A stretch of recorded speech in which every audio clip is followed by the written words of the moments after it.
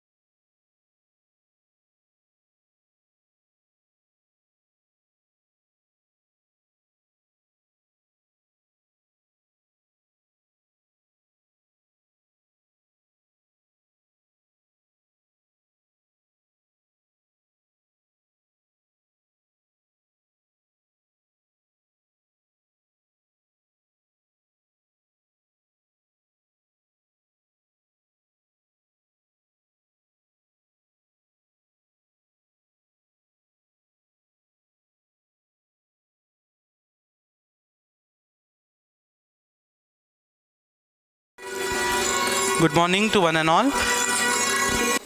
I welcome you all to day 2 and the last day of this international conference on Dharma, Dharmaśāstra and Sanskriti, organized by Kavikulaguru Kalidas Sanskrit University, Ramtek, Bharatratna Dr. Panduranga Vaman Kane Sanskrit Adhyayan Kendra, Ratnagiri Sub-Centre, in association with Gogate Jogalekar College Ratnagiri, Sanskrit Sanvardhan and Sanshodhan Pratishthan Mumbai, and Siddhant Knowledge Foundation, powered by Phenolics Industries and Chaitanya Group, Chaitanya Caterers. I welcome one and all. Good morning. Let us begin with the first session, and in the first session we have 2 paper presentations along with special lecture of Professor Mariano Iturbe sir and chair and special lecture of Dr. Pratishthan Deshpande madam. I would like to invite all the speakers of this session on the stage. I request Adinath Patil sir to take the dignitaries to the dais, Mariano Iturbe sir, Pratishthan Deshpande madam, and I also request today's speakers and the lecturers of this session, Pranil Vengankar madam and her disciple Nanthi Kim. Yes, please.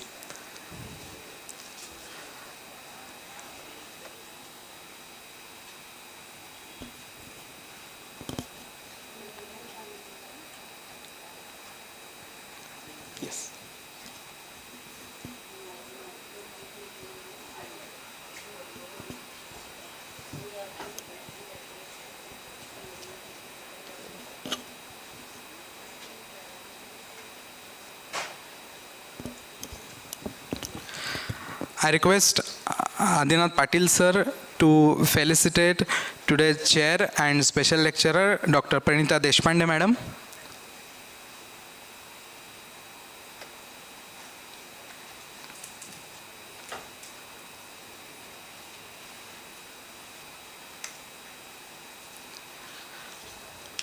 Pranita Deshpande madam is Honorary Director of Mahamopadhyay Bharatratna Dr. Panduranga Vaman Kane PG Research Institute, Asiatic Society, Mumbai.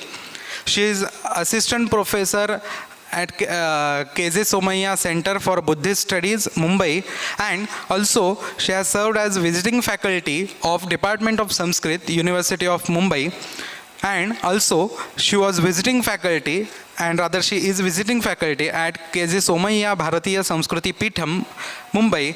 As an academician, Madam has touched the points like Alankarashastra, Kavya Prakash, Bharatnatyashastra, etc.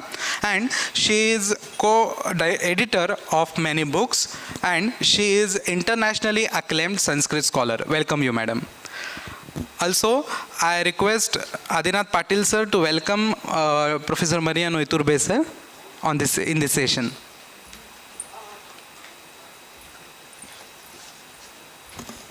Shri Gurubhyo Namaha. Dr. Mariano Iturbe sir is international scholar from Argentina. Currently, he is adjunct professor of philosophy at KJ Somaiya Institute of Dharma Studies. Sir is researcher affiliated from the GRISO research team on Spanish Golden Age and external collaboration. Sir has published various books like Is Ramanuja's Theory of Action Relevant to this 21st Century? Another is Sharing Wisdom in Search of Inner and Outer Peace, and many more books. I welcome you, sir. Thank you.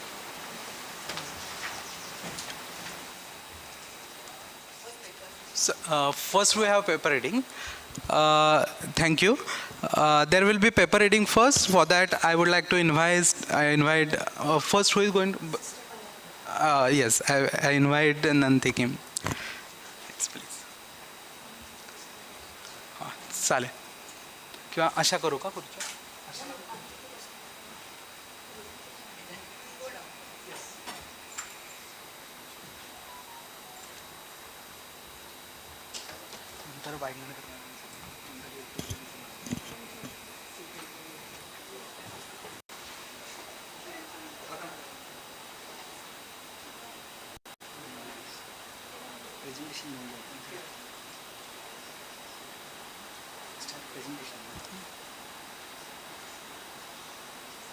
It's okay. Hello, hello.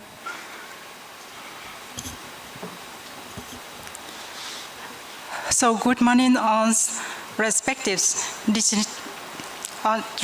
my dear brother and sister. I would like to thank all organizers to give me a chance to be here.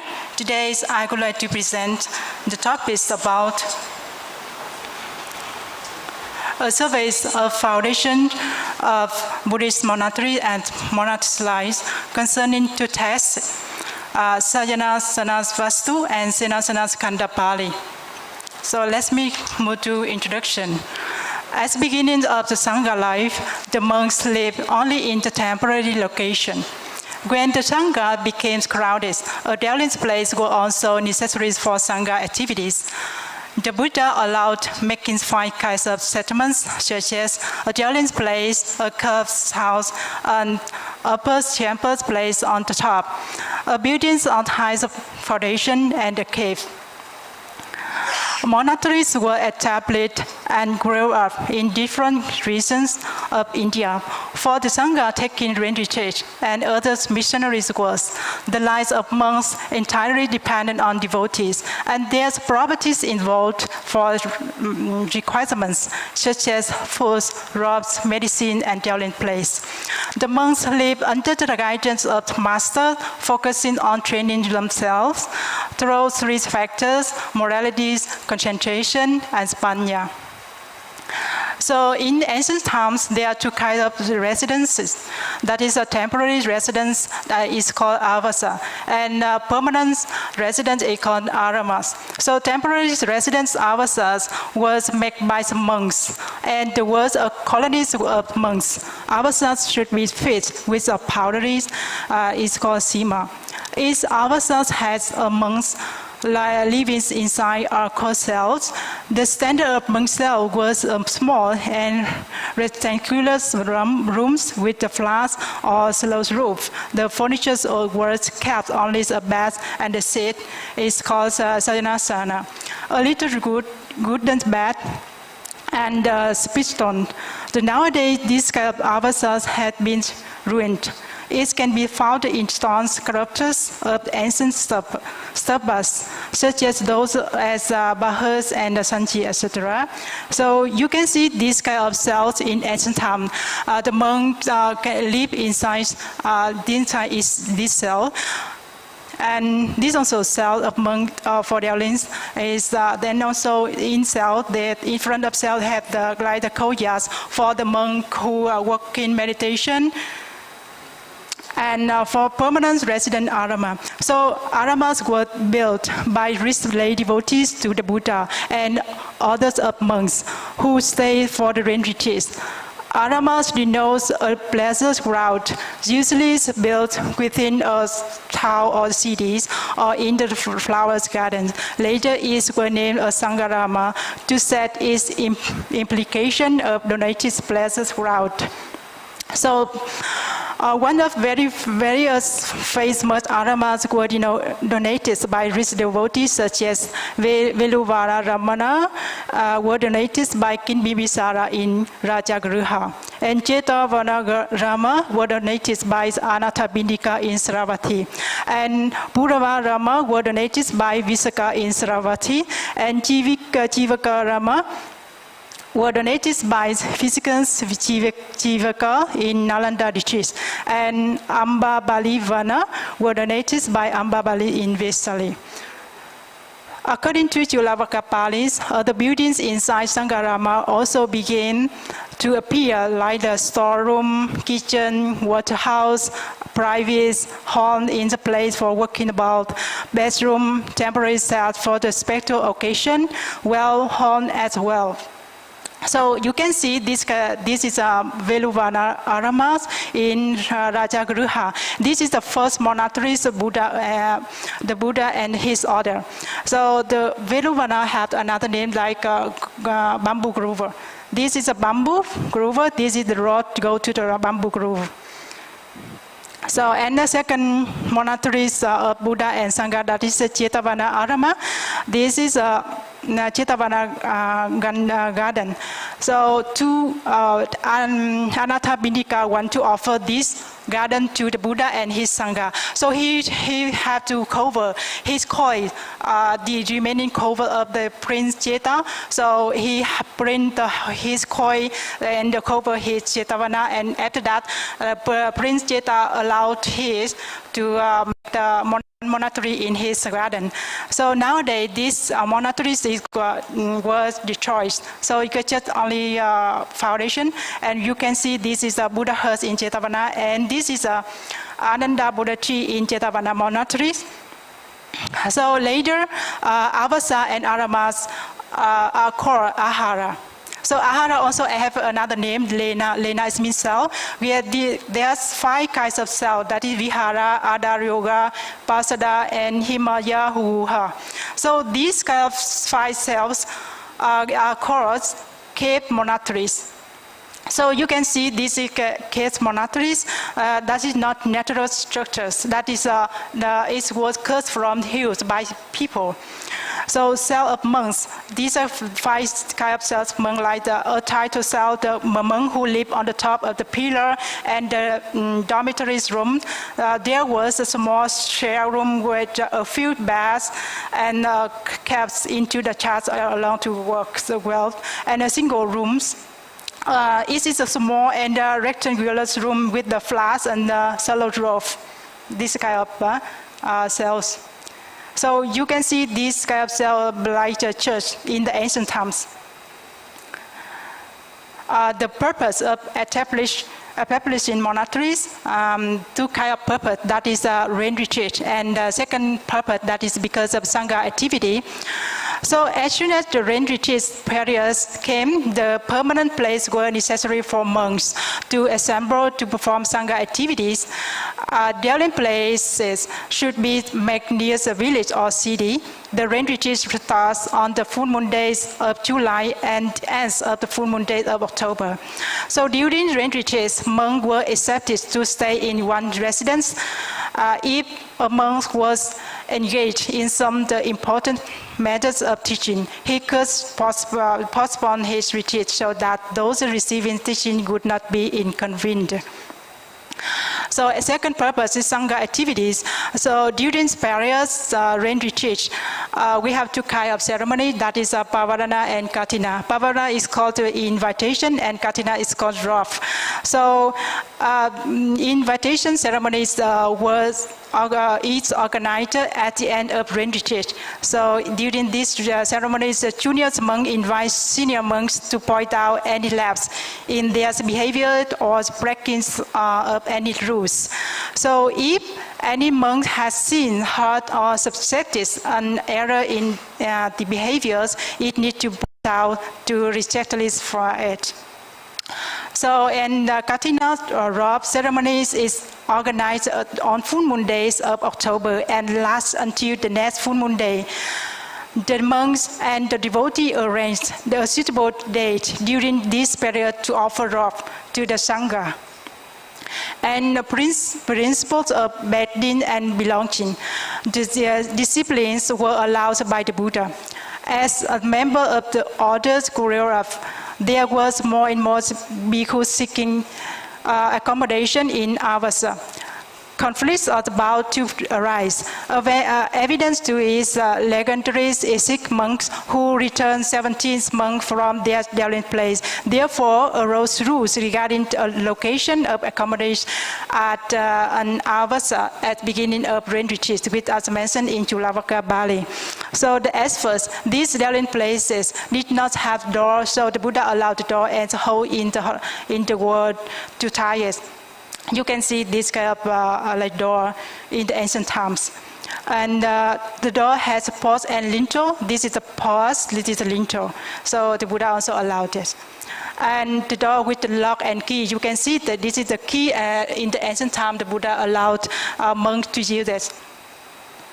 And also the Buddha, when inside the cell don't have the windows, also the Buddha allowed the monk can make the various windows that is inside the cell. So you can see this is a small window, middle on the black window. And also couches, chair and bags, also the Buddha also allowed the monks to use this. But generally short chair and short like a short bed allowed it, but high one is not allowed. So, and also assembly hall for the monks and disciplines were not allowed by Buddha. That is, the Buddha did not allow the monks design the finger of the woman and finger of man inside the cells. This kind of desire the Buddha did not allow. And whatever belonging to the Sangha should not be reserved according to the senior's duty. The monk should not be thrown out of their place belong to the Sangha because of anger or displeasure. So the monk should not show reverentious greeting to the one who ordained later than oneself. So, and what is the pattern of the cell? So the Buddha said, if there are 3 cells, the performance chamber should be built in the middle with the 2 other cells on each side. So one cell had 3 sides and 4 cells. The performance chamber should be in the middle. So this is kind of performance chambers can put in the middle. So perform chambers of the Buddha were put in the middle self. So this kind of perform chamber of the Buddha can put in the ancient times. and pattern of vihara. So for monks and for nuns, they have also different kinds of like the pattern of vihara. So for monk, vihara should be built with the 5 levels and perform chamber with 7 levels, and some rooms over the entrance with the 7th. And for nuns, viharas must be built with 3 levels, perform chamber with 5, and a summer room over the entrance with the 5. So what is a monastic life in the ancient time? The early Buddhist monastic Sangha, the member of the order was open to all, from the highest to lowest, without distinction of race or birth. At first, the Buddha himself received and admitted on the candidates. Later, he entrusted this right to the monks themselves. And the Sangha lives give up worldly pleasures, concentrated on the spiritual life with the sole aims of gaining arahantship in this very life itself. The bhikkhus were all united under their master. And what is the property of monk? Monk just only keep 3 robes and 1 bowl. That is here their property. And every day they have to go for alms. That is their life. So the basis of monasteries, when one who ordains, they train themselves to be the holy life. They have to train themselves 3 factors, that is sila, morality, samadhi, concentration, and panyas, wisdom. So morality, what is morality? So according to Buddhism, we have various kind of morality, like bhikkhu rules and bhikkhuni rules and like devotee rules. And after that, they train themselves this rule, they can have the concentration on their minds, and they can develop their wisdom. So the order of monks is harmonious and pure life. The order of Sangha is a community of purity and harmonious life, waters and milk, order allotted in the water. So they always respect and honor the seniors monks in order. So the monks always train themselves in good quality so that Sangha does not have any controversies. So the monk always try to fulfill the rules of training that they have received from the teacher. So what kind of the duties of Sangha? We have 2 kinds of duties of Sangha. That is duty of the disciple to their teacher, and the duty of the teacher to their disciple. So fourthly, the duty of disciple to their teacher. They have their 5 kinds of duty. The first one, attending to the teacher's personal needs. And second one, assisting the teacher in any problem he may have with regard to the Dharma and Vinaya. So third one, was in making and dying teachers' roles. And fourth one, showing loyalty and respect for the teacher. Fifth one, the taking care for the teacher when he falls ill, not leaving him until either recover or pass away. And what is the duty of teacher to his disciple? For the duty of the teacher to his disciple, there are 6 kinds of duty. So the first one, teacher should teach his disciple Dharma and Vinaya. And second one, providing requests for the disciples, and third one, attending to the people's personal needs when he is ill, and assisting the disciple in any problem when they have doubts about Dharma and Vinaya. And fifth one, teaching his disciple how to wash and make and dye robes. Sixth one, taking care of people when he falls ill. So let me to conclude my presentation. The earliest monastery of the Buddhist monks was made of bamboo, wood, rubber, and mud. It was constructed on the platform of small huts and cells, no different from the secular cottage.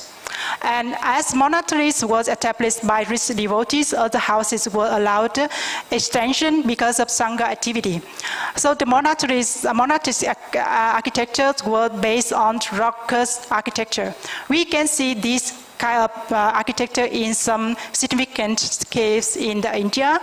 Nowadays, early Buddhist monasteries instead of temples with the modern architecture, so have been established by Sangha from different countries around the world. So the monastic life is based on foundation of Sila, Samadhi, and Panya. The property of monk is only 3 drops and above. The supplies purpose of monks is to attain the highest knowledge. So, thank you so much for listening.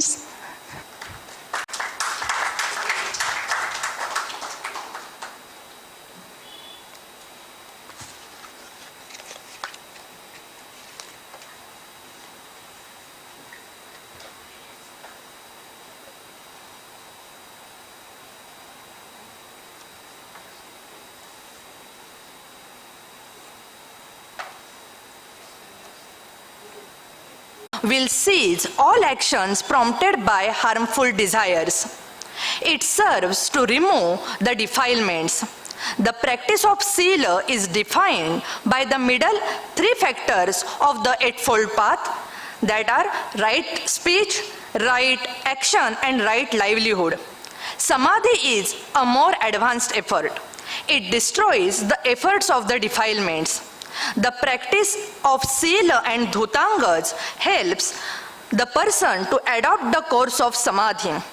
The gradual path of Samadhi comprises right concentration, right effort, and right mindfulness. The next stage is Panya, true wisdom. And the one achieves final emancipation by Panya and becomes an Arhat. Panya is the right knowledge about the 4 Arya Satyas, Dukkha, Samudaya, Nirodha, and Magga. The practice of Panya consists right view and right intention. Therefore, the essence of the Dharma in early Buddhism, Sabba papassa karanam, not to do evil, it's Sila, Kusalassa upasampada, to cultivate merit, it's Samadhi, Sachitta pariyodapanam, to purify one's mind, it's Panya, Etam buddhana sasanam, this is the teaching of the Buddhas. The next section is rejection of rites and rituals as a Dharma. Early Buddhism denies the significance of rituals as a path to liberation and considers adherence to the rites and rituals as an impediment to one's progression towards the liberation. Therefore, he asks his disciples to stay away from rites and rituals as a practice. The Buddha understood that no ritual could take anyone on the Noble Eightfold Path. The Buddha starts off the Samma Paribhajaniya Sutta by rejecting the ritualistic approach. Buddha told 10 fetters, sanyojanas, that bind ones to samsara and prevent one from escaping from rebirth. One of the fetters is attachment towards the rites and rituals. In Suddha Sutta, Paramattaka Sutta, Magandiya Sutta, Buddha mentions that vows and rites and rituals do not attain the purity. In Kinnari Jatak of Mahavastu also, Prince Sudhana explains the futility of the sacrifice to the king Suchandrima. Prince Sudhana explains to king, 10 wholesome deeds are the Dharma. People can attain heaven by these wholesome deeds. The next topic is development of Buddhist ritualism. There are Paritta Suttas in Pali literature for protection and other good results. For example, Ratana Sutta in the Sutta Nipata is used for getting free from dangers caused by diseases and evil spirits. Also, Angulimala Sutta in the Majjhima Nikaya is used for easy delivery for expectant mothers. Through these Paritta Suttas, we know that karmic contingencies do not cause all phenomena. In Milinda Panya, Nagasena explains that there are 8 causes of sufferings and many beings suffers pain from those. These multifaceted causality affects human destiny, and on that basis, Todd Lewis asserts that it is the foundation for the later elaboration of Buddhist ritualism. Mahayana Buddhist ritualism develops by the growth of devotion to the Bodhisattva, Avalokiteshvara, Tara, etc. Mahayana texts like Saddharma Pundarika explains celestial bodhisattvas rescuing devotees, granting boons, and controlling nature. And also Bodhicharya like texts contain the Buddhist puja, etc. The Vajrayana is an extension of Mahayana Buddhism. Mahayana Vajrayana Buddhist culture emphasizes ritual and rites. When we see the Newar Buddhism, it is predominantly Indic. Throughout the centuries, the Kathmandu Valley remains accessible to migrants, monks and traders from India, Tibet, etc. After the decline of Buddhism in India, Newar continues the practice of Mahayana Vajrayana Buddhism.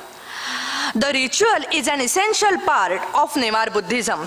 For that purpose, the narrative literature is created to emphasize the importance of ritual to the Newar people, and one of the Newar Buddhist narrative is Veerakushavadana. Veerakushavadana is Newar Buddhist text, and it is basically Vrata Katha. It is based on the Kusha Jatak of the Mahavastu. The primary purpose of this text is to emphasize the importance of Ashtami Vratam. All good and bad things are happened in this text because of the effect of Ashtami Vratam. Therefore, the concept of Dharma in the Veerakushavadana goes around to the performance of the Ashtami Vratam. The story of Kusha is narrated as per the Kusha Jataka in the Mahavastu. I am briefly introduce the Kusha story. King Ikshvaku and Queen Alinda are the parents of Prince Kusha. Kusha is very intelligent, brave, courageous, but very ugly. At the time of his marriage, his mother executed one deceived plan, and beautiful Sudarshana becomes his wife. After some time, when she notes the ugliness of her husband, she left him. Then Kusha goes in search of Sudarshana. He makes many efforts to bring her back, and finally he succeeds in it.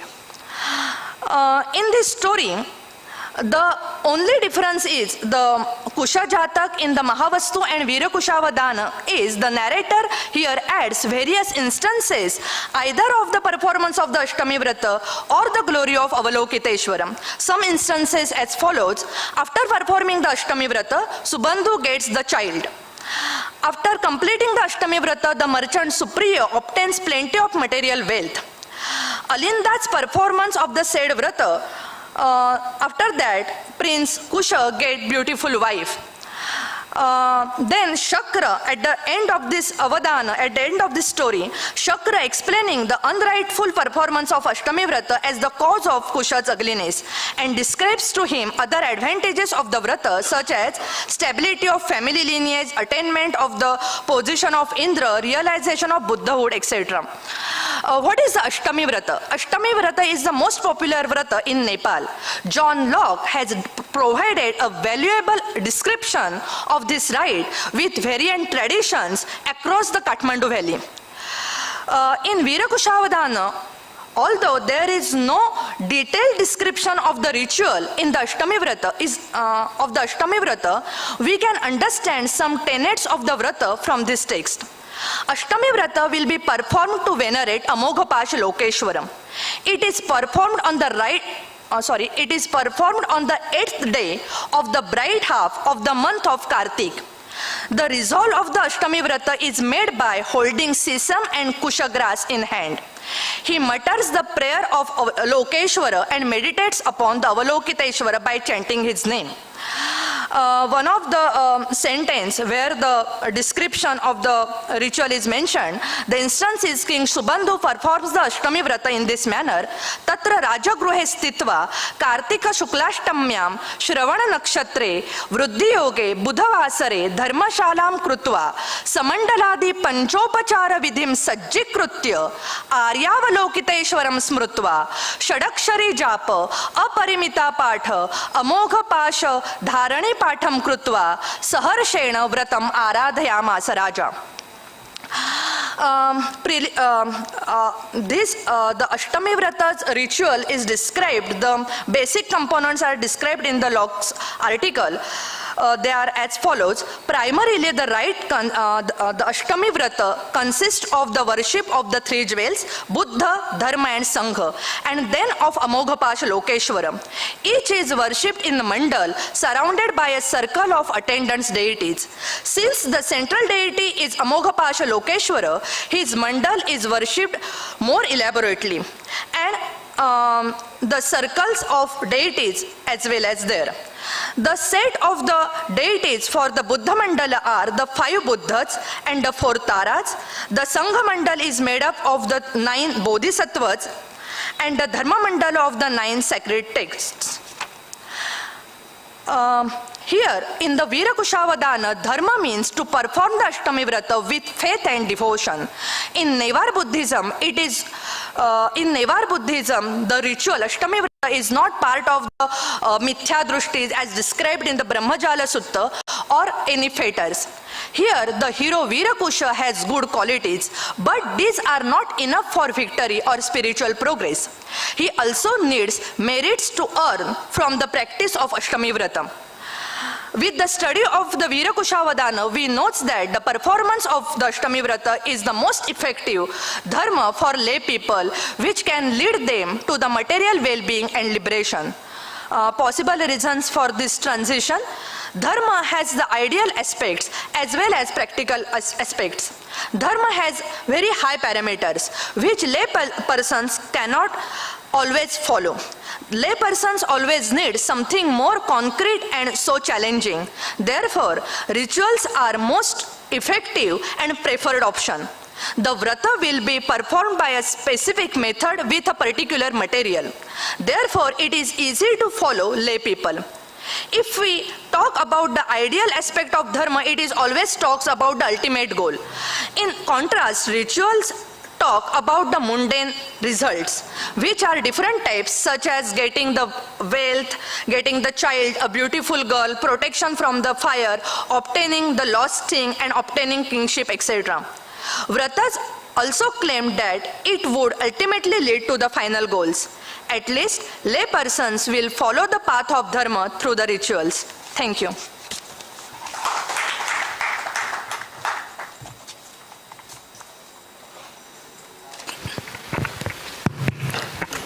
Thank you, ma'am, for your beautiful presentation on concept of dharma. Papers are open for discussion. If any question, query, doubt from listeners, most welcome. I think in this seminar on Dharma, Dharmaśāstra and culture, these were the only 2 papers which were having Buddhist background. This actually indicates... One complete question. Yeah. Iturumi. No, just one concrete question to you. You describe about the monasteries. I would like to know if those characteristics are the same, are replicated, the same monasteries in every country, or each country has its own speciality, its own architecture for the Buddhist monasteries? Actually, in ancient times, rock architecture just only appeared in India. So nowadays, Buddhist monasteries architecture in different countries, so they have different architecture. But in my country, we have the different architectures of monasteries. We influenced by Chinese architecture. But in Cambodia, Thailand, Myanmar, they are the same with architecture with of India monasteries. Yeah.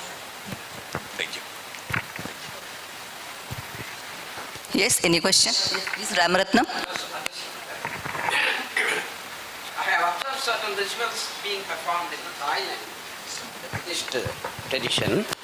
I also heard some mantras pronounced. Because of the difference in accent, I could not identify what kind of mantras.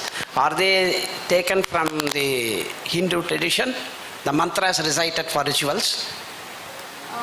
Or are they separate? I don't know about the Thai Buddhism, but in Nevar Buddhism there is an impact of Hindu culture. Means like in Tibetan Buddhism, Om Mani Padme Hum, etc. And some Dharanis also, there are the impact of the Abhichara Suttas in the Atharvaveda, etc. But I'm sorry, I'm not well known about the Thai Buddhism.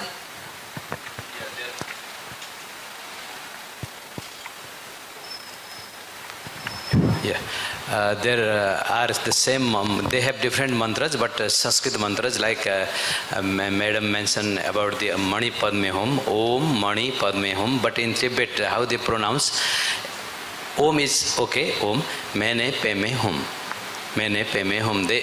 Actually this is the Sanskrit, but in pronunciation this little change. But I was wondering when I heard it first time, but slowly I understood that there is the Om, so there is no any problem with this Mene Peme Hum. This they can get after if we recite Om Mani Padme Hum. This is the same Mene Peme Hum works. There is no problem. In Thailand also I know they use the Sanskrit mantra.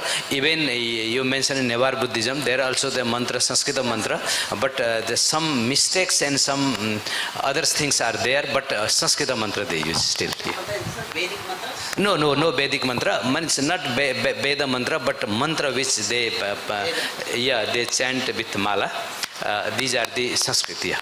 And even they in their rituals they use the slokas, different From popular slokas, tradition, not from Vedic tradition. Yeah. Their own Purana. There is only one Buddhist Purana, Swayambhu Purana. Just I have translated into English now. It's going to publish. I am look now with me to proofreading. Yeah. Thank you. Yeah. Yes. Any other question? Yeah. First of all, I congratulate both these scholars for their wonderful papers. The first paper was by Bhikkhuni Panyaloka. She tried to explore the Buddha's religion, Bauddha Dharma. Though initially Buddha had instructed the monks, Charata Bhikkhave Charikam, Bahujana Hitaya, Bahujana Sukhaya, Athaya Sukhaya, Hitaya Deva Manusanam. But in the course of time, as the member of the Sangha increased, he had to make some adjustments and adaptations in the discipline of the Sangha. And initially, though every day they used to travel, they were all wandering monks. So then later on in the Vatsavasa, means during the rainy season, they were allowed to stay at one particular place. And then when the staying at a particular place is allowed, along with that other facilities also Buddha had to arrange for them.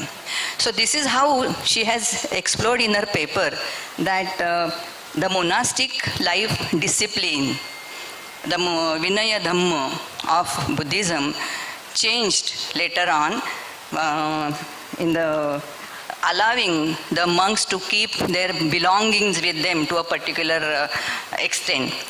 So, and the second paper, which was by Pranali Vangankar, she also tried to find out the initial Buddha's Dhamma, which was a moral law. Sila, Samadhi, Panya, these three principles basically based on these, both of them explored them. But then later on, there was a transformation, there was a transition from the moral Dhamma to the ritual and rites. So she also tried to find out the reason behind it.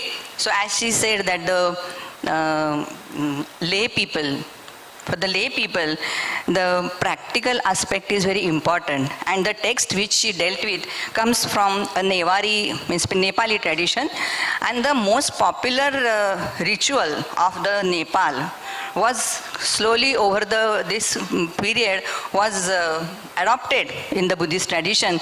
So both these papers, in a way are aiming at the basic principle of Dharma, which is elaborated by Mahamopadhyaya, that Dharma is not a static concept.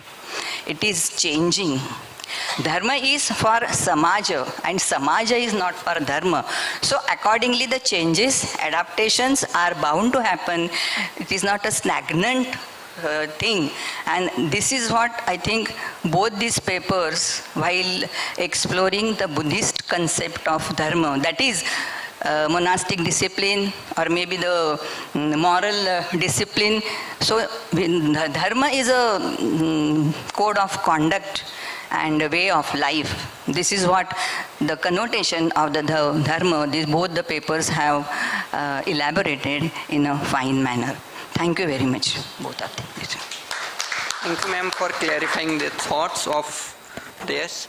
Now, I would like to invite Dr. Mariano Iturbe sir to give a special lecture. Stage yours.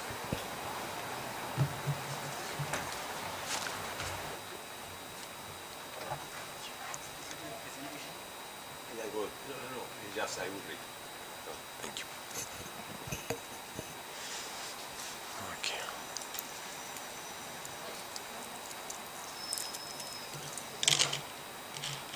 So, very good morning to all of you. May I greet Dr. Deshpande, the speakers, the students who have just presented wonderful papers, organizers, teachers, scholars, and students who are present today. So I'm happy to be here in front of all of you. I'm not from Sanskrit background. I feel this mainly philosophy, especially Western, ancient and medieval, and I have done comparative studies with Ramanuja of Vishishtadvaita Vedanta. So, well, this theme of this international conference is really thrilling, no? Dharma, Dharmaśāstra, and culture. We have already heard many times that the concept of Dharma is very rich, and in the religious history of India, this word has achieved enormous importance, and great variety of meaning has been attributed to it. Can say that duty, virtue, morality, justice, also religion, even though, well, yesterday was said that religion was not a proper translation for Dharma, but in many texts it is given. In a stricter sense, Dharma refers to the ritual and those special duties related to the obligations corresponding to each caste, Swadharma. Then the theme of this conference is also related, is an homage to Bharatratna Dr. Panduranga Vaman Kane, a man who is a native of this part of India, Ratnagiri, a person who related Dharmaśāstra with modern law. And as we know well, the fruits of many years of his research, his studies have been materialized in that concrete voluminous work, The History of Dharmaśāstra. So Dharma at one of the various levels of understanding means an intrinsic nature, the intrinsic nature of a thing. No? Dharma is what upholds everything. And the question comes to my mind that if Dharma upholds and sustains everything, what would happen if Dharma is absent? Can we affirm that without Dharma a society collapses? Or this is the main question, no, that I would attempt to discuss and to respond in this paper. So let's first relate the Dharma and the Purusharthas. That topic that we have been already also mentioned. Clearly Dharma is one of the Purusharthas, one of those ends of life. And well, during the Vedic period there were those, yesterday Dr. Kalacharya mentioned those, the being and the becoming. No? The Satya is the reality as it exists, the Rita is the becoming. And also we have Tattva, that which is, and so Satya, that has very meaning. So we find Dharma, Satya, Rita, Sattva, Tattva sharing the same meaning with different connotations. Rita also refers to truth in itself, while Satya to truth in one words. And Rita instead refers to lack of truth as consequence of changes without order. Now the challenge consists in trying to explain and to understand how to reach that ideal of human order as a consequence of the cosmic order, no? That relationship. That is why is needed the study of the Purusharthas. We are all influenced by, but not determined. Influenced but not determined by our culture, by our circumstances, our families, etc., etc. But we are free and responsible agents so as to guide our actions towards the final end of our life. So all our actions enter into a relationship with material wealth, with our desires, with our relation with other people, and for this we have these first three Purusharthas, Artha, Kama, Dharma, and they regulate our relationship with towards wealth, towards our own desires, and Dharma try to guide the way of this regulation. Kama is also one of the Purusharthas. Those psychophysical desires should be understood not as a selfish attitude, provided they are regulated by Dharma, and that is the special role that Dharma plays. And the fourth of the Purusharthas, moksha, refers not only to the act of liberation, but also to the state of liberation in which a person achieves and enjoys final release. So the doctrine of the Purushartha reminds us that we are not isolated beings. This is an idea that, especially during the last 3 years, because of the pandemic, we have experienced, humankind has experienced that we are not isolated beings, and we influence one another, and without one another we cannot progress, we cannot live, we cannot produce anything. So we are not isolated beings. And the Purusharthas try to regulate, coordinate that relationship with others. I want to quote just a short quotation by Professor Van Buitenen, a Dutch Indologist who spent many years of his life in Pune. He says, Dharma is all that activity that a man, if he is to live fittingly, is required to contribute to the fixed order of things, to the norm of the universe, which is good and should not be altered.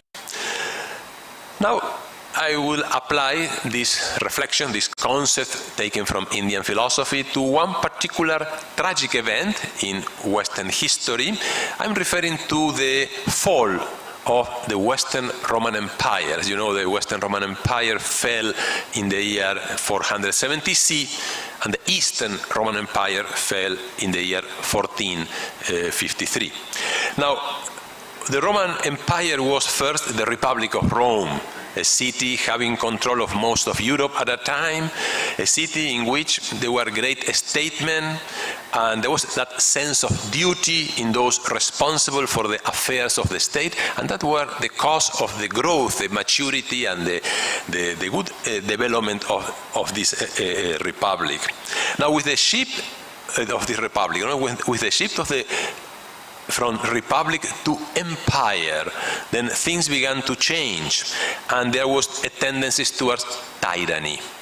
So the emperor was held to be sacred, like a god. You have to worship the emperor, and that was the occasion for corruption to grow, and a path that can be considered far from Dharma began to evolve.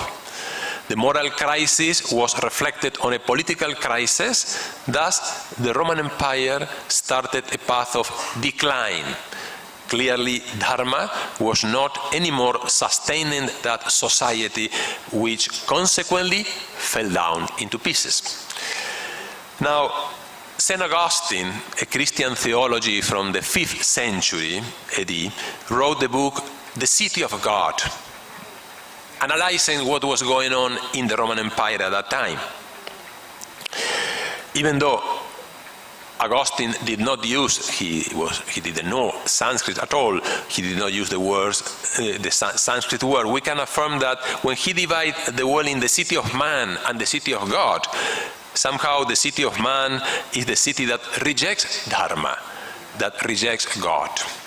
So Augustine was familiar with the ideal of the Roman Republic, in which both the city and its citizens play a very important role. For Augustine, a city was a number of people bound together by some tie of fellowship. Thus, that both consist in right and justice, in Dharma. For him, human beings and angels are created beings and are capable of two possible behavior, Conversion, that means love for God, that would be the dharmic city, the city of beings dedicated to God, and aversion, love for themselves, the earthly city, we can call it the adharmic city. Now, of course, we are not talking about, and Augustine was not talking about two separated cities, like the utopian city, an ideal city in which everyone follows Dharma. No, is one city in which both cities share history. History in the end is the interplay of these two cities, dharmic and adharmic, and their members are mixed, living together. Thus, Dharma and Adharma move together, and only in the afterlife, we can have a perfect dharmic city in which the highest values prevail. The conception of these two cities is based on Augustine's ethics that was eudaimonistic, happiness at the end of human life. So that tendency towards happiness is innate in every human being, but what does happiness consist of? Mainly God's possessing God. Evil is a privation and not a positive reality. Thus, the principle of morality is love of God, we can say Dharma, and the essence of evil is a falling away from God, that we can call it Adharma.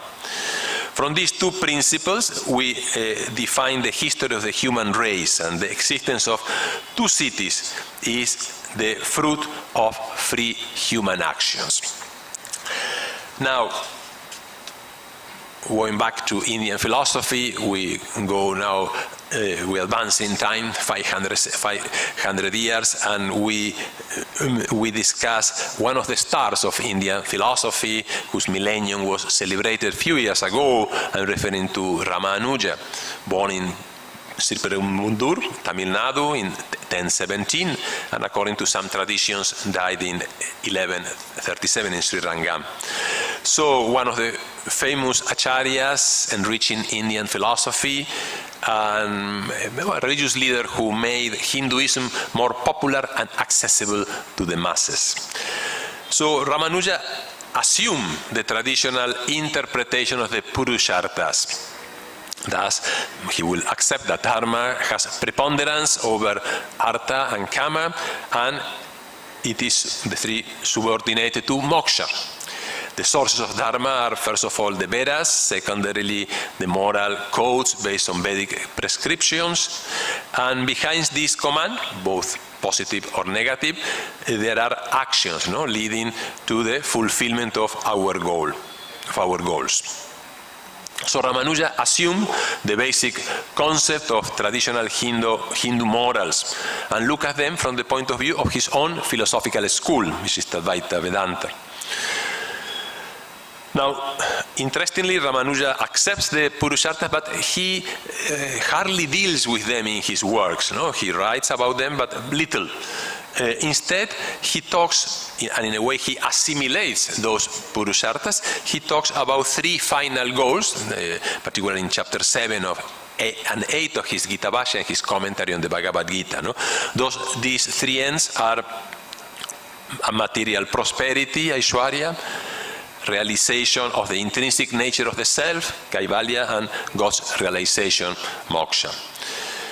So I read as a quotation from his Gita Bhashya. He says, in the 7th chapter, he, Shri Krishna, taught how the Supreme Brahman, who is Vasudeva, is the object of worship, how he is the ruler and the proprietor of all things, animate and inanimate, how he is the cause of all things, how he is the support of all things, how he is denotable by all words, on account of his having all things for his body and of his having all things for his also, his multitude auspicious qualities.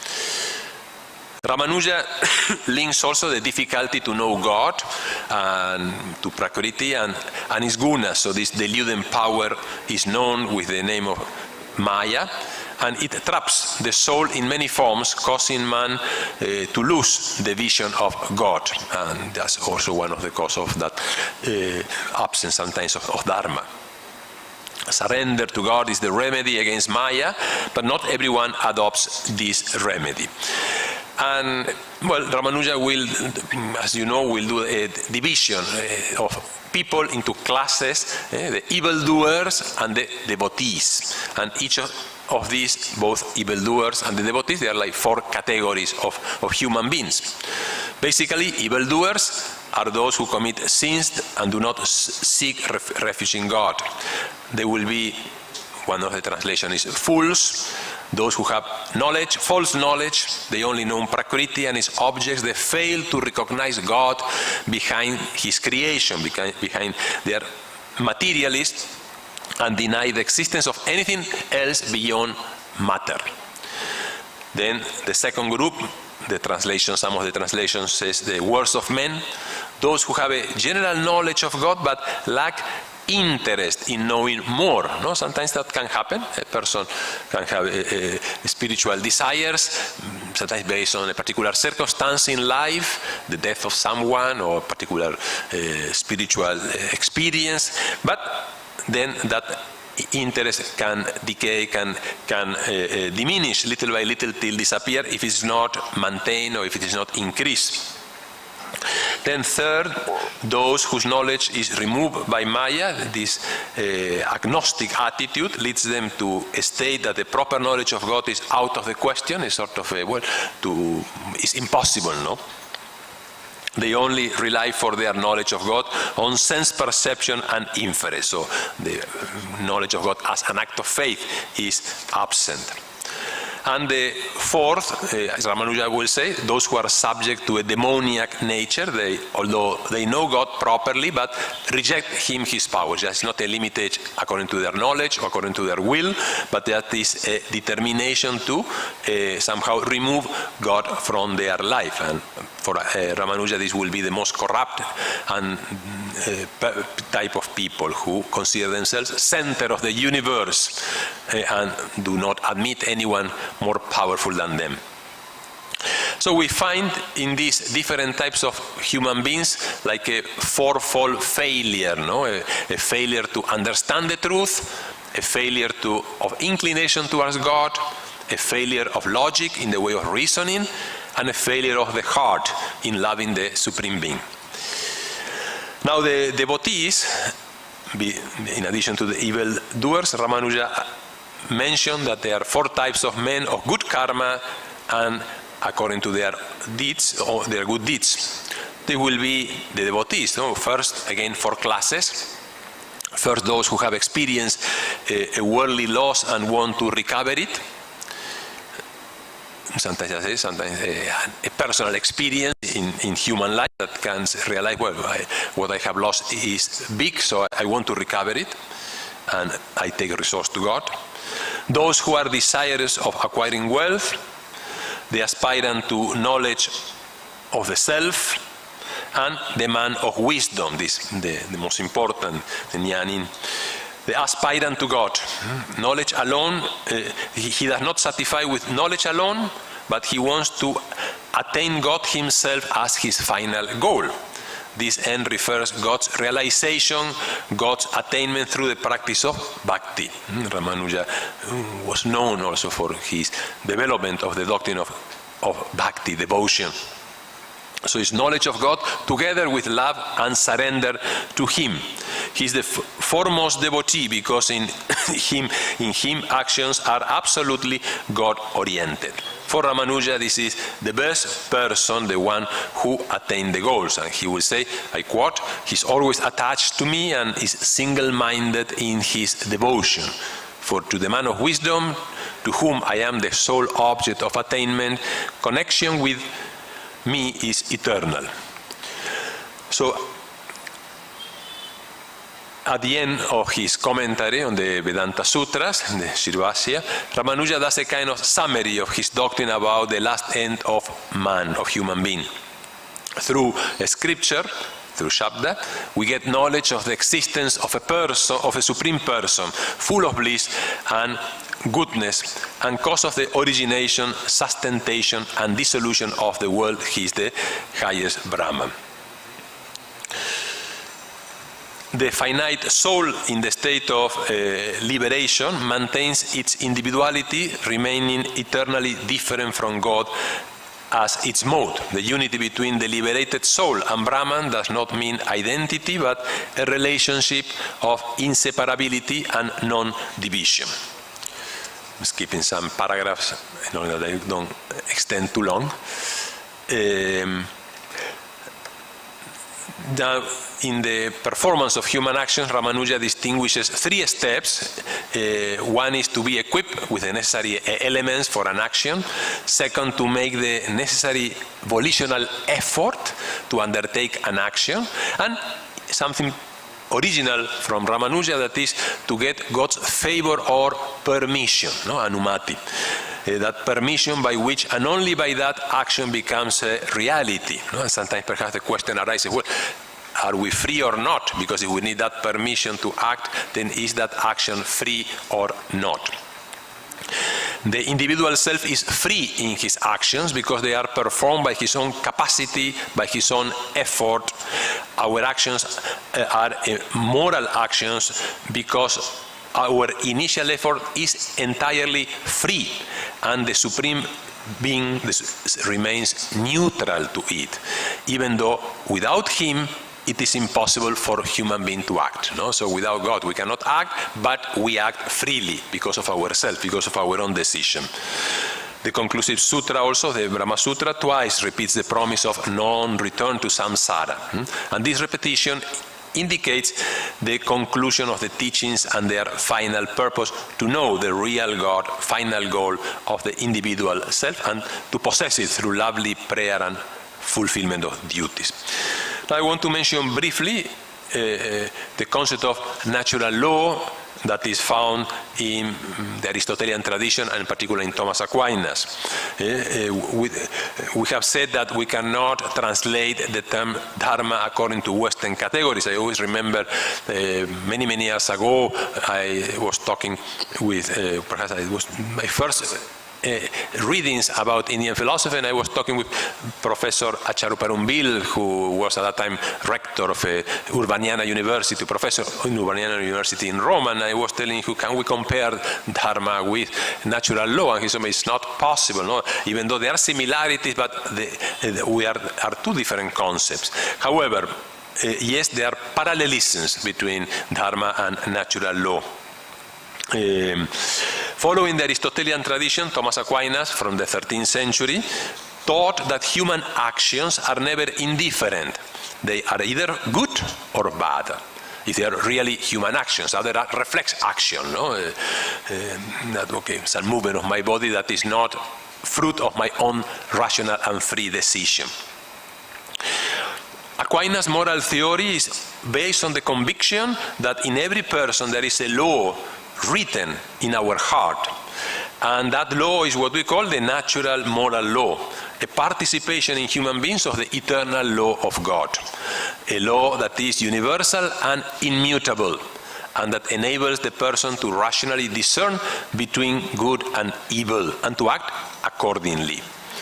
So a moral action derives goodness from the object, because it is a relationship between the object and the norm of morality. The norm of morality and concrete action also according to the circumstances.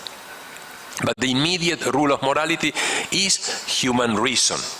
An action is moral because it is done or not in according to reason. That is, it is subject or not to the control and guidance of reason. The moral analysis of every human act reveals the existence of an object, an end, and circumstances. And the evaluation of my action then is subjective, my own conscience, and objective, the light accordance to that law, that natural law or divine law. The practical reason has to apply precepts and laws to personal action in concrete circumstances. This is the work of the virtue of prudence, which listens to the voice of our conscience under the light of those principles in order to decide what to do or what not to do. And just some concluding remarks. Sometimes when we see too much violence in the world, when we think of terror activities, when we think of the massacres that have been committed, for instance, during the 19th century, 20th century in countries like Vietnam, Cambodia, etc. If we think of the Holocaust of the Jewish people during the Nazi time, during the Second World War, we startle, and then we ask where the light of human conscience is where the power of Dharma is. Yet, the lamp that illuminates inside us can be extinguished by our evil tendencies and actions if we don't reject them. A Dharma can prevail and human being can end performing evil actions without any remorse. Moreover, becoming convinced of performing a good action. Why is there evil in the world? Is not Dharma powerful enough to stop evil? If, as Ramanuja says, a permission given by God is required for any action, then are these actions ours or not? If we need God's permission to act, how it is possible we commit wrong actions? Thus, it depends on us whether God will allow good or wrong actions to be performed. We are not machines, we are not robots that follow an invariable rule according to God's will. Difference of concept in Christianity and in some Western philosophers. Just I would like to conclude with a quotation from a discussion group about Dharma and its importance for society. It says, when we are in a track race, we have a demarcated path we run on. The markings help us stay on our path without difficulty and lead us to the finish line. Similarly, the principles of religion, the preferences, the do's and don'ts and rituals are guiding lighthouses to assist us in our journey of achieving the goal. In a track race, when we step out of line, we tend to run astray from the finish line and also might bump into the runner on our side. Similarly, if we stray away from these principles, we will end up having to deal with the consequences of that. Just like the laws of the race will act on us, similarly, the laws of nature will act on us. Thank you very much.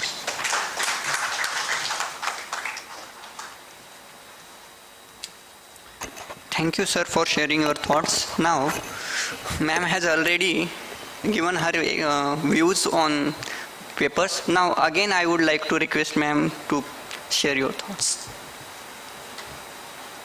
Madam, I have one question. I have to ask you one question. Sir, Question for you. one question. Mariano sir, I have to say something on your paper. It is a very good paper. But when we are talking of Dharma, according to Ramanuja, to me, for him, Dharma is Bhakti. Bhakti and Bhakti is Prapatti, that is total surrender. And this Prapatti is different from what Buddhists say, Buddham Sharanam Gacchami, etc. So, when we talk about Prapatti, total surrender, do we have really freedom of choosing any action? Because in that Prapatti itself it has been said that whatever God likes, anukul to him, that only we will do. And whatever is against it, that will not be done. And here I remember the dictum in Christianity, thy will be done. So whether these all traditions really tell us about sticking to particular norms, or as we like, or as they want us to impose on us. That is one thing. Another thing, that when you talked about two cities, the same city, the same idea we can apply to our Hinduism. For example, we always mention Satya and Anruta. That is truth and which is false, or non-truth we can say. Then we always say Vidya, Avidya. that is also there. And then we always say in later in Puranas, Dharma, Dharma. So always these pairs are most of the time are mentioned together and elaborated upon. So I think that your idea of cities, that is very interesting of Aquinas, and that can be found here also. We can. So what do you think? Okay. Thank you, Dr. Kalacharya. Well, the first topic you are mentioning the issue of freedom, no? Whether we are free or not, whether bhakti implies free action or not, and the surrender to God. I think Ramanuja defends that there is freedom, because even in the surrendering to God, giving ourselves to God and asking that, okay, your will be done, but it's always a free decision, no? It's someone that the human being decides, and is even when he decides to give himself or herself entirely to God, no? So I don't think that the bhakti implies a lack of freedom, no? Even though we know that after Ramanuja there are two schools in which all the issue of freedom has been discussed. But yes, and then the thing of very interesting what you mentioned about the two cities. Yes, they're also present. In the case of St. Augustine, was an analysis because of the collapse of the Roman Empire. The Roman Empire was seen as something that cannot fall at all, no? Invincible, almost like the Titanic, the famous Titanic ship, no? That cannot sink. So the same, no? So then there was an analysis which was the cause of that fall, no? Some people accuse the spread of Christianity was the change with the old order, a new order. So Augustine tried to show that the reason was that, no? The prevalence of the city of man as a city moving aside from God, no? Yes, it is, I fully agree with what you mentioned, no? The pair of Satya and Rita, etc. No? Thank you. Thank you.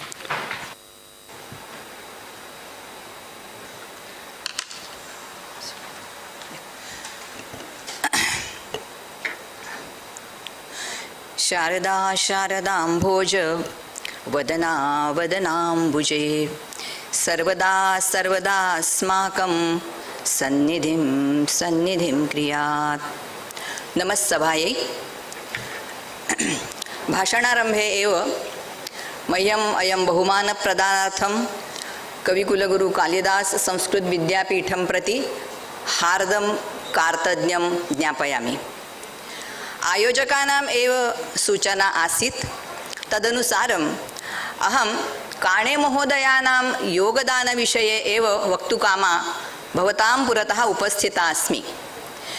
Kane महोदयानां धर्मशास्त्रस्य योगदान विषये धर्मशास्त्राभ्यासस्य विषये बहुमूल्यं तैः किं बहुमूल्यं कार्यं कृतम् इति विषये वयं सर्वे सुष्ठु जानीमः। यः भाटे महोदया अपि स्वभाषणे तत् समीचीनतया स्पष्टीकृतम्। अतः पुनरुक्तिः मा भवतु इति आलोच्य काणे महोदयानां साहित्यशास्त्रे तथा पूर्वमीमांसा विषये किं योगदानम् अस्ति इत्येवम् एव वक्तुकामा अहम् अत्र भवतां पुरतः अस्मि। Friends, I see many of the listeners occupying the behind seats, maybe for the sake of convenience for their important discussions or for having power naps, but I think the tea is served at the right time, and with that tea, I think you will be able to listen to my few words. I'm not going to take long, and I'm not going to try your patience too, but few comments only about the contribution of Mahamudaya in the Sahitya Shastra and Purva Mimamsa. Only these 2 points I'm going to elaborate in front of you. Friends, I come from an institute which is also named after Mahamudaya, Panduranga Vaman Kane, postgraduate center for research Asiatic Society of Mumbai, established in 1974 after his Mahamopadhyay's death, in order to carry the research work in the field of Indology in general, which was very close to his heart.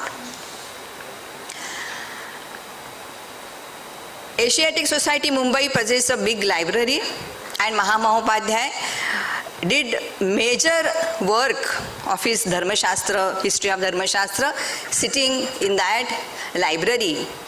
So such a sanctified place, and therefore afterwards the place where he was sitting and carrying out his research is also named as Kane room, and the institute was also established in his name, recognized for the PhD program under Sanskrit, ancient Indian culture and history.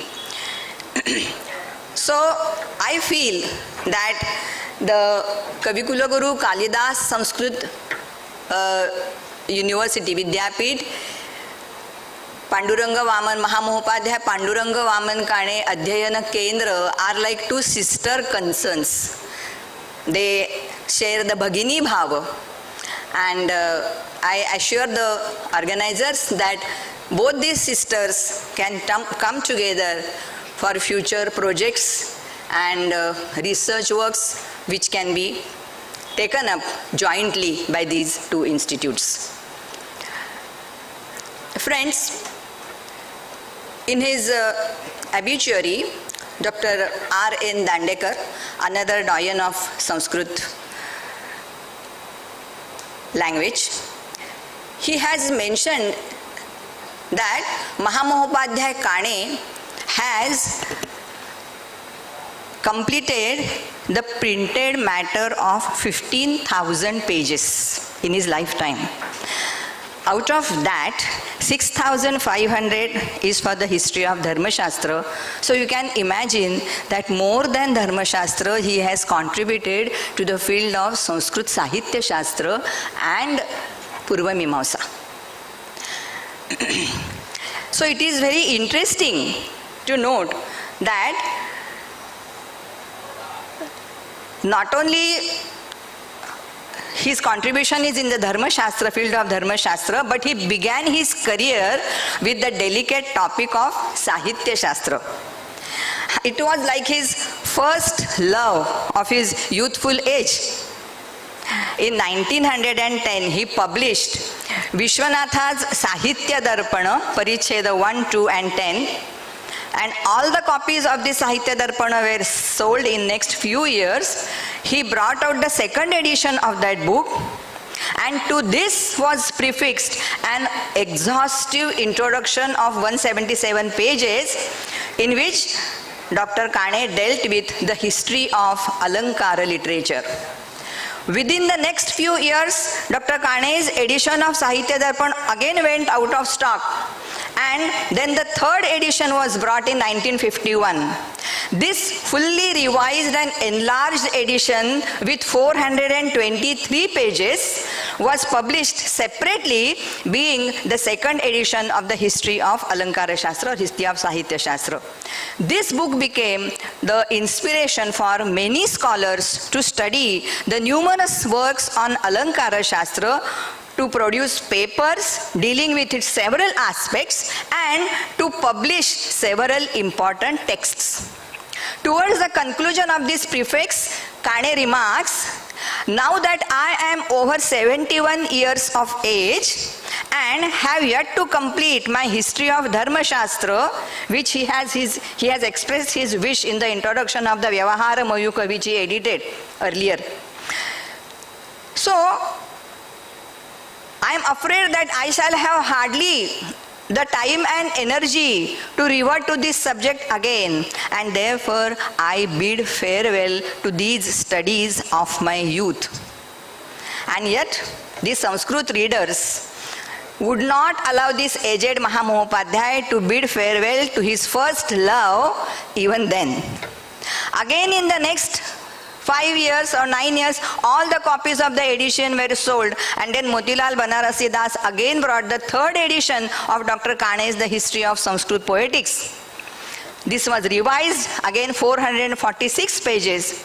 And by that time, Kane, who had completed 80 years of his age, says, during the last 9 years, a good deal of literature has been written on the subject of this work.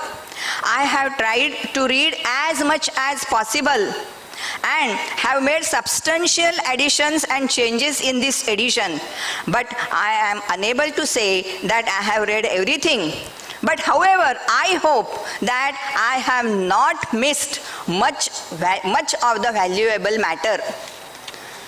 Dr. Kane also expressed his satisfaction that the book which he wrote over 50 years ago still continued to be popular among the students of Sanskrit.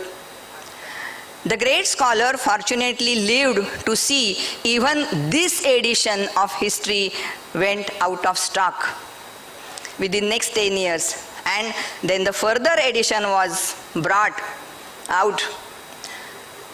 But due to the constraint of time, I am now here going to give you only the few conclusions, summary of his conclusions, to give you a glimpse into his important contribution to the field of Sahitya Shastra. Agni Purana, only because it is Purana, was wrongly considered to be the original source of all the later treatises on Alankara Shastra. But Dr. Kane proved that it belongs to much later date. And the sections on poetics in that work were probably composed after 1050 of Common Era. A comparison of different versions of Agni Purana led him to say the old Agni Purana was recast and then it assumed the present form.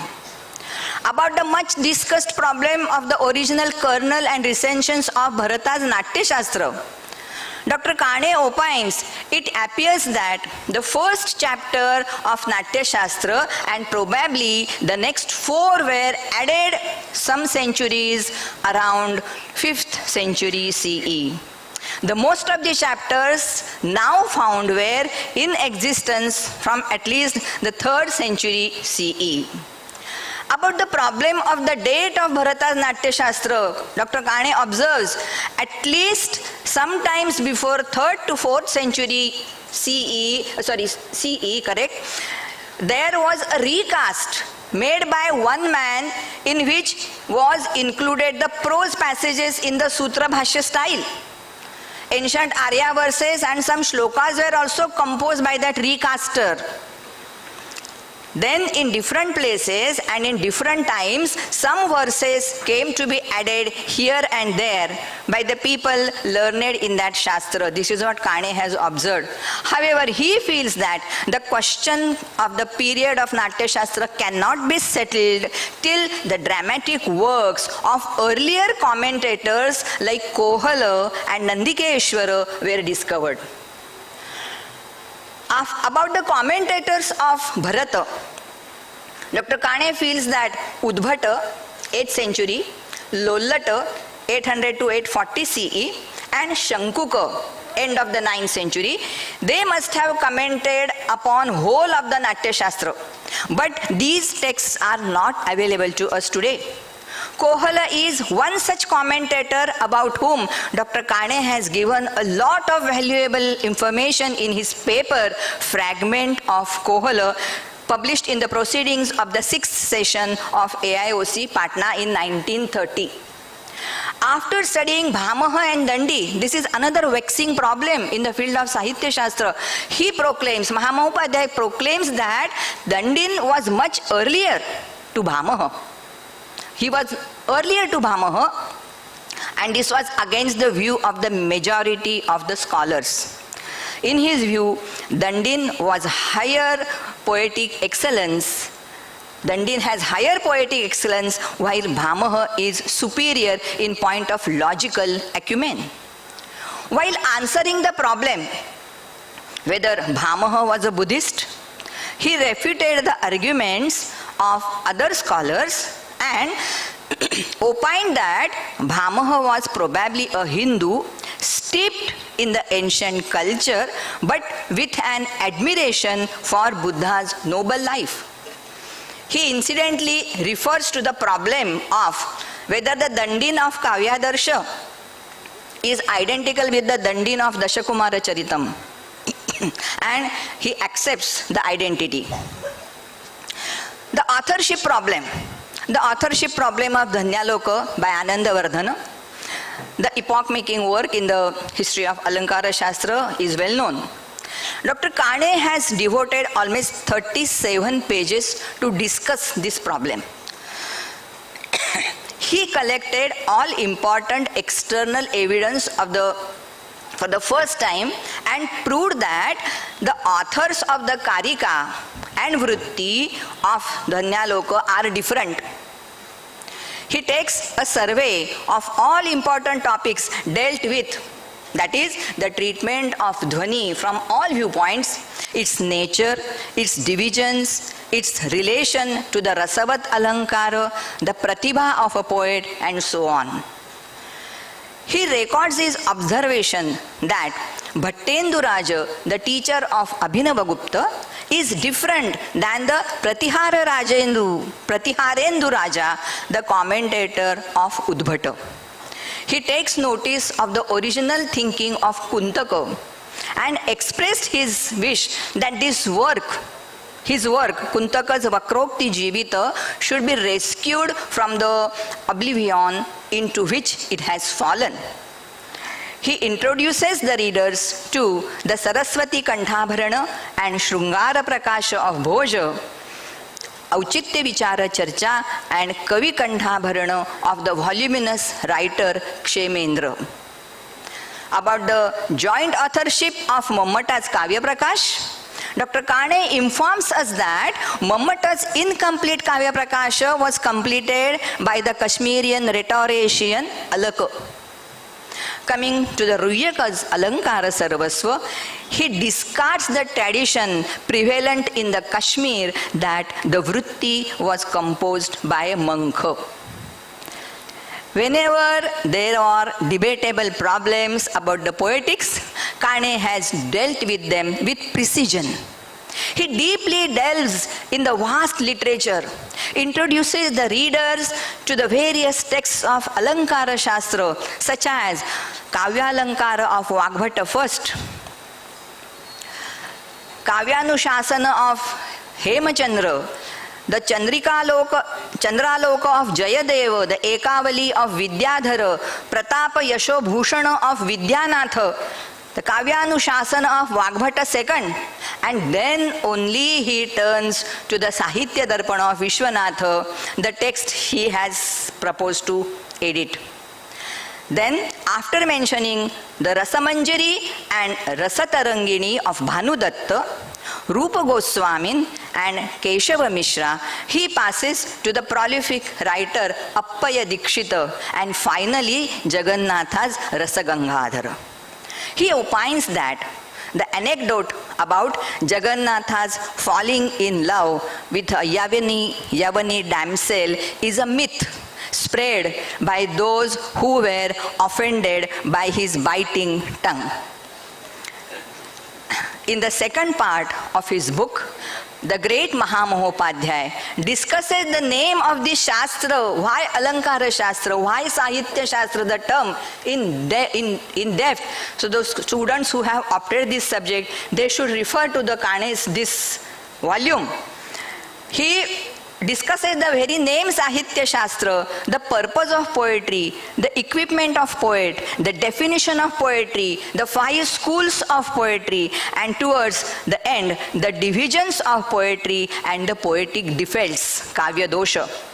He explains how poetics has influenced the other branches of Sanskrit learning. This only one book, History of Poetics I'm talking about, has served tremendously to the scholars. At the end of his book, there is a very useful index of authors and works on Sanskrit poetics, which runs over 50 pages. It is extremely useful for finding ready references to the various topics in Sanskrit poetics. Even today, after further 50 years, this book is still referred to by we Sanskritists. There are indeed very few books which enjoy such enviable popularity. This book has been translated in Marathi, Hindi and also in Kannada. It is noteworthy feature of Dr. Kane's research that he was always keen on revising, modifying, confirming or supplementing his earlier writing in the light of new material that became available in the course of time. Dr. Kane wrote at a time when the chronology of Sanskrit works was all in jumble. Very little was known with certainty about most of the texts of Alankara-shastra. Many were lying in the form of corrupt manuscripts. Therefore, the value of research work done under such circumstances, no computer, no research assistant, no typist, everything he has written with his own hand. And his notebooks are preserved in the Bhandarkar Institute. Those who are interested, they can go and have a look at it. So that is why his work is very valuable for us. With his sharp intellect, deep insight, industrious habits and perseverance, Dr. Kane surmounted all these difficulties. And what an institute cannot do, this man has done in his one life, and established important conclusion by way of landmarks in the history of Sanskrit poetics. Purva Mimamsa is another branch of study of Indology, which bore the fruit of Dr. Kane's erudition. The system of Purva Mimamsa is of interest to us even today because of the rules of interpretation of the Vedic texts laid down by it. Dr. Kane pointed out the utility of these Mimamsa texts, Mimamsa works, from different angles of linguistics, geography, social beliefs and practices, and medicines, and even for the modern scholars, how this could be useful. He looks at Kumarila Bhatta, the commentator of Jaimini's Purva Mimamsa Sutra, as a modern philologist. He further invites our attention to the comments of Kumarila, who refers to the Lata country, that is about Surat and Bharuch area, and the mode of their speech in Gujarati in those days. Shabara recommends milk for a person suffering from dropsy and the eating of boiled mudga for a person suffering from the eye sores. Kane has recommended this for the modern scholars of Ayurveda. A very common phenomena about the Sanskrit text is that we can hardly say anything with certainty about them. Dr. Kane fixed the chronology of the prominent authors like Shabara, Kumarila and others with a conclusive evidence. This information is really very useful to understand the history of Purva Mimamsa. Dr. Kane invites our attention to a verse from the extant text of Manusmriti, Manusmriti 12:10. This verse was considered by all the scholars as an interpolation. Kane proved that it is in fact a genuine part of the Manusmriti and is quoted by Kumarila in his Tantra Vartika. So because he had studied Kumarila, he could say that since Kumarila has quoted this verse from Manusmriti, you can't say that it is an interpolation. By this study, Dr. Kane showed that the texts of Purva Mimamsa can be useful in determining the genuine and spurious parts of the texts of Dharmaśāstra. Dr. Kane also showed that how the text of Purva Mimamsa exerted great influence on Alankara-shastra in respect of Abhihitanvayavada of Kumarila, Parisankhya and Arthapatti. He also pointed how the discussion in the Mahabhashya of Patanjali and the Vartikas 35 to 39 on Panini's 1 to 64 sutra number, they are based on the Purva Mimamsa technical points. According to him, the knowledge of Purva Mimamsa is absolutely necessary for judging, or even for the judges, he says, in deciding the cases of Hindu law. Because of their poor knowledge of Sanskrit, the Western judges, they fumbled in making justice to the various cases in India. So they also used to seek Professor Kane's guidance to understand the terse Sanskrit texts. Dr. Kane brings to light the attitude of Mimamsakas towards the use and the meaning of the words borrowed from the foreign language, particularly Mleccha language adopted in Sanskrit literature, and relying on the Purva Mimamsa Sutra 1, 3, 10, which says that the words of the foreign language that are vogue in Sanskrit language are to be understood in the sense which they are used in the foreign language. And one should not think to attempt to derive these words with the help of Yaska's Nirukta and the rules of Paninian grammar. You cannot apply these rules to the foreign words. And in connection, he gives 3 examples. That is, one word is he has given a picker. Now, we are so used to understand this Sanskrit word, but this is a foreign word come from the Mleccha language. Kane has told us this. Picker, that is kaku, tamarasa, which means lotus, and sata, circular wooden vessel. These 3 words we have borrowed from Mleccha language. That is what Kane has showed in his book. As pointed out by Shabara, and thus states the accommodative attitude of the Mimamsakas as far as the foreign words are concerned. So language accommodates foreign words. By that, language is enriched. Give and take always takes place in the field of language. By giving, nobody is reduced anything, and by accepting, nobody is obliged. It is indeed, by studying the last point, by studying the various rules of Purva Mimamsa, Dr. Kane brings our attention this bearing on the moral principles that are to be adopted by the society.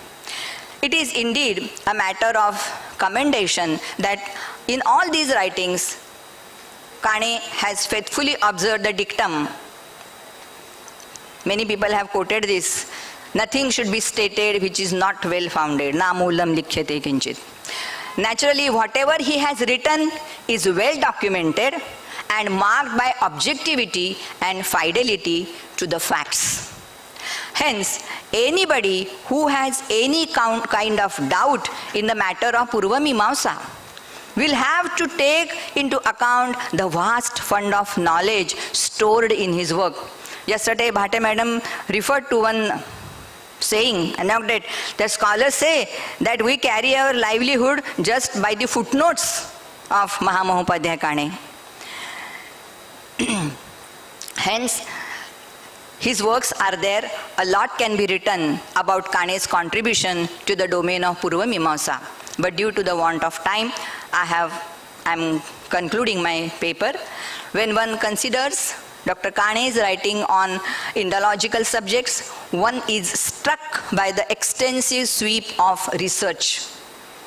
He has left hardly any branch of Indology untouched, and whatever he has touched, he has enriched and adorned.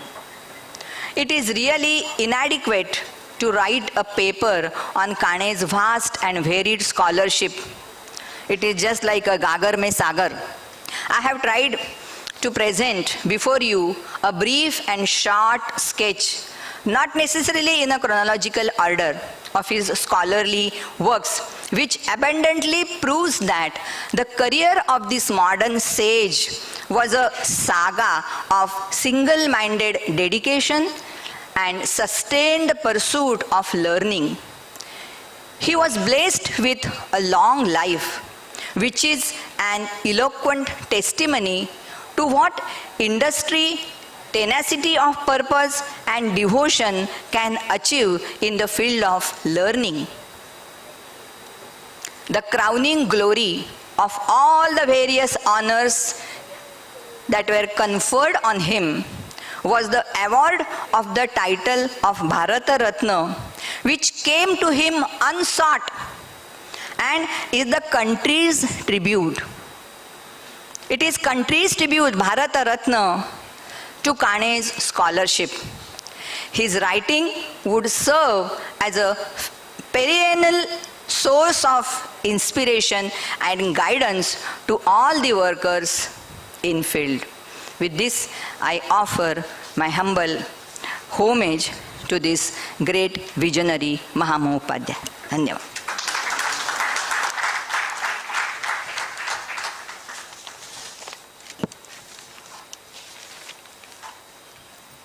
धन्यवादाः। अभ्यागतरूपेण उपस्थिताः doctor Deshpande ma'am, इतुर्वे sir, Pranali ma'am, and our Nanthi Kim ma'am. Sorry, I don't know how to pronounce it. Now, with this, this session, first session ends. There will be next session right now. For that session, we have invited Dr. Kashinath Neopane sir and Professor Ganesh Thite sir. I request both of you to come up on the stage.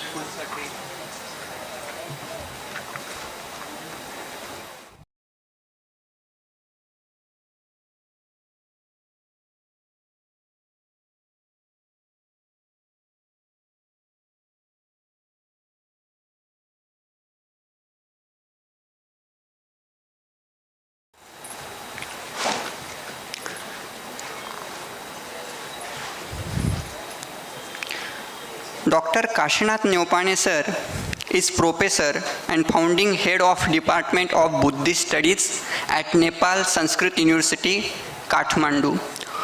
He is gold medalist from Sampurnananda Sanskrit University. He has been teaching Sanskrit and Indian philosophy in Nepal and abroad as well. He has published many books, around 20, in Sanskrit and in various languages like Hindi, English and Nepali as well. His original publication includes Mimamsa Padartha Vijnanam, Mimamsa Tarka Bhasha, Mimamsa Nyaya Bhushanam, etc. Now, I would call Dr. Adinath Patil sir. Dr. Adinath Patil sir is Secretary of Sanskrit Sanvardhan. Please come, sir. Dr. Adinath sir is Secretary of Sanskrit Sanvardhan and Sanshodhan Pratishthan.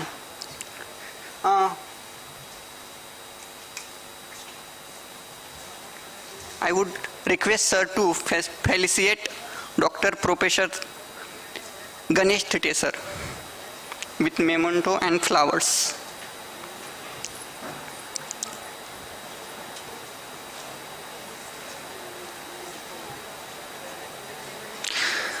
Professor Ganesh Thite sir is professor and head of Department of Sanskrit and Prakrit languages in University of Pune.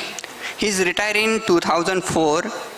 He owns publications like Sacrifice in the Brahman Text, Pune. Thank you, sir.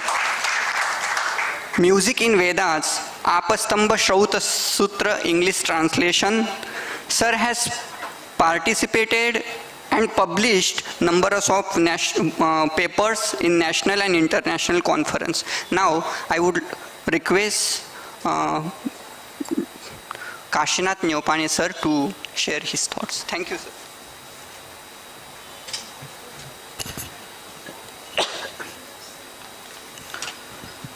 विश्वं दर्पणदृश्यमाननगरी तुल्यं निजान्तर्गतं पश्यन् आत्मनि मायया बहिरिवोद्भूतं यथा निद्रया यः साक्षात् कुरुते प्रबोधसमये स्वात्मानमेवाद्वयं तस्मै श्रीगुरुमूर्तये नमः इदं श्रीदक्षिणामूर्तये तस्मै श्रीगुरुमूर्तये नमः इदं श्रीदक्षिणामूर्तये वंशीविभूषितकरान्नवनीरदाभात् पीताम्बरादरुणबिम्बफलाधरोष्ठात् पूर्णेन्दुसुन्दरमुखात् अरविन्दनेत्रात् कृष्णात् परं किमपि तत्त्वमहं न जाने कृष्णात् परं किमपि तत्त्वमहं न जाने.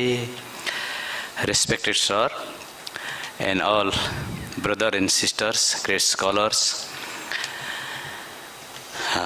वस्तुतः अहम अत्यंतं प्रसन्नः. I am very happy to be here, and this is the great opportunity to see the great scholar. Before coming here, just I knew few great scholars from this area, Maharashtra. One is the Bhattoji Dikshita. Always Bhattoji Dikshita is with me in my home. In the front of my road there is the Bhattoji Dikshita. Because these books are not books, actually the person. If there is the Siddhanta Kaumudi, it means not Siddhanta Kaumudi. This is the Bhattoji Dikshita himself is there. So Bhattoji Dikshita, his son, other Vasudeva Dikshita, I think, and very famous book, Vaman Sivaram Apte's Sanskrit, Hindi, Sanskrit, English dictionary, English Sanskrit dictionary, Hindi. This is the great one. I always use this Vaman Sivaram Apte, and then Mahamopadhyaya Kane is always there with me, and other great scholar from the Maharashtra. This is the Ketakar about the Jyotisha. So all over the world now use his book, small book. This is the great personality. This is with me. And R.M. Kale, M.R. Kale, M.R. Kale, Moreshwar Rameshwar Kale. I know his name. Yeah. Yeah, Ramchandra. Yeah, Moreshwar Ramchandra Kale. Whole Sanskrit literature with him. Without him we cannot understand. Still, Kalidas and all other Sanskrit poetics and other many books here. And Dandekar. But I don't have any book. Dandekar, I heard name here, and I will collect after this. And Devadhar also, this is a great scholar. I have his books. And Damodar Satvalekar, this is a great scholar. Yeah. Aneke vidvamsah itah santi mama parsve tan anadhitya na kaschid vidwan bhavitum arhati iti aham chintayami. Without studying them, nobody can be the scholar. So, this is the great opportunity for me here to be here. I bow down to Madam Kala Acharya, who invited me here, and I am thankful to Kalidas University. किंतु अहम अत्र धर्म विषय किंचित वक्तुम् इच्छामि. अहम मीमांसाया छात्रः अस्मि. I am the student of Mimamsa, so I want to speak about the Dharma and Dharmaśāstra, but time is so limited, it's no problem, because my knowledge is very tiny, I don't know too much things, so it's enough, 10 minutes is enough for me. तत्र प्रथमतया चोदना लक्षणो अर्थो धर्मः इति मीमांसकैः चिन्तितम्. चोदना चोपदेशस्य विधिश्चैकार्थवाचिनः. I think if you can understand English, it means everyone can understand Sanskrit, because this is the same family. We understand our family is personal, like this Sanskrit is the same family, Indo-Aryan languages. So it's not, Sanskrit is very easy language. Once I was in Harvard University to teach there, 2007, and in a conversation I mentioned wrong word like drove, driven, but in past I used drived. There was Sanskrit professor, American, and suddenly I corrected drove. He told, no, Kasinath, don't worry, English is very stupid language. There is no rule, not like Sanskrit, easy like Sanskrit, so don't worry, he told me. So Sanskrit is so easy. But why it is difficult? Because we are not going to study, this is so difficult. If we study few months, it's nothing. Chodana lakshano artho dharma chodana chopadesassa vidhisaikartha vachinaha yaga dana tapamsi dharma yaga eva dharma finally yaga namak karma dharmasya tatparyam bhavati krityam कृत्यमेव धर्मः यदि वयं वाक्यानाम् अर्थं विचारयामः शनैः शनैः अन्तिमे वयं यत्किमपि कुर्मः तद् धर्म अधर्म शब्दाभ्यां ज्ञायते अन्ततः तत्र श्रुति स्मृति सदाचार स्वस्य च प्रियमात्मन एतत् चतुर्विधं प्राहुः साक्षात् धर्मस्य लक्षणमिति केचन उक्तवन्तः श्रुति स्मृति सदाचार यथा समुद्रतीरे ये केचन वृक्षाः भवन्ति तत्र लावण्यं भवति तद्वदेव ये वेदविदः भवन्ति ते यत्किमपि चिन्तयन्ति यत्किमपि वदन्ति तत् स धर्म एव भवति परन्तु ह्यस्तनदिवसे अस्माकं गुरुचरणा अत्र आसन् भाटेक Saroja madam was here and I heard that there is a discrimination or there is contradiction in this some Vedic text and other book, but I am not agree with this view because there is no any contradiction in our tenets. If there is a atiratre shodasinam grinnati, natiratre shodasinam grinnati, there are like contradiction, but if we think and our commentator are there, they shows the road, there is no contradiction. So we should not think like this way. There is total solution in our tenets. परंतु धर्मेण यदि वयं जीवाम कथम जीवितव्यम तत्र अहम वच्मि ऋतामृताभ्याम जीवेतु मृतेन प्रमृतेन वा सत्यानृताभ्याम अपि वा न स्ववृत्त्या कदाचन ऋतं किम ऋतेन जीवितव्यम ऋतं किम ऋतं उंसशीलं ज्ञेयं अमृतं स्याद् अयाचितं मृतं तु भैक्ष्यं प्रथितं कर्षणं प्रमृतं स्मृतं सत्यानृते तु वाणिज्यं तेन चैवापि जीव्यते सेवा स्ववृत्ति आख्याता तस्मात् तां परिवर्जयेत् इति केषाञ्चन सर्वेषां कृते सेवा अपि कैश्चित् कर्तव्या तत्र के जना सेवां कुर्वन्ति के जना ऋतेन जीवन्ति के जना सत्येन जीवन्ति मृतं तु भैक्ष्यं प्रथितं भिक्षया के जीवन्ति कर्षणं केचन कुर्वन्ति अतः सर्वेषां कृते भिन्नानि जीवन साधनानि सन्ति परन्तु अधर्म धर्मयोर्मध्ये क भेद इति मनुः वदति ना धर्मश्चरितो लोके सद्य फलति गौरीव ना धर्मश्चरितो लोके यदि वयम अधर्मं कुर्मः इफ वी एक्ट अधर्म these are the very famous word dharma and adharma na adharmasarito loke sadya phalati gauriva if there is a cow in the market we buy this cow and evening we can get the milk from the cow and we can drink like this way there is no adharma and dharma also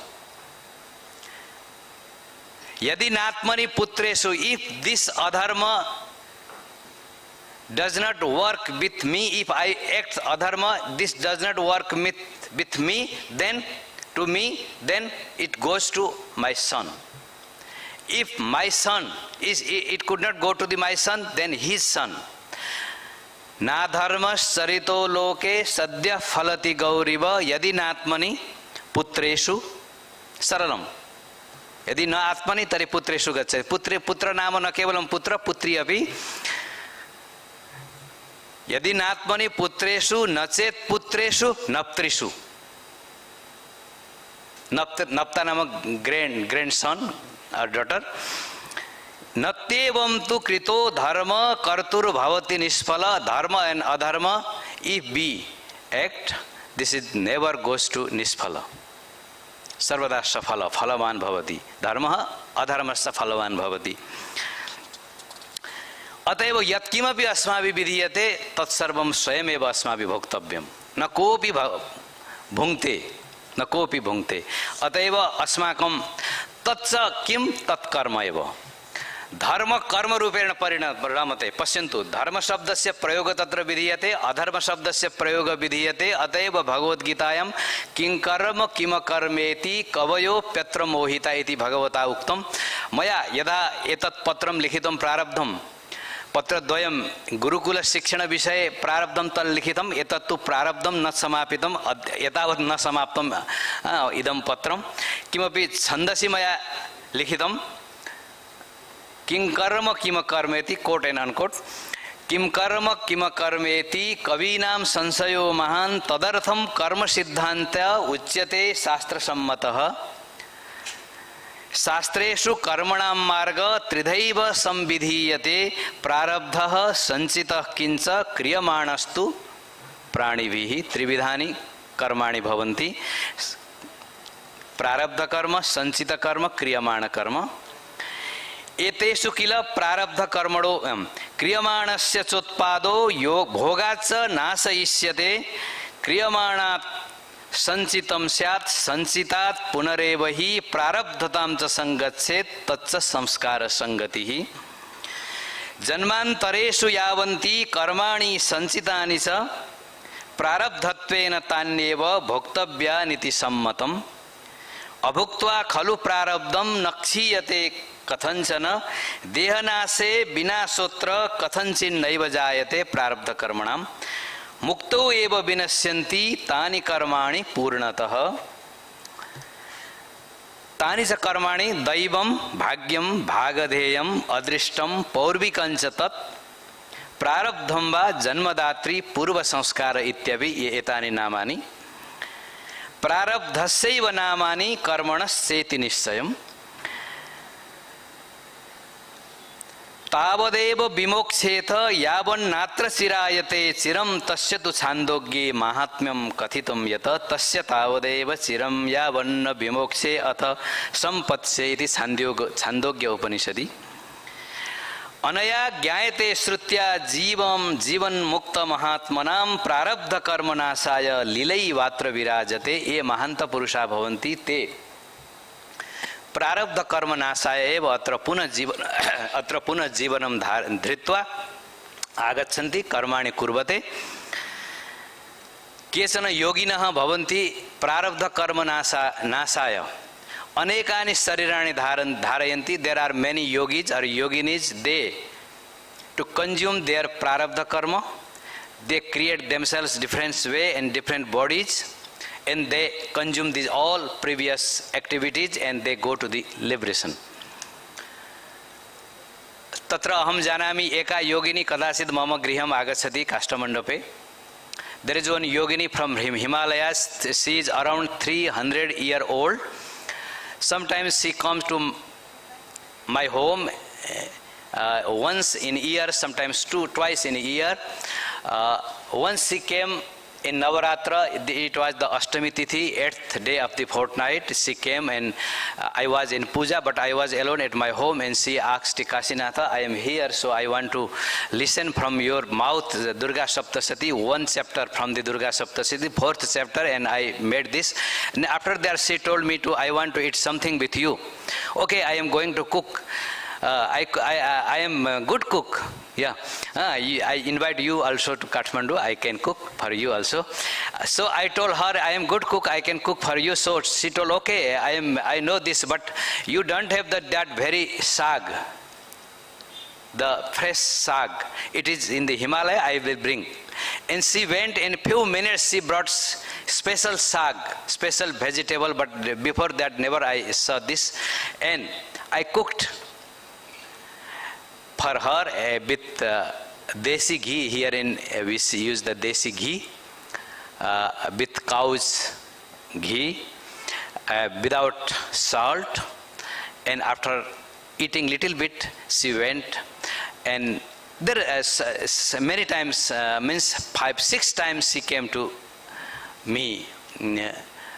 It is my great opportunity to see such great yoginis. So my point is that great yogi and great yoginis, they can create different bodies to consume previous karmas, and then they can go to the liberation. Otherwise, very difficult to go to the liberation, because there are many papas, many punyas. We are here because without papa and punya, we could not get these bodies. So get these bodies, we have some papa, we should have some papa with some punya. Otherwise, if only papa, it's not possible to get this body. If only punyas, it's not possible to get the body. So both should be there. जीवन मुक्ताद्यवस्थास्तु प्रारब्ध क्षय वांछया जीवन्ति चान्यथा तत्र दृश्यते न प्रयोजनम. There is no प्रयोजनम नास्ति अत्र स्थातुं जीवन मुक्तानां, परन्तु पूर्वतन कर्मणां नाशाय ते जीवन्ति. कदाचित् किं भवति, यदि कश्चित् योगी वर्तते, ज्ञानी वर्तते, तस्य कानिचन पापानि सन्ति, कानिचन पुण्यानि सन्ति, तेषां नाशः नास्ति. कथं ते मुच्यन्ते, तत्र उच्यते तेषां केचन विरोधिन भवन्ति, अन्तिमकाले तेषां पापकर्माणि विरोधिषु गच्छन्ति, तेषां पुण्यकर्माणि तेषां ये सेवां कुर्वन्ति, प्रशंसां कुर्वन्ति, तत्र गच्छन्ति. अतएव ते मुक्ता भवन्ति. अतो हि पाप पुण्ययोः नाशं विना मुक्तिर् न संभवति. इति एव उक्त्वा भवतः सर्वान् भवती सर्वान् नमस्कृत्य विदुषः नमस्कृत्य कार्तज्ञं निवेद्य अहं विरमामि. धन्यवादः. नमो नमः.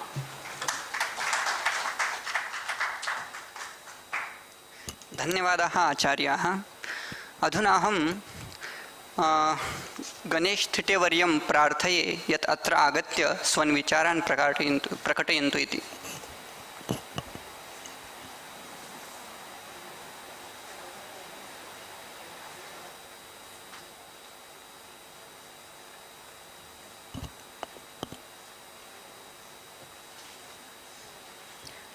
Friends,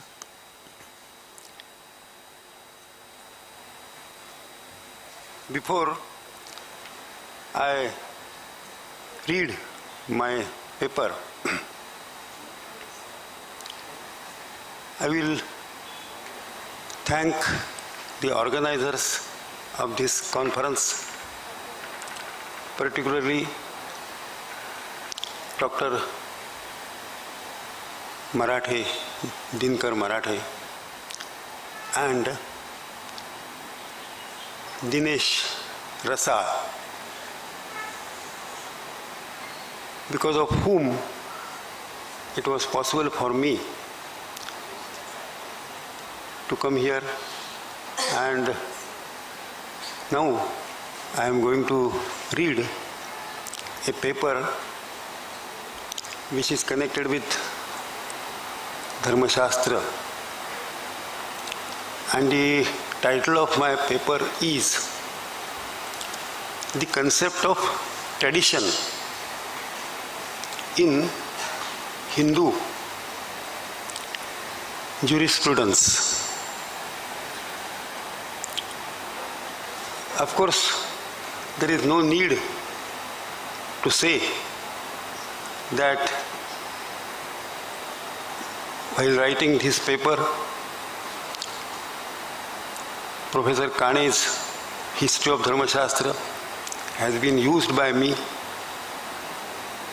and in addition to this, some other thoughts also will be found by you in this paper. There is no direct word used in Sanskrit to denote the concept of tradition, but this concept is implied in various definitions of dharma. It can be said in general that in the Hindu way of thinking, tradition plays an important role, and the Sanskrit texts on Dharmaśāstra have definitely recognized the importance of tradition. Some of these things are very well known, and you may feel that there is a kind of repetition, but still I am going to read them. In Gautama Dharma Sutra, we read, Vedo Dharma Moolam Tadvidancha Smriti Shile. This means that Vedas are the highest authority in connection with religious matters, but the memory and the behavior of those who know the Veda are also decisive factors in religious controversies. So it can be said that the concept of tradition is indirectly implied by the words memory and behavior of the Vedic scholars. In other texts also, similar thoughts are found. Thus, for example, Vasishtha says that the Dharma is preached by Vedas and Smritis. In the absence of these, one has to take decision on the basis of the practice of learned elites, Shishtachara. The learned elites, however, are expected to be free from any personal desire.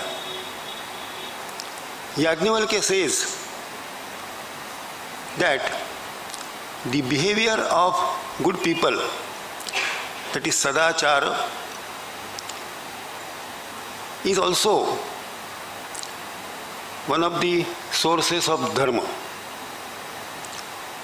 The word Sadachara is sometimes interpreted as Sampradaya, and the word Sampradaya may be roughly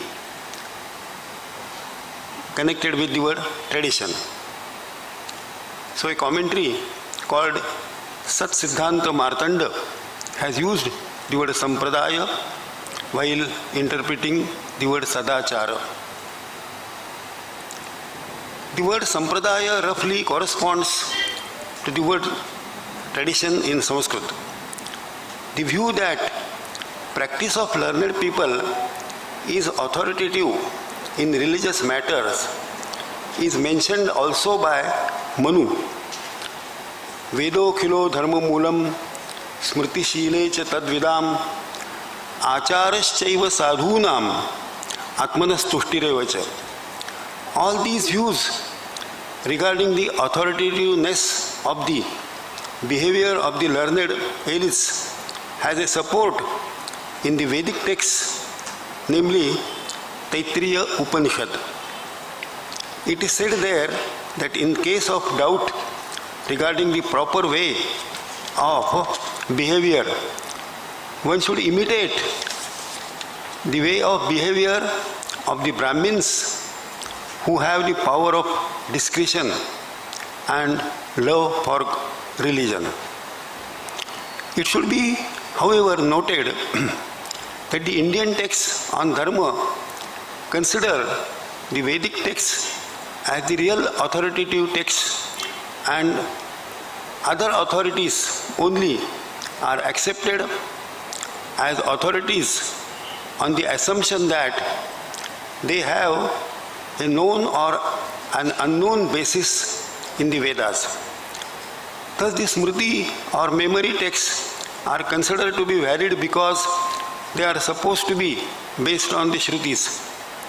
A problem, however, arises when we do not find a Shruti text supporting the Smriti text. In such cases, some people assume that the concerned Shruti might have been lost.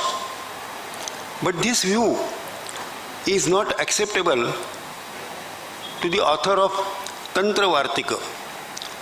It is argued there that in case we accept that some Vedic texts are lost, then the Smritis of Buddha, etc., will also have to be accepted as authoritative because they may also be based on some lost Shrutis, and then anybody may claim that his views are based on Shruti. Therefore, the Tantra Vartika concludes that only those Smritis which have some basis in some existing Shrutis are authoritative. In connection with traditional customs of different people, Tantra Vartika makes a lengthy discussion. Thus, for example, the Brahmin women of Ahitshatra and Mathura region consume alcoholic drinks. Northern Brahmins give, accept or sell horses, mules, camels, etc., and eat from the same plate of their wives, children and friends. Southern Brahmins chew betel leaves from persons of all castes. It should be noted that these customs, although prevalent, are not accepted by the thinkers on the Dharmaśāstra as Sadachara or Shishtachara. Only those customs are considered to be valid or known as ancient ones that are not opposed to any direct Vedic or Smriti text, and they are regarded as obligatory by learned scholars and they are to be followed. So Shruti Smriti viruddham Shishtaihi Dharmanumudhya Anushthiyamane Mananam Acharanam Veda Mulakatvam. So this sentence occurs in Mimamsa Kaustubha. In the course of the history of Hinduism, we notice that many popular customs and traditions were given sanction by the authorities in the field of religion. In the Ashwarayana Griha Sutra, it is said that at the time of marriage, the customs in a particular region or in a particular village should be accepted. Atha khalu uchchavachaha janapada dharmaha grama dharmascha tan vivahe pratiyat. As regards the ancestral ritual also, we find that in addition to the standard prescribed ritual, many popular rites and customs were sanctioned by Baudhayana Dharma Sutra. Shesha Krutya Vishaye Lokanu Rodha. So, here also popular customs are supported. Gautama also says that the regional or family traditions peculiar to a particular community, like those of agriculturists, merchants, money lenders, herdsmen and artists, are acceptable as valid as far as they do not go against the sacred texts. Brihaspati says that if the regional traditions are not followed, the people will get angry. They will hate the king, and the king will be at loss. Therefore, he has to allow the people to follow the traditions, though they are at times very strange. Thus he mentions, among others, that the people in central part of country, that is in central India, they eat beef. People in the eastern part of India eat fish, and women in the northern part consume alcoholic drinks. Men in the northern part do not consider women to be untouchable at the time of their monthly course. So such traditions should be accepted. A problem therefore arises whether the traditions which are apparently not acceptable but still are prevalent in some parts should be considered as acceptable or not. And it seems that although the texts which refer to such traditions do not support them, these traditions have prevailed in the course of time and ultimately accepted, at least indirectly, by some texts.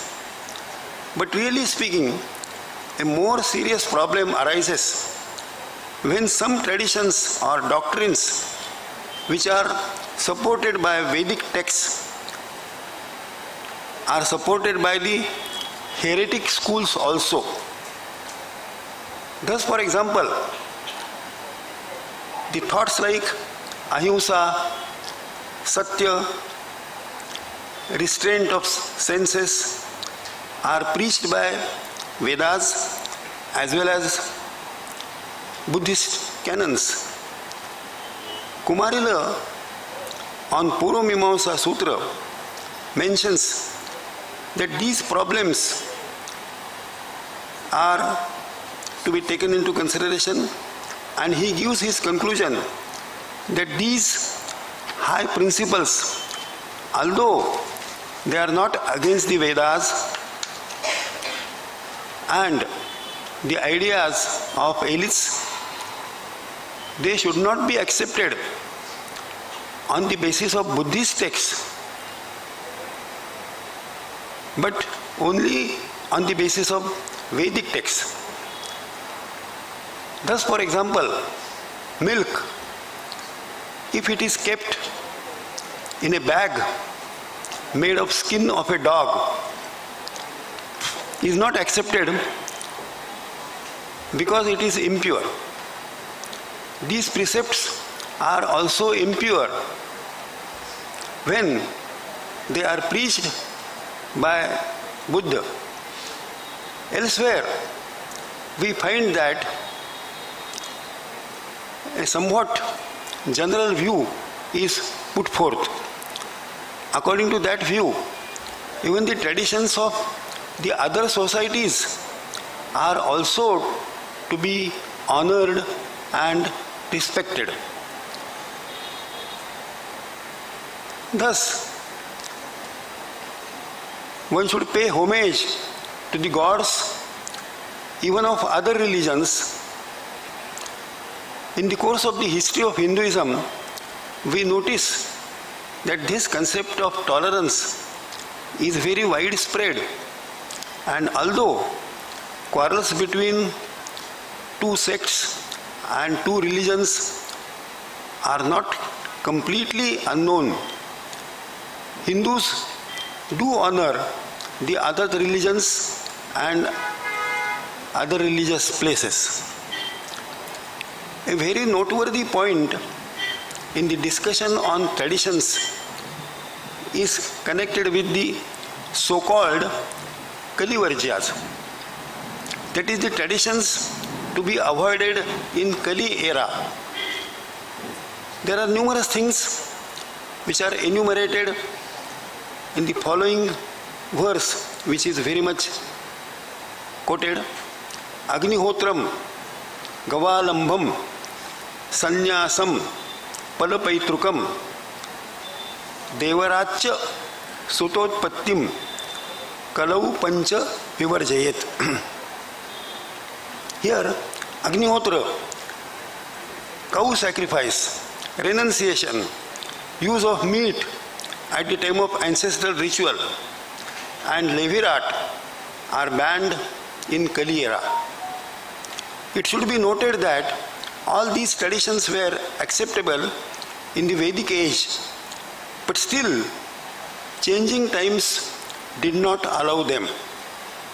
Many other traditions, such as performance of sacrifices like Rajasuya, Ashwamedha, Gosava, are also said to be Kalivarjas.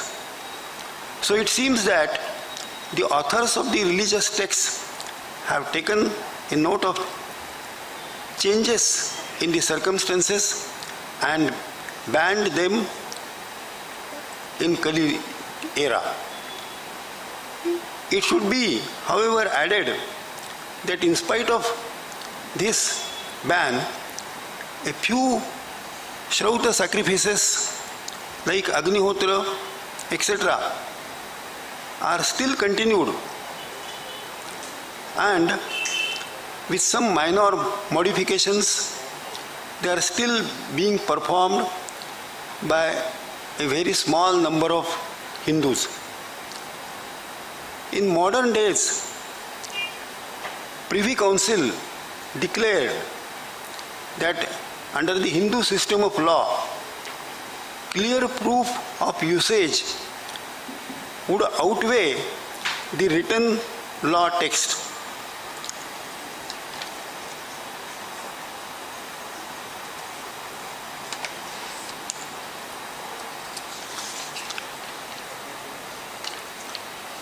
In this context, we may add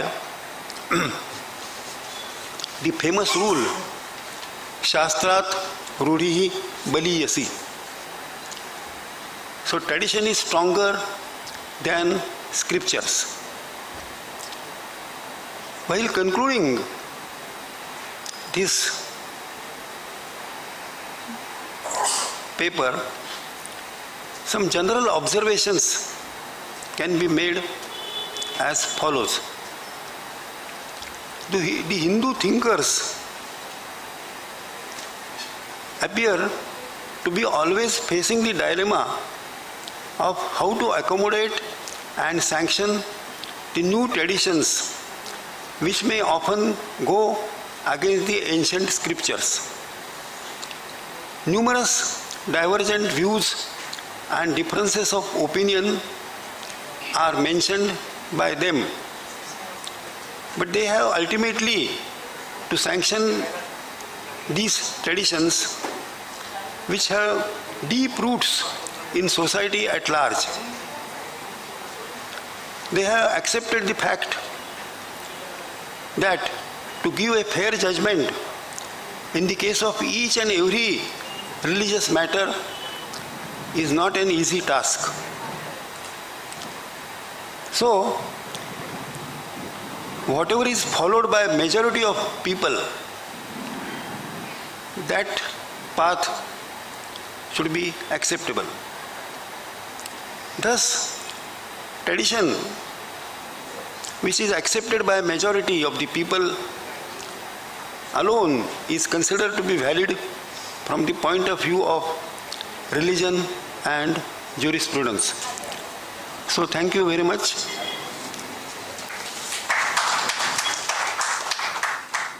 If there are any questions or you want to make any comments, you are welcome.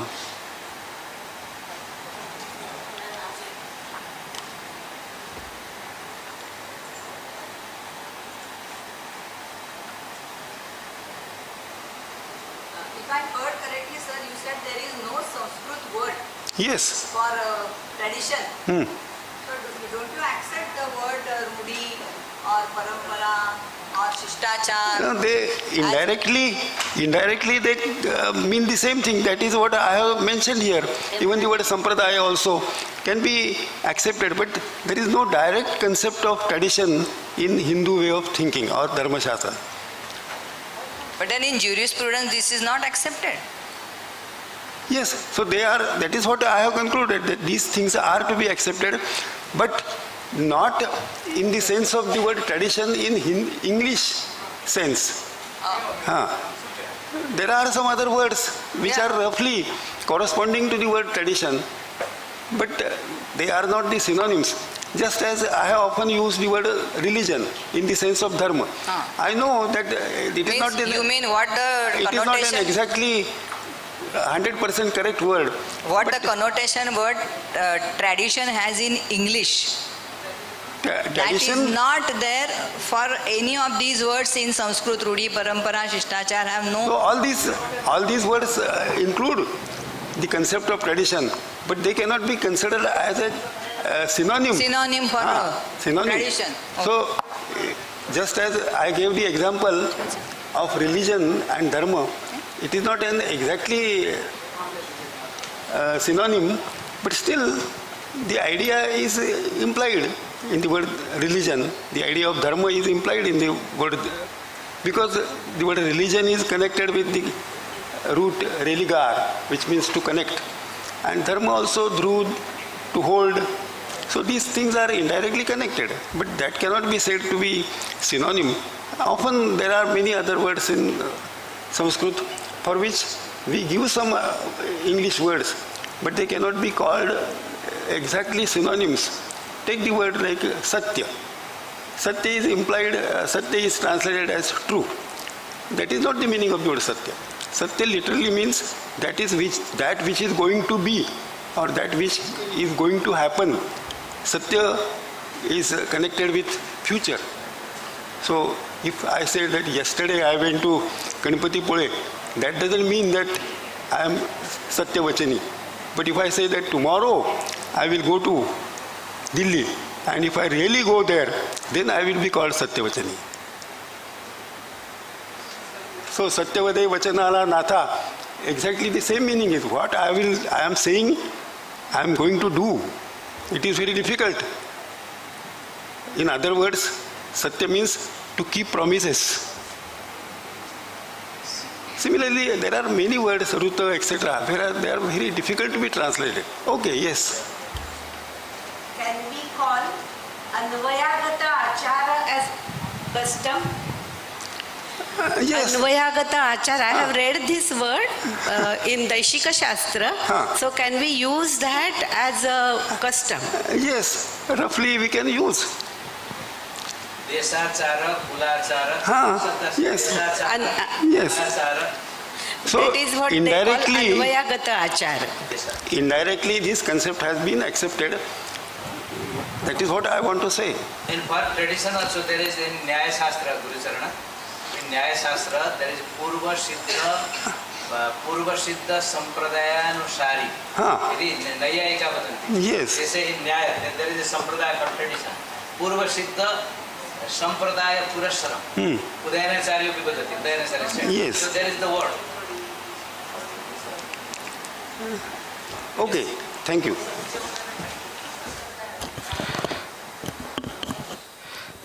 Thank you, Honorable Thite sir. Thank you. I also thank Professor Kashinath Nipani sir.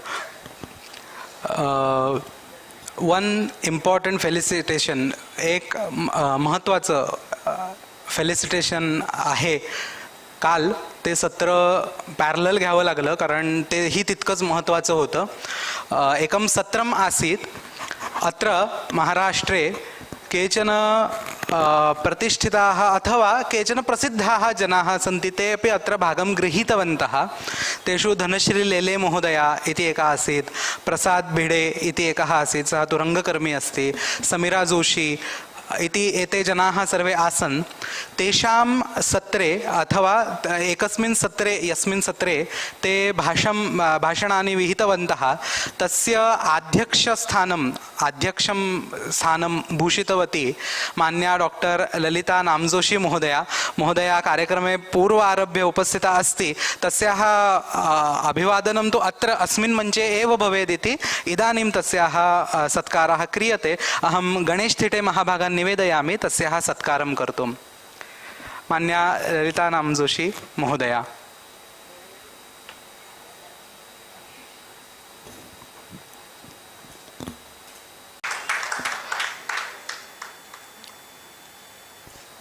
महोदया कालिदास विश्वविद्यालयस्य मुक्त तथा दूरस्थ शिक्षणकेन्द्रस्य अपि ये छात्राः सन्ति तान् अपि योगशास्त्रस्य कतिचन विषयान् अपि पाठयति ललिता नामजोशी महाभागा। मान्ये धन्यवादाः, भूरिशः धन्यवादाः। एतत् सत्रम् इदानीं समाप्तमिति अहम् अतिथीनाम् अनुमत्या उद्घोषयामि। भोजनोत्तरम् एकं सत्रं भवति, तदनन्तरम् अन्तिमसत्रम् अस्ति। धन्यवादाः। भोजनार्थं प्रतिष्ठामः।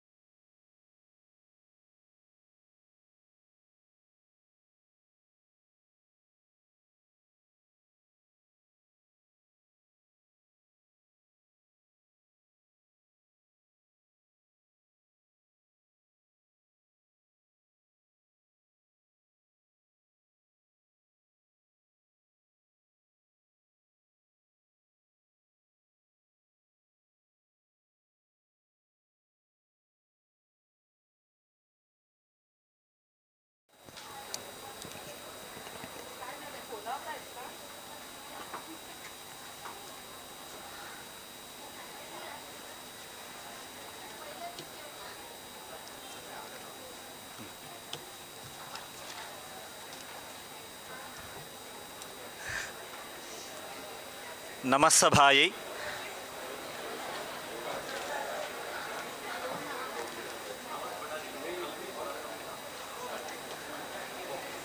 सम्मान्याः गण्याः इह समुपस्थिताः सन्ति। अहं दिनकरमराठे महोदयं प्रार्थयामि यत् सभ्यान् संगमय्य इह मञ्चे उपस्थितः भवतु इति। आचार्याः मधुसूदन पेन्ना महाभागाः, विजयकुमार मेनन महाभागाः, रवीन्द्रमूळे आचार्यः,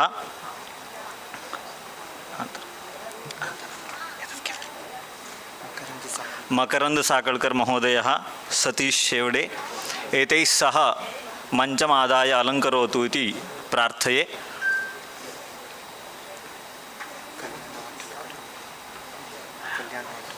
सा आगतवती।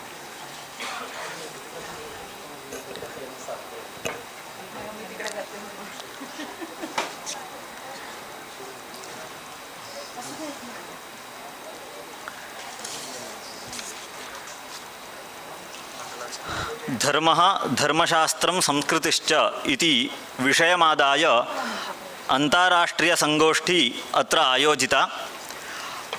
RE society, Gogate Joglekar college, Siddhant knowledge foundation, Sanskrit संवर्धन संशोधन प्रतिष्ठानम् इत्येतेषां सहयोगेन भारतरत्नं डॉक्टर पांडुरंग वामन काणे संस्कृत अध्ययन केंद्रं रत्नागिरी इत्यनेन कविकुलगुरु कालिदास संस्कृत विश्वविद्यालयस्य उपकेन्द्रेण एषा राष्ट्रीयसङ्गोष्ठी आयोजिता। अस्याः सङ्गोष्ठ्याः समापनसत्रे तत्र भवतां समेषाम् उपस्थितानां हार्दं स्वागतं व्याहरामि।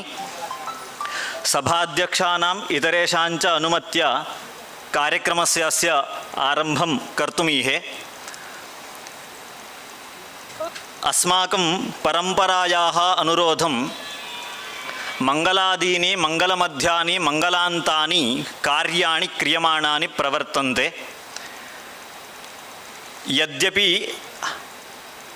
अस्माभिः दैविके कार्ये कर्तव्ये मंगलादितः आरभ्यते एव, परन्तु शास्त्रकारस्तु लिखति मंगलादिः मंगलमध्यं मंगलान्तञ्च भवेदिति। यतोहि तत्र वाक्यशेषः श्रूयते अध्येतारश्च बुद्धियुक्ताः यथा स्युः इति। एषा च अन्ताराष्ट्रीयसङ्गोष्ठी मंगलान्तापि भवेत्, येन अत्र चर्चितः विषयः श्रोतृगणस्य मनसि स्थितः अग्रेपि अनुवर्तेत। अतः तन्मङ्गलम् आतनोतु इति अहं विद्यालयस्य छात्रान् प्रार्थयामि।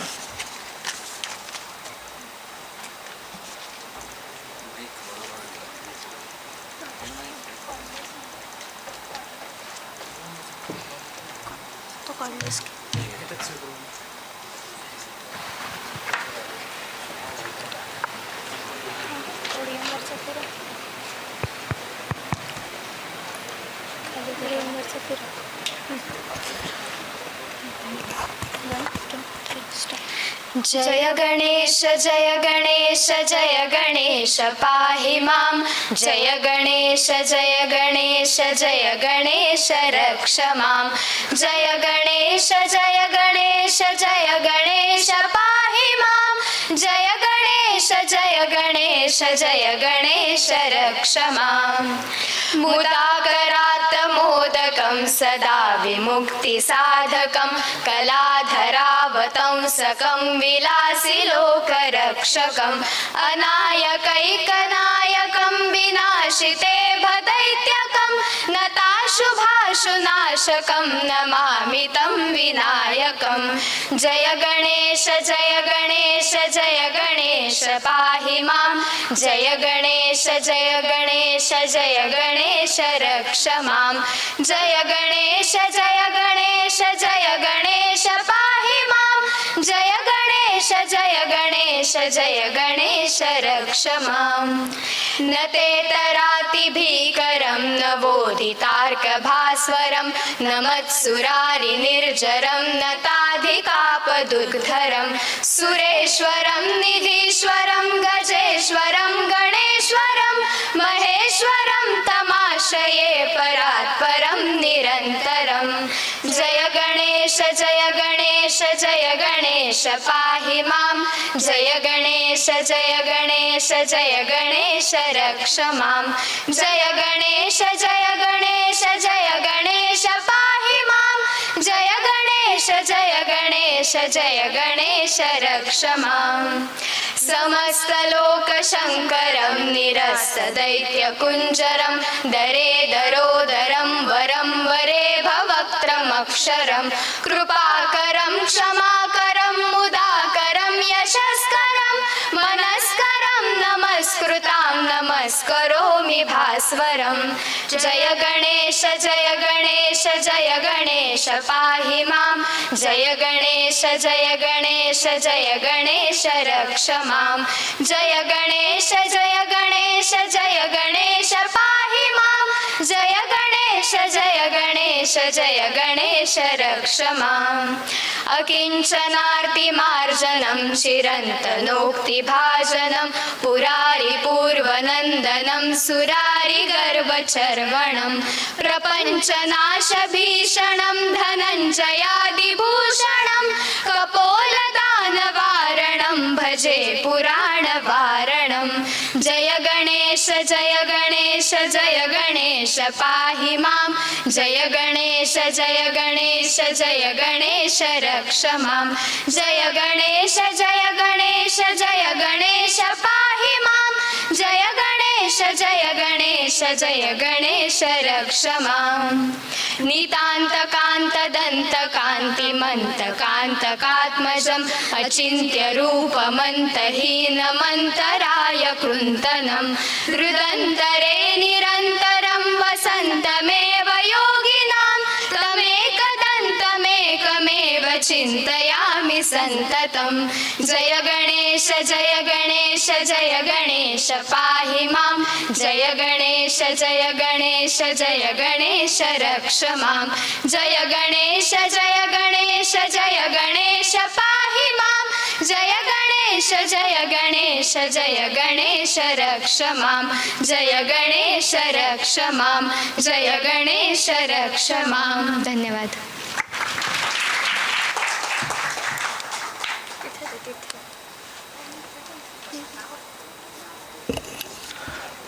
धन्यवादाः डुण्ढि इति गणपतेः नामान्तरं डुढि अन्वेषणे इति धातुः यः विघ्नान् अन्विष्य संहरति तादृशस्य गणेशस्य भजनं कृत्वा अस्मानपि आह्लादितवन्तश्छात्राः तेभ्यः मामकीनाः धन्यवादाः पूजायां प्रथमं ध्यानं कृत्वा ध्यातन्तु अस्माभिः ततः उपस्थितस्य देवस्य स्वागतं तु अवश्यमेव व्याहर्तव्यं तर्हि इमे अभ्यागताः मञ्चे उपस्थिताः वर्तन्ते तेषां स्वागतं अस्मिन् समये व्याहर्तुम् इच्छामः तत्र अहं विश्वविद्यालयस्य कुलपतिवर्यम् आचार्य पेन्ना महाभागं प्रार्थयामि यत् उपस्थितान् राङ्कवादिप्रदानेन स्वागतीकुर्वन्तु इति तत्र प्रथमम् आचार्यः विजयकुमार सर् महोदयः CG विजयकुमार महोदयः महर्षिपाणिनि संस्कृत एवं वैदिकविश्वविद्यालयस्य कुलपतित्वेन विराजते इदं वक्तव्यं यत् अयं महाभागः पूर्वं कविकुलगुरु कालिदास संस्कृत विश्वविद्यालयस्यैव सदस्यः सम्प्रत्यपि सदस्यः अथापि तत्र कुलगुरुत्वेन विराजते इति कृत्वा तद्देशीयत्वं भजते परिचयस्तु अधिकतया वक्तुं नाहं प्रयते यतोहि तेषां परिचयपत्रिका मया दृष्टा 30 पृष्ठात्मिका वर्तते मया किं कथनीयं किं वा न कथनीयं शैक्षणिकविभागादारभ्य प्राशासनिकविभागपर्यन्तं सर्वविधकार्याणि एतैः निरूढानि अतः एतान् अहं स्वागतीकरोमि Now I request Professor Madhusudana Penna sir to felicitate our guest Professor Ravindra Mule sir. Professor Ravindra Mule sir is a retired professor of Sanskrit from Pune University. He finished his MA, MPhil, PhD in the same university. He wrote more than 6 books, and he won the best teacher honor in the year 2005 and also in the year 2006. He also received many other awards like Dharma Bhushan honor in 2006. So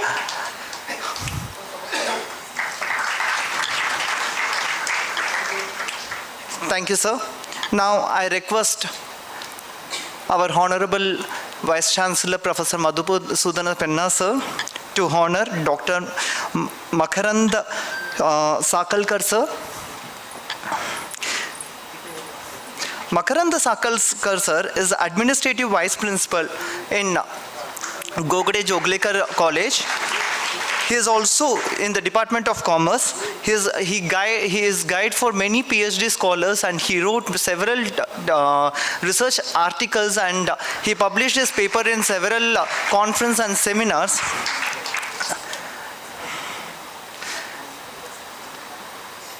Thank you, sir.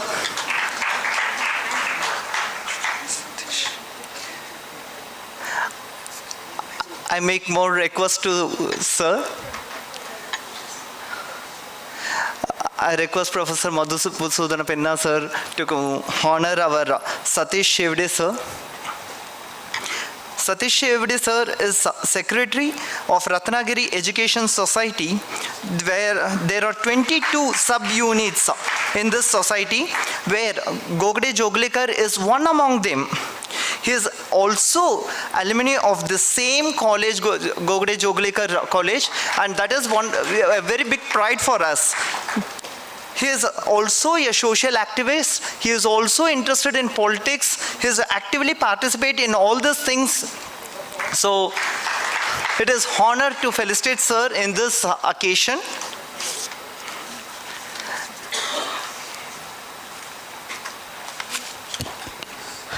धन्यवादः sir. सम्प्रति सभाध्यक्षस्य स्वागतार्थं मराठे महोदयम् अहं सम्प्रार्थये. परिचयस्तु कथं वक्तव्यः इति न ज्ञायते. तेषां कृतयः एव अधिकं भाषन्ते ममापेक्षयापि. काव्यकण्ठचरितं प्रज्ञाचक्षुतमिति महाकाव्यमेव रचितम् आचार्यैः. मुद्गलचरितं वसुदैवकुटुम्बकम् इत्यादि लघुकाव्यानि एवं इत्येतैः सह Sahitya Akademi award, Shri Somnath gold medal, best research paper award, युवा विपश्चित् इत्येवं बहुविध योगदानम् आचार्याणां शैक्षणिकप्रदेशे वर्तते. अतः तेपि अवश्यमेव अस्माभिः स्वागतीकर्तव्याः.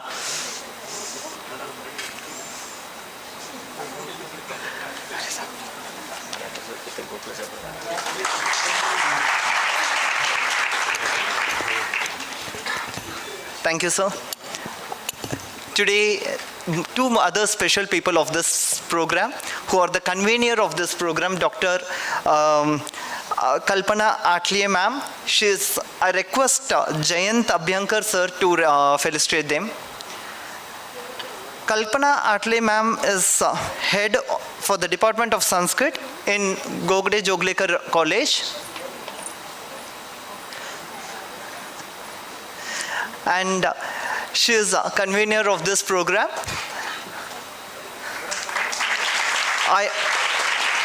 I also request Jayant Abhyankar sir to felicitate Dr. Dinakar Marathe sir, who is also another convener of this program.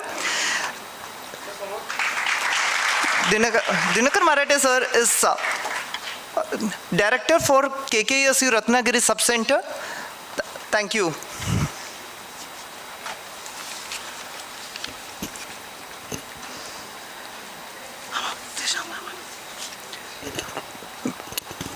We use this same chance to felicitate some other chairpersons who chaired the sessions earlier. I request them to come on the dais and to take our very small honor to you. Thank you. Dr. Rayli Anupama. She is an assistant professor, associate professor and principal in the School of Vedic Science from MIT Pune. She chaired a session here in the previous, for the yesterday and today. So all the people parallel sessions. So next I request Dinesh Rasal sir.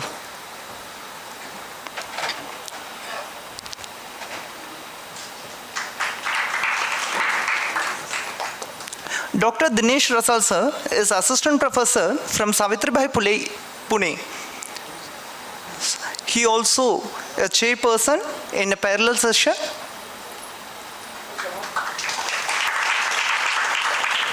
Next, Kumar Bhatt sir.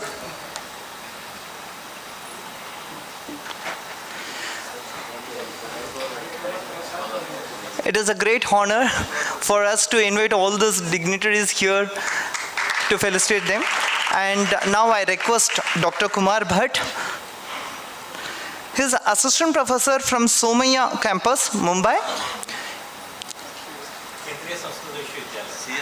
In the Central Sanskrit University, Mumbai. Next, Dr. Raghavendra Bhatt sir.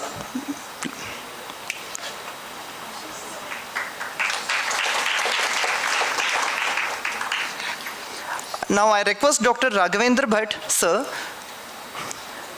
He is head from the Department of Yoga for the Department of Yoga in Kavikulaguru Kalidas Sanskrit University, Ramtek. Professor Prasad Gokhale sir. So now I request Professor Prasad Gokhale sir. He is Board of Planning, he is BPT of Kavikulaguru Kalidas Sanskrit University, Board of Planning and Development in charge. Sir, in the leadership of Sir, Kavikulaguru Kalidas University had developed a lot, and it is a pride moment for us to felicitate all the chairpersons who had the parallel sessions in the conference. Thank you very much.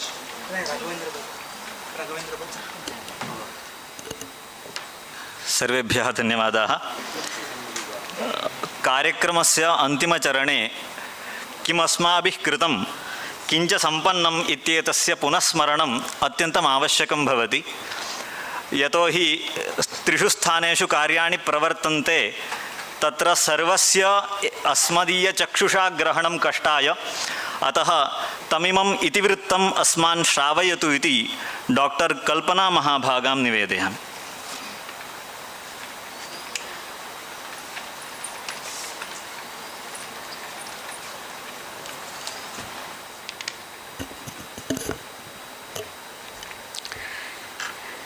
यं ब्रह्मा वरुणेन्द्ररुद्रमरुतस्तुन्वन्ति दिव्यैस्तवैर्वेदैः साङ्गपदक्रमोपनिषदैर्गायन्ति यं सामगाः ध्यानावस्थिततद्गतेन मनसा पश्यन्ति यं योगिनो यस्यान्तन्न विदुःसुरासुरगणा देवाय तस्मै नमः. नमो नमः. सर्वेभ्यो नमो नमः. सर्वेभ्यो मान्यवरेभ्यो तथा च सर्वेभ्यो अत्र श्रोतृवर्गेभ्यः नमो नमः.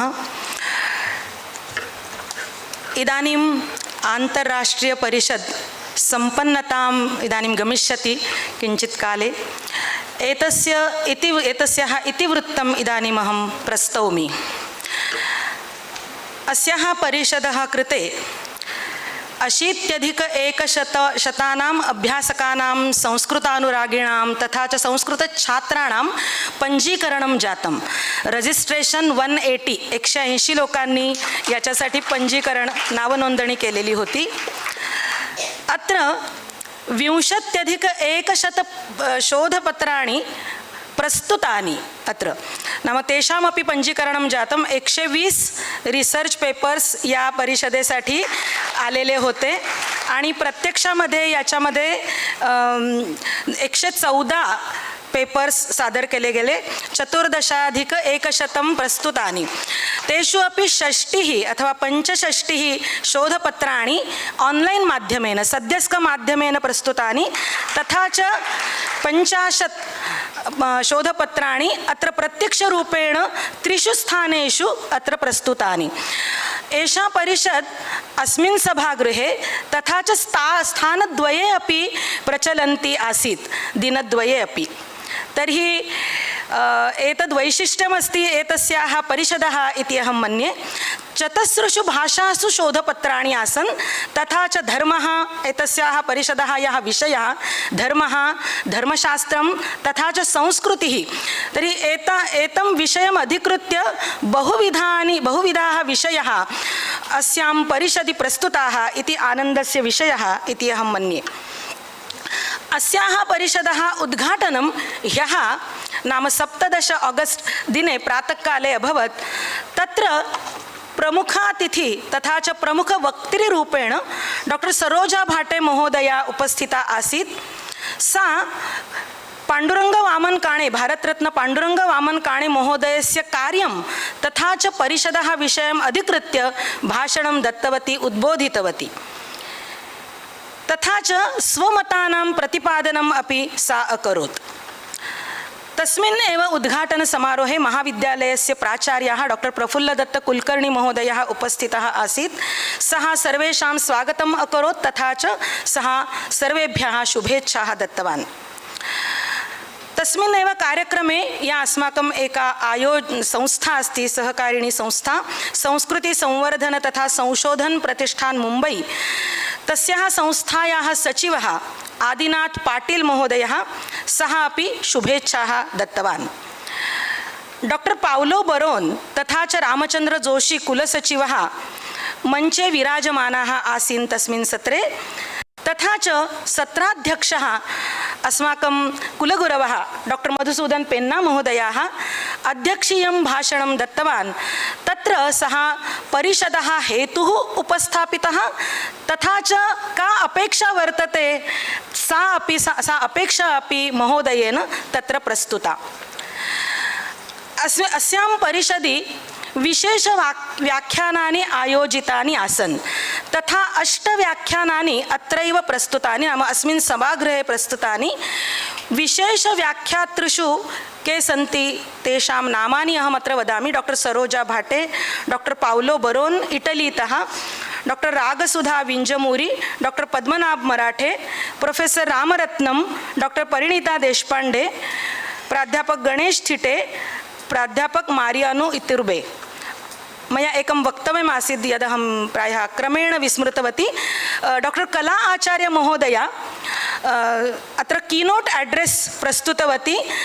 तस्याः भाषणे अपि बहुविधसन्दर्भाः आसन्। परिषदः यः विषयः अस्ति तम् अधिकृत्य बहुविधप्रकारकेण सा उद्बोधनं कृतवती।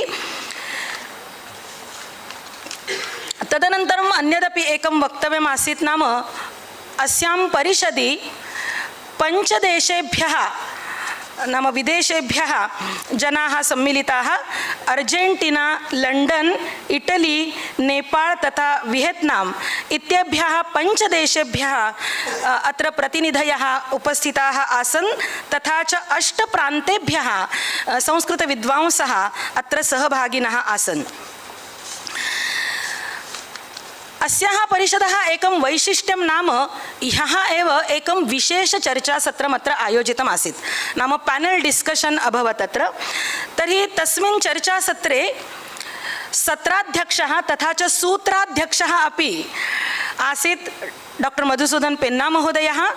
तथा च विशेषत्वेन उपस्थितः आसीत् गोवा राज्यस्य लोकायुक्तः न्यायमूर्ति अंबादास जोशी महोदयः, पुणेतः डॉक्टर अनघा जोशी महाभागा, नेपालतः डॉक्टर काशीनाथ न्यापुणे महोदयः, तथा च अर्जेंटीनातः डॉक्टर मरियानो इतुर्बे महोदयः। अस्मिन् चर्चासत्रे नाम तद् रमणीयम् आसीत् तत् सत्रम् अहमिति मन्ये। नाम रमणीयं नाम केवलं न श्रवणं किन्तु उद्बोधनमपि तत्र रमणीयम् आसीत्। प्राचीन आधुनिकमतानां तत्र सङ्गमः आसीत् इति मम मतम्। तर्हि उत्तमं तद् चर्चासत्रम् अत्र सञ्चालितं पेन्ना महोदयेन। अनन्तरं ह्यः सायङ्काले अत्र सांस्कृतिककार्यक्रमः प्रस्तुतः।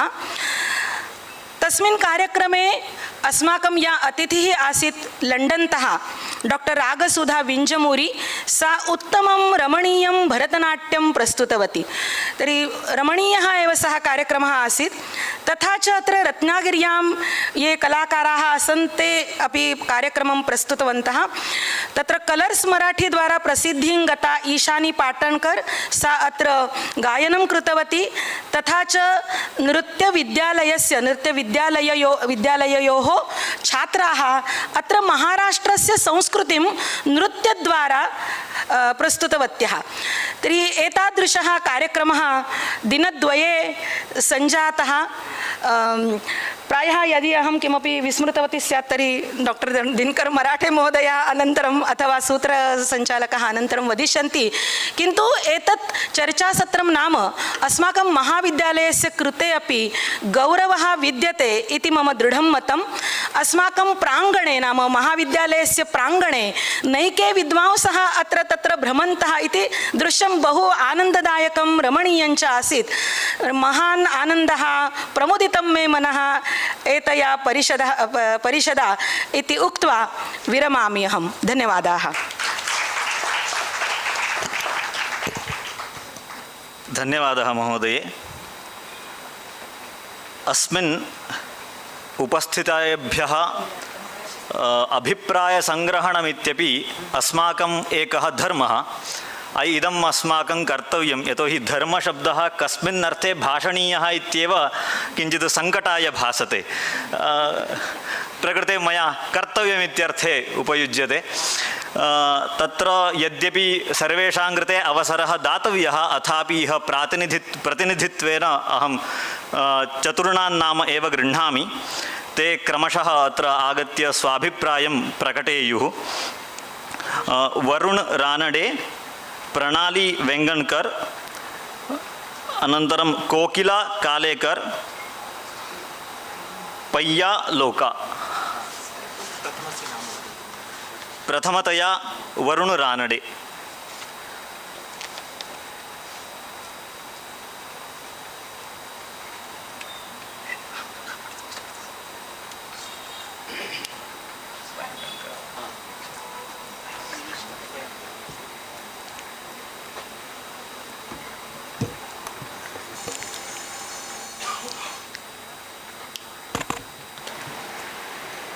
नमो व्यासपीठाय, नमः सभायै।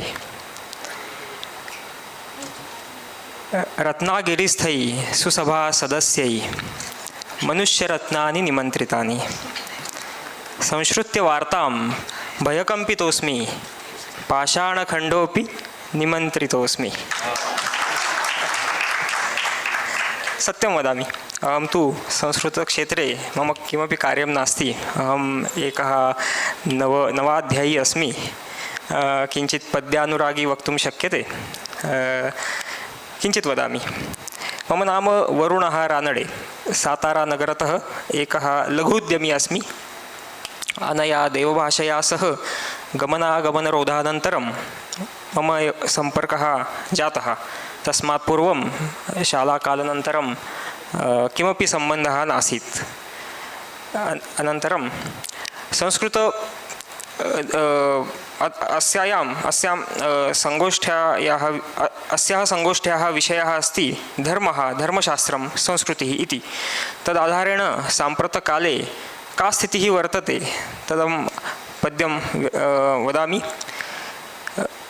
मूढै लोकैः कीलितं पुस्तकं तैर्बद्धं ज्ञानं पुस्तके मोहपाशैः।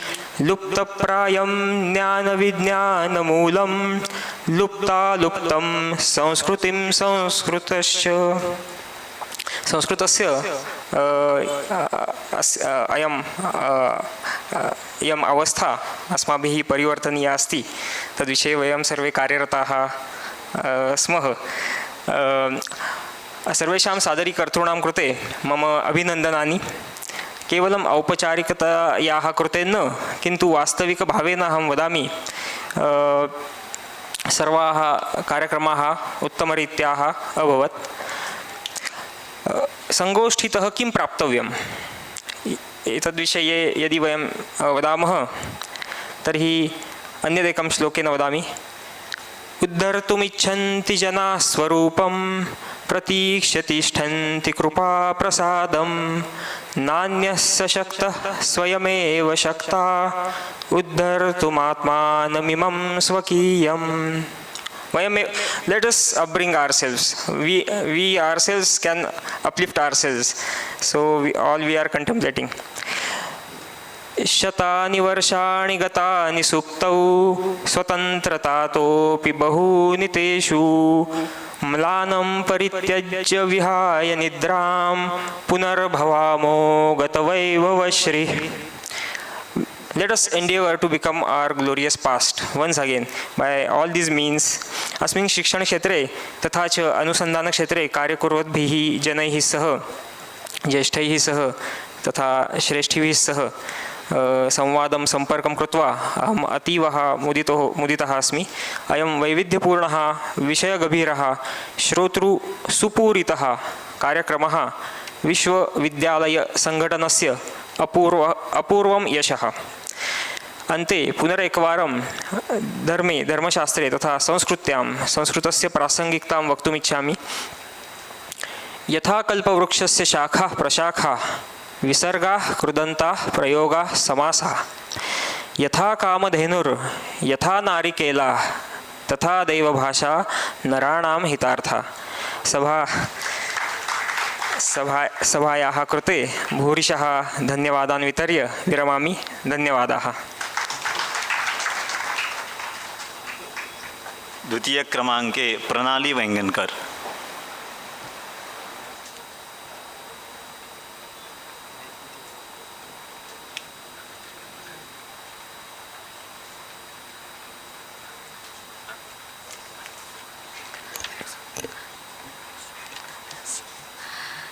Namo Namaha. Respected dignitaries on the dais and learned audience and students. Here I would like to express my thoughts regarding the conference. The International Conference on Dharma, Dharmaśāstra and Culture is organized by Kavikulaguru Kalidas Sanskrit University Ramtek in association with Gogate Jogalekar College, Siddhant Knowledge Foundation and Sanskrit Sanvardhan and Sanshodhan Pratishthan. I am thankful to all the organizers to give us this delicious academic feast through this conference. International scholars from Argentina, Italy, London, Vietnam and also Indian scholars assembled in this conference. As a Ratnagirikar, it is a rare opportunity to listen international scholars. Therefore, organizers give us this rare opportunity. For that purpose, I am grateful to the organizers. Lectures delivered by the foreign scholars as well as Indian scholars like Professor Kala Acharya, Professor Saroja Bhatte Madam, Professor Madhusudan Penna Sir, Professor Ganesh Thite Sir are really enlightened us with their speech. Accommodation facility is very good. Chaitanya Caterers has provided excellent delicious food. I am thankful to all the organizers, teachers and students for the successful, well-organized conference. सरते शेवटी एवढंच सांगू इच्छिते की ब्रह्मानंद सहोदर अनुभूती अस्माभिः अनुभूताः. धन्यवादः. कोकिला Kalekar.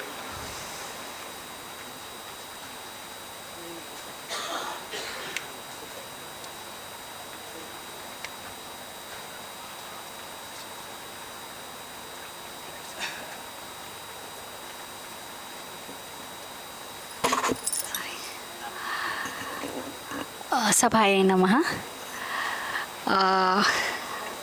I am Dr. Kokila from English and Foreign Languages University, Department of Translation Studies. I have learnt Sanskrit, Kinchit diploma and from Swami Vivekananda Institute of Languages, Ramakrishna Math, Hyderabad. So थोड़ा बहुत आता है मुझे संस्कृत, तो समझ सकती हूँ, बहुत ज़्यादा नहीं आती हूँ. So what I have found here is excellent organization, online, offline, both ways, and they have managed perfectly, I would say, near perfection management, and VC sirs inspiring. Yes, we are really inspired. And what is the basic motive of this conference? Not just coming and going, आपलं झालं की चला घरी चला, आपलं झालं आता दुसऱ्यांचं काही ऐकायचं नाहीये, असं नाहीये. पण बसा, ऐका आणि discussion, and after that argument, and then maybe take away. What is our takeaway? So perhaps takeaway, we have taken some things, and I found that this was a perfect multidisciplinary conference wherein I was, very much delighted to hear some of very special papers in my their session. One was, of course, I presented on translation studies, historiography of Kane, and how it is a form of translation studies. But one very interesting one, Vithala, effect of, clinical effect of pronunciation of the Vithala. How the very, some clinical, some doctor, I think, he has conducted some, so I couldn't get his name. And somebody from astrology, and very, very, different kinds of, young girls also. Ekadashi, Purnima. I was very happy to see that the future of the country is really, very positive, and I think the whole credit goes to, right from our Mahamahopadhyay's inspiration, what he has done. So, त्यांचं जे वारसा आहे, we are, all of you, right? मला असं वाटलं होतं की स्वामी विवेकानंदानी, he proved that India is the spiritual guru. Right, but काण्यांनी काय केलं की it is also a legal guru. इतके सारे आपल्याकडे 251 धर्मग्रंथ, आणि ज्या देशात एवढे सारे धर्मग्रंथ, आणि धर्म आणि धर्मशास्त्रच्या बद्दल इतकी जागृत आहेत लोक, तर त्याचा फ्युचर काय होणार आहे मग naturally. And it is there in our blood, and we are practicing day in and day out. So I think अशा भारताचं काय, बरेचसे लोक म्हणतात हे होऊन जातील, ते होऊन जाईल, पण as long as we are with our dharma and our dharmaśāstras, we will never, our culture is never going to die. आणि जसं काण्यांनी केलं एवढं काम, मला असं वाटलं होतं की जे यदायदादी धर्मस्य म्हणतात ना, की काणे आलेत आपले एक अवतार रूपमध्ये, त्यांनी सगळं कलेक्ट केलं, इतक्या वर्ष त्यांनी लिहिलं सगळं, इट वॉज ह्युमनली इम्पॉसिबल. आणि तसंच आता आज ह्या युनिव्हर्सिटीमध्ये दिनकर सर आहेत, पेन्ना सर आहेत, त्यांना सगळी धर्म संस्थापनार्थ मला असं वाटतं, I feel that perhaps this is a takeaway from this conference, that now again की ह्या कॉन्फरन्सनी परत जसं कृष्ण आला होता एकच रूपने, अनेक रूपमध्ये कृष्णाने येऊन आता परत he has try to establish dharma again, धर्माची स्थापना केली गेली, चालली आहे परत. So this is a kind of tradition which we are following. Thank you very much. And I am very happy that I was part of it, and earlier in 2019 also I was part of the centenary All India Oriental Conferences, and thanks to Dinkar sir that he has called me. Thank you very much. Panya Loka sister.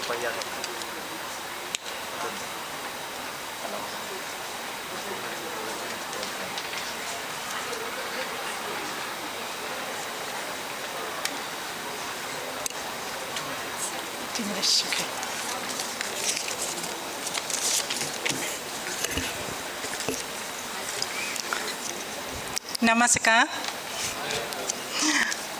So in Vietnamese, Xin chào. So namaskar to respective dignitary and to my beloved brother and sister. Yeah. As first, I would like to thank organizers for giving me here giving me this opportunity to come here to present my ideas, and belongs with along with that, I would like to express my gratitude to the managing communities who welcomed me to a hostel and also pick up me from the bus station and so welcome us very friendly and warmly. So this is the first time I come to India. Everything very new for me. I came here for my purpose, that is I would like to study Sanskrit, and I'm very happy to be here because I can learn some Sanskrit words, and also very impressive when I heard some teacher who speak English so well and very fluently. Also this kind of amazing in my mind. I think this is inspire me to how to learn English, how to learn Sanskrit language, and if I have the second opportunity to come here, I want to learn more some Sanskrit sentences. Yeah, and the first time I came here, so I met one professor who is a doctor and professor of this university. So I don't know him before. So but we took the breakfast and he came to our table. So asked about something about us. So I asked him, sorry sir, who is the professor and who is the rector here? He said, me. Oh, I'm very amazing because he's very friendly. He's very friendly, professor. And second person who is Saroja Bate, she also very friendly and also welcome us very warmly and come to us and ask something about information about us, where you come from, like that. So this is I'm very glad to attend this conference, and also when I present my paper, not only to share my knowledge, and I can like approach some idea from different great scholars. So this is also the first. I think the Dharma not only is for religious sense, but for me is I'm Bhikkhuni, but I just understand the Dharma in the religious sense. When I came here, I can open mind. Well, it's the Dharma in different texts, also different very very vast meaning. Also, like I can know some concept about Dharmaśāstra in different texts of India and some like the Indian culture. So yesterday I could not join the Indian culture program, but I was online live. So I think I very love Sanskrit song. Yeah, so even though I don't understand about Sanskrit meaning, but I know through their action. So one girl who tells one story about I don't know about meanings, but she can express her emotion how to express this story. I love so much. Yeah. Thank you so much for giving me here today. So finally, I would like to say one sentence that I have learned from my teacher today, from Hindi. That is "Mujhe avasar dene ke liye dhanyavad." Thank you very much for all the 4 delegates who gave their feedback here. And greetings is always encouraging. But greetings of elder is not only the encouraging thing, but is also blessings for us to do more such works. Today I request Dr. Makarand Sakalkar sir to greet us. Thank you. So sir is here.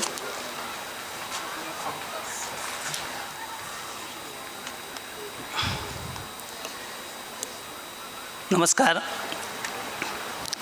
In these 2 days International Conference on Dharma, Dharmaśāstra and Culture, in the valedictory session, dignitaries on the dais, Vice Chancellor of Kavikulaguru Kalidas Sanskrit University, Madhusudan Penna sir, Professor Vijay Kumar Meman sir, Dr. Ravindra Mole sir, Secretary of Ratnagiri Education Society, Mr. Satishji Shevde sir, Convener of this conference, Dr. Kalpana Atle madam, and Director of Sub-Centre of the Kavikulaguru Kalidas Sanskrit University, Dr. Dinkar Marathe sir, and all the dignitaries of the dais. I am Dr. Makaranda Raghunath Sakhalkar. As a principal of our college, Dr. Kulkarni sir is out of station. I am here to express a few words regarding conference. As this international conference organized by Kavikulaguru Kalidas Sanskrit University, Ramtek, in association with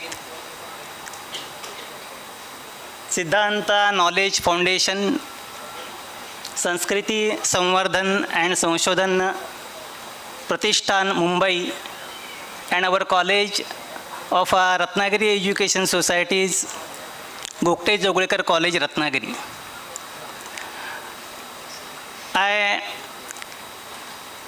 I like to say that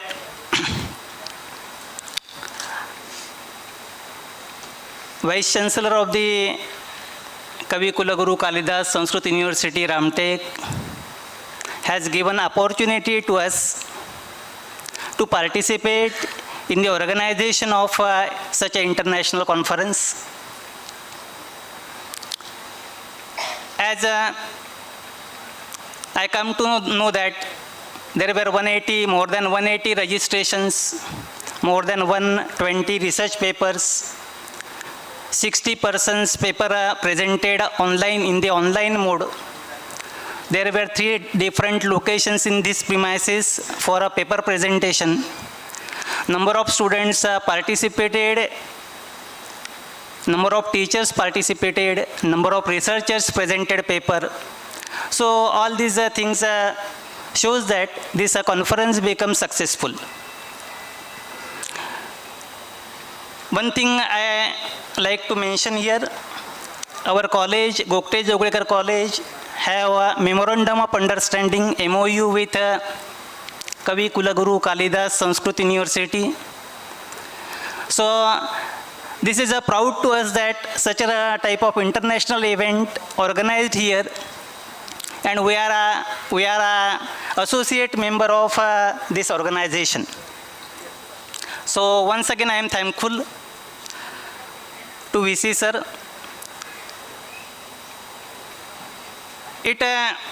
We as a MOU, we conduct a number of activities, organize different activities regularly with these 2 institutions.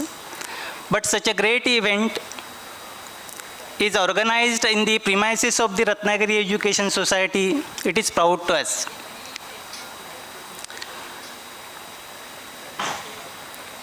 I like to say that such a conference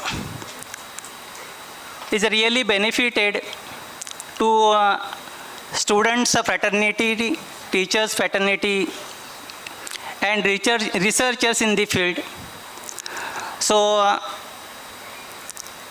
such a type of activities are really great activities, and once if we have an opportunity like this, we can from Ratnagiri Education Society, Gogate Jogalekar College, ready to organize such a type of events.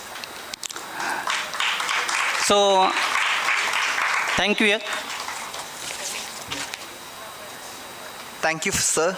It's not only the greetings, but it is also hope on us, and we will definitely hold it. And now I request our Shri Satish Shevde sir to greet us.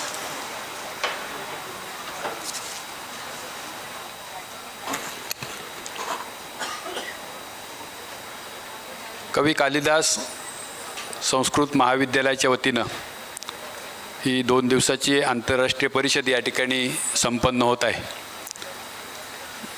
या कार्यक्रमाच्या निमित्तानं मी फक्त आपणाला धन्यवाद देणार आहे. आपलं Ratnagiri education सोसायटीच्या गोगटे कॉलेजच्या वतीनं या ठिकाणी स्वागत करणार आहे. कारण ही संधी आपण आम्हाला दिलीत. या ठिकाणी उपस्थित असलेले डॉक्टर मधुसूदनजी पेन्ना सर, मेनन सर, डॉक्टर मुळे सर, रत्नागिरी उपकेंद्राचे डॉक्टर दिनकर मराठे सर, प्रशासकीय उपप्राचार्य साकळकर सर, डॉक्टर कल्पना आटले, आमच्या एक गव्हर्निंग बॉडी मेंबर मेहता आहेत आणि त्यांचंही नाव कल्पना आहे म्हणून ते सहज माझ्या तोंडामध्ये आलं.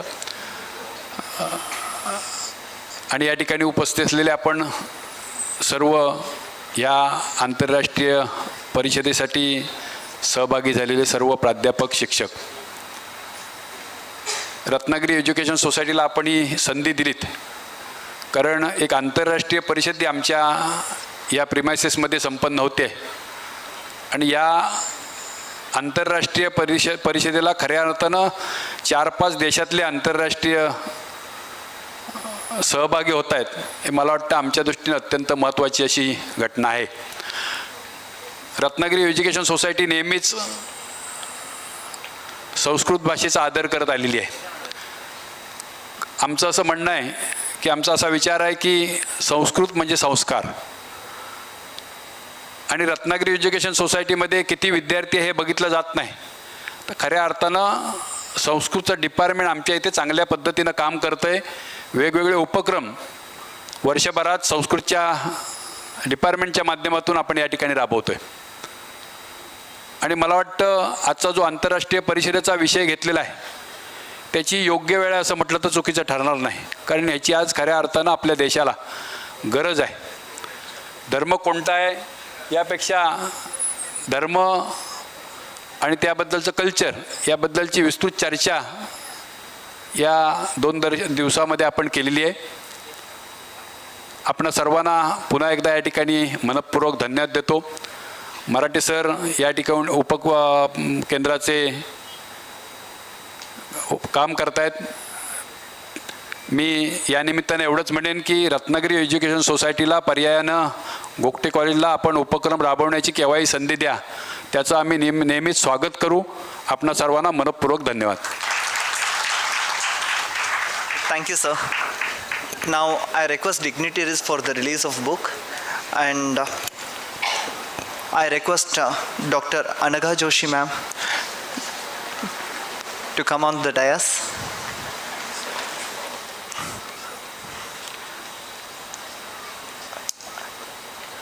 I request all the dignitaries on the dais to release the book. So the name of the book is Non-Payment of Wages as a Ground for Litigations in the Ancient Indian Law by Dr. Anagha Joshi ma'am.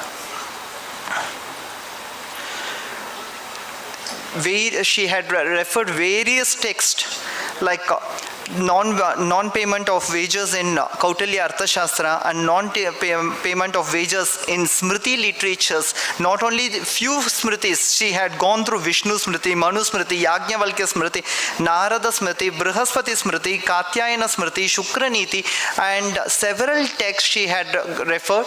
And then the essence of all this were brought into this book. And this book is such a rare and such a knowledgeable book.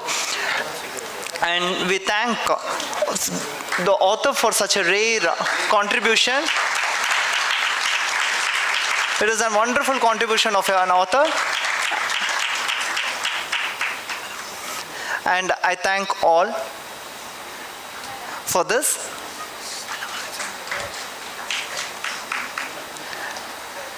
Thank you.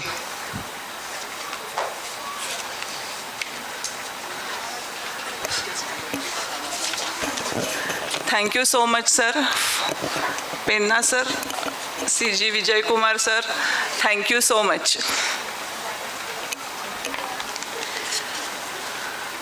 समयोऽयं मुख्यवक्तुः मुख्यातिथेः वाक्श्रवणस्य सम्प्रार्थये CG Vijayakumar महोदयम् अस्मान् उद्बोधयतु इति।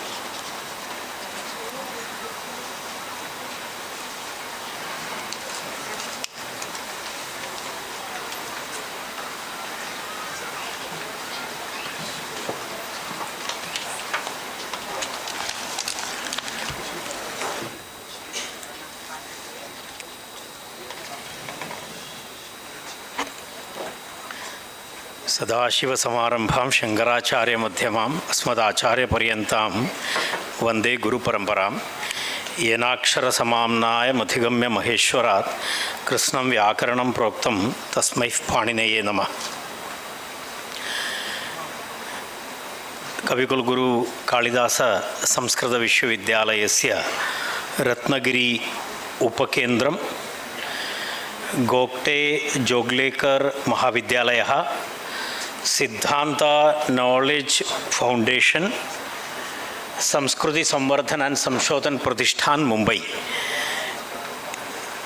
एतासां संस्थानां संयुक्त तत्वावधाने आयोजित अंतर्राष्ट्रीय चर्चासत्रं धर्मः धर्मशास्त्रं तथा संस्कृतिः इति विषये दिनद्वयात्मकः कार्यक्रमः। अस्य समारोपसत्रे एतस्य कार्यक्रमस्य अध्यक्षाः अस्मत् मित्रमणयः कविकुलगुरु कालिदास संस्कृत विश्वविद्यालयस्य आदरणीयाः कुलगुरवः आचार्याः मधुसूदन पेन्ना महोदयाः, अस्मिन् कार्यक्रमे मञ्चे विराजमानाः आचार्याः डॉक्टर रवीन्द्र मूले महोदयाः, अस्मिन् कार्यक्रमे अत्र उपविष्टाः एतस्य जोगलेकर गोगटे जोगलेकर महाविद्यालयस्य अधिकारिणः डॉक्टर मकरंद साखलकर महोदयः एवं श्री सतीश शेवडे महोदयः, एतस्य कार्यक्रमस्य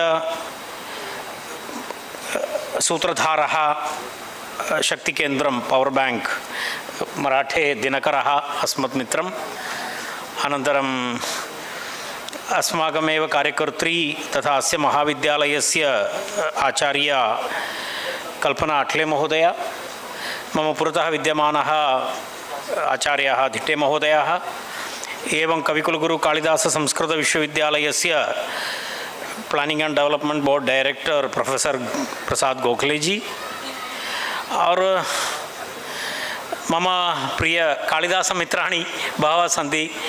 केचन पुरातन इदानीं दिनेश रसालः अस्ति उपविशति, अहमपि इदानीं दिनेशः इव अस्मि, अहमपि कालिदासे नास्मि। तर्हि एवं मम बहवः प्राध्यापकमित्राणि उपविष्टाः सन्ति अत्र। अनन्तरं प्रिय एतस्य सम्मेलनस्य अत्र ये सहभागिनः अत्रत्य महाविद्यालयस्य छात्राः इतर संस्कृतप्रेमिणः सर्वेभ्यः नमांसि।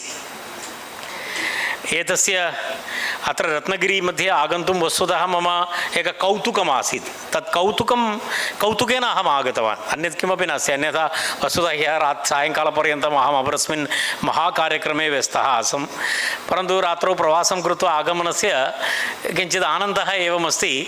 कविकुलगुरु कालिदास संस्कृतविश्वविद्यालयस्य एतस्य उपकेन्द्रस्य स्थापनाकाले अहम् एतस्य विश्वविद्यालयस्य कुलसचिवः आसम्। एतस्य आरम्भचर्चासु अहमेव तत्र आगतवान् आसम् रत्नगिरी मध्ये। अहं तस्मिन् काले अस्माकं कुलपतयः आचार्य श्रीनिवास वर्खेडी महोदयः, अहम् इदानीमपि स्मरामि, फ्रोसन् शोल्डर् इति रोग्णा पीडितः अहं विमाने आरोढुमपि न शक्नोमि स्म। तर्हि वर्खेडी महोदयेन सह आरात्रं प्रवासं कृत्वा वयम् अत्र आगतवन्तः। तस्मिन् समये एतस्मिन् महाविद्यालयेपि मम आगमनम् आसीत्। तद् वस्तुतः किञ्चित् स्मरणं। ततः मद्मित्रम् अस्माकं कनिष्ठभ्राता दिनकरः एतं केन्द्रम् अग्रे नयति। तत्र एतेषां गोगटे जोगलेकर महाविद्यालयस्य महत्वपूर्णं साहाय्यमपि अस्ति। तद् अहम् अस्मिन् सन्दर्भे विशेषतया अहं तस्मिन् विषये अहं स्मरामि। कारणम् एतेषां लोकल् स्थानीयजनानां साहाय्येन विना कस्यापि संस्थायाः स्थितिः तु न भवेत्। एकवारं तस्य स्थितिनिमित्तं सर्वेषां साहाय्यम् आवश्यकं। विशेषतया तेन कारणेन अहं गोगटे जोगलेकर महोदय महाविद्यालयस्य सर्वेभ्यः अधिकारिभ्यः मम कार्तज्ञं व्याहरामि। मैं बहुत आपसे, क्योंकि मैं जिस दिन पहले आया इधर ये प्रक्रिया को लेकर, तब से इनके थोड़ा आतिथ्य और इनके थोड़ा इस विषय में उनका रुचि मैंने देखा, तो वो अभी और भी पुष्पित पल्लवित पुष्पित हो रहा है। ये तो बहुत अच्छा विषय है। तर्हि अहं पुनरेकवारं मम कार्तज्ञं धर्मानन्तरं धर्मशास्त्रं तथा संस्कृति इति विषये दिनद्वयस्य महत्त्वपूर्णचर्चासत्राणि जातानि। अहं केवलं यदा तत्र तस्य मूलविषयान् संयोजकेन प्रेषितान् तत् केवलम् अहं पठितवान्। तदनुसारम् अत्र महत्त्वपूर्णविषयेषु चर्चा जाता इति अहं जानामि। भारते केवलम् इदानीम् अत्र इति न, एतेषु विषयेषु वर्षद्वयेन समग्रे भारते एतेषु विषयेषु इदानीं विशेषतया चर्चाः भवन्ति। भिन्नभिन्नसंस्थाः आगत्य परस्परं सम्मिल्य एतादृशविषये अध्ययन अध्यापन संशोधनानि कर्तुं परस्परम् आगच्छन्ति। यत्र यस्मिन् विषये न्यूनता भवति तत्र अन्यस्मात् केन्द्रात् जनान् योजयित्वा परस्परसमवायेन एतादृशविषये चर्चाः भवन्ति। तस्य एकम् उदाहरणम् इदानीं गतसप्ताहे अहं नागपुरे आसम्। तत्र महाराष्ट्र नेशनल् विधि विश्वविद्यालयः ते अस्माभिः सह कार्यं कर्तुम् आगतवन्तः धर्मशास्त्रविषये। धर्मशास्त्रम् एवं तर्कशास्त्रं तथा एन्शियण्ट् इण्डियन् जूरिस्प्रुडेन्स् इति विषये मिलित्वा कार्यं कर्तुम् एक शैक्षणिक करार् इति MOU सैन् कृतवन्तः। कारण यत्र यस्मिन् विषये जनाः अथवा ज्ञानिनः उपलब्धाः न भवन्ति अन्यविषयेषु तर्हि परस्परं मिलित्वा उपविश्य तत् कार्यकरणम् इति इदानीं समग्रभारते एतादृशम् एकं वातावरणम् इदानीं जायमानमस्ति, सर्वत्र दृश्यते तत्। कारणं भारतीयज्ञानपरम्परायाः प्रचारप्रसाराय पुनरानयनाय समग्रे भारते तद् आधारित शिक्षणसम्प्रदायस्य पुनरुज्जीवनाय एषः प्रयत्नः समग्रे भारते चलति इति आनन्दस्य विषयः। वयं जानीमः अस्मिन् सन्दर्भे एतं श्लोकं स्मरामि, एतद्देशप्रसूतस्य सकाशात् अग्रजन्मनः स्वं स्वं चरित्रं शिक्षेरन् पृथिव्या सर्वमानवाः इति। सर्वं चरित्रं शिक्षेरन् इति वदति। चरित्रस्य आधारः किं भवति? चरित्रं नाम एकः जीवनसम्प्रदायः, जीवनशैली, तद् किं वदामि, एक सांस्कृतिकी अवस्था।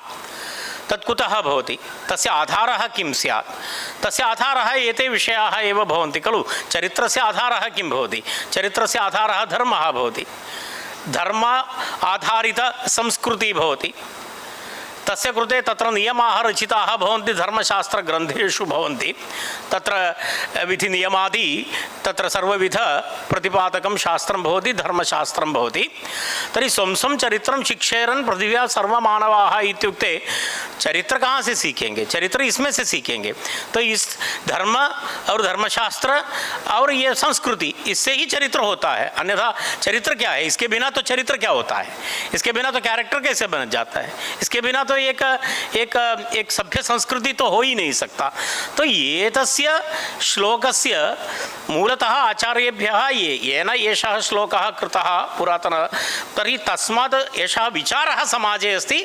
एवं एतस्य आधारित एक संस्कृति राष्ट्रे भवेत्, तद् आधारेण अग्रे चिन्तनं भवेत् इति बहुभ्यः वर्षेभ्यः एतत् चलत्येव। तर्हि तदाधारेण एवमपि अस्ति, एतद् अग्रे नेतुं जनाः अपि अपेक्षिताः, अन्यथा एतत् न भवति। वयं वदामः यावदस्ति त्रयी लोके चतुर्मुख मुखोद्भवः तावदेषा देवभाषा देवी स्थास्यति भूतले इत्यादिकं वयं कथयामः।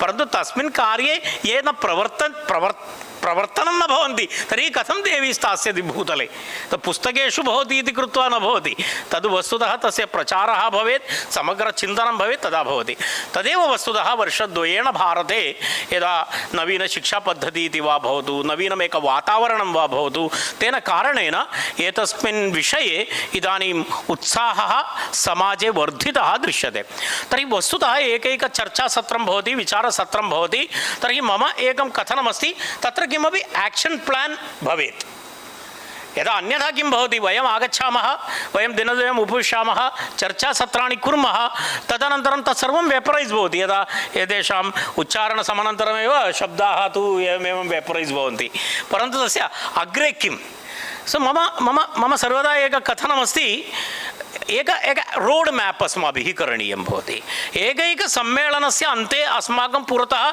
अस्माकम् आगामि दिनेषु एतत् सम्पादनीयम् एतद् अस्माभिः करणीयम् इति किञ्चित् भवेत् अन्यथा किं भवति वयं सर्वे आगच्छामः वयं कस्मिन् विषये स्वविषयान् उपस्थापयामः उपस्थाप्य वयं गच्छामः किञ्चित् आत्मानन्दः अपि भवति अस्माकम् अहम् उपस्थापितवान् एतत् मम विचारम् अत्र उपस्थापितवान् इति परन्तु यदा वयम् उपविश्य अहं पश्यामि इदानीम् अस्माभिः अग्रे गत्वा स्माल् ग्रूप्स् मध्ये उपवेष्टव्यं भवति लघु लघु गणानां निर्माणं करणीयं भवति लघु लघु गणानां निर्माणं कृत्वा तत्र उपविश्य अस्माभिः आक्षन् प्लान् करणीयं भवति तत् कीदृशग्रन्थानां रचना वा पाठ्यपुस्तकानां निर्माणं वा तादृश आधारित इदानीं भारतस्य अत्यन्त अपेक्षा नाम यदा विद्यालयतः आरभ्य महाविद्यालयपर्यन्तम् अस्माकं भारतीयज्ञानपरम्परा आधारितग्रन्थानां पाठ्यसामग्रीणां निर्माणमिति अत्यंत महत्वपूर्ण आवश्यकता अस्ति भारते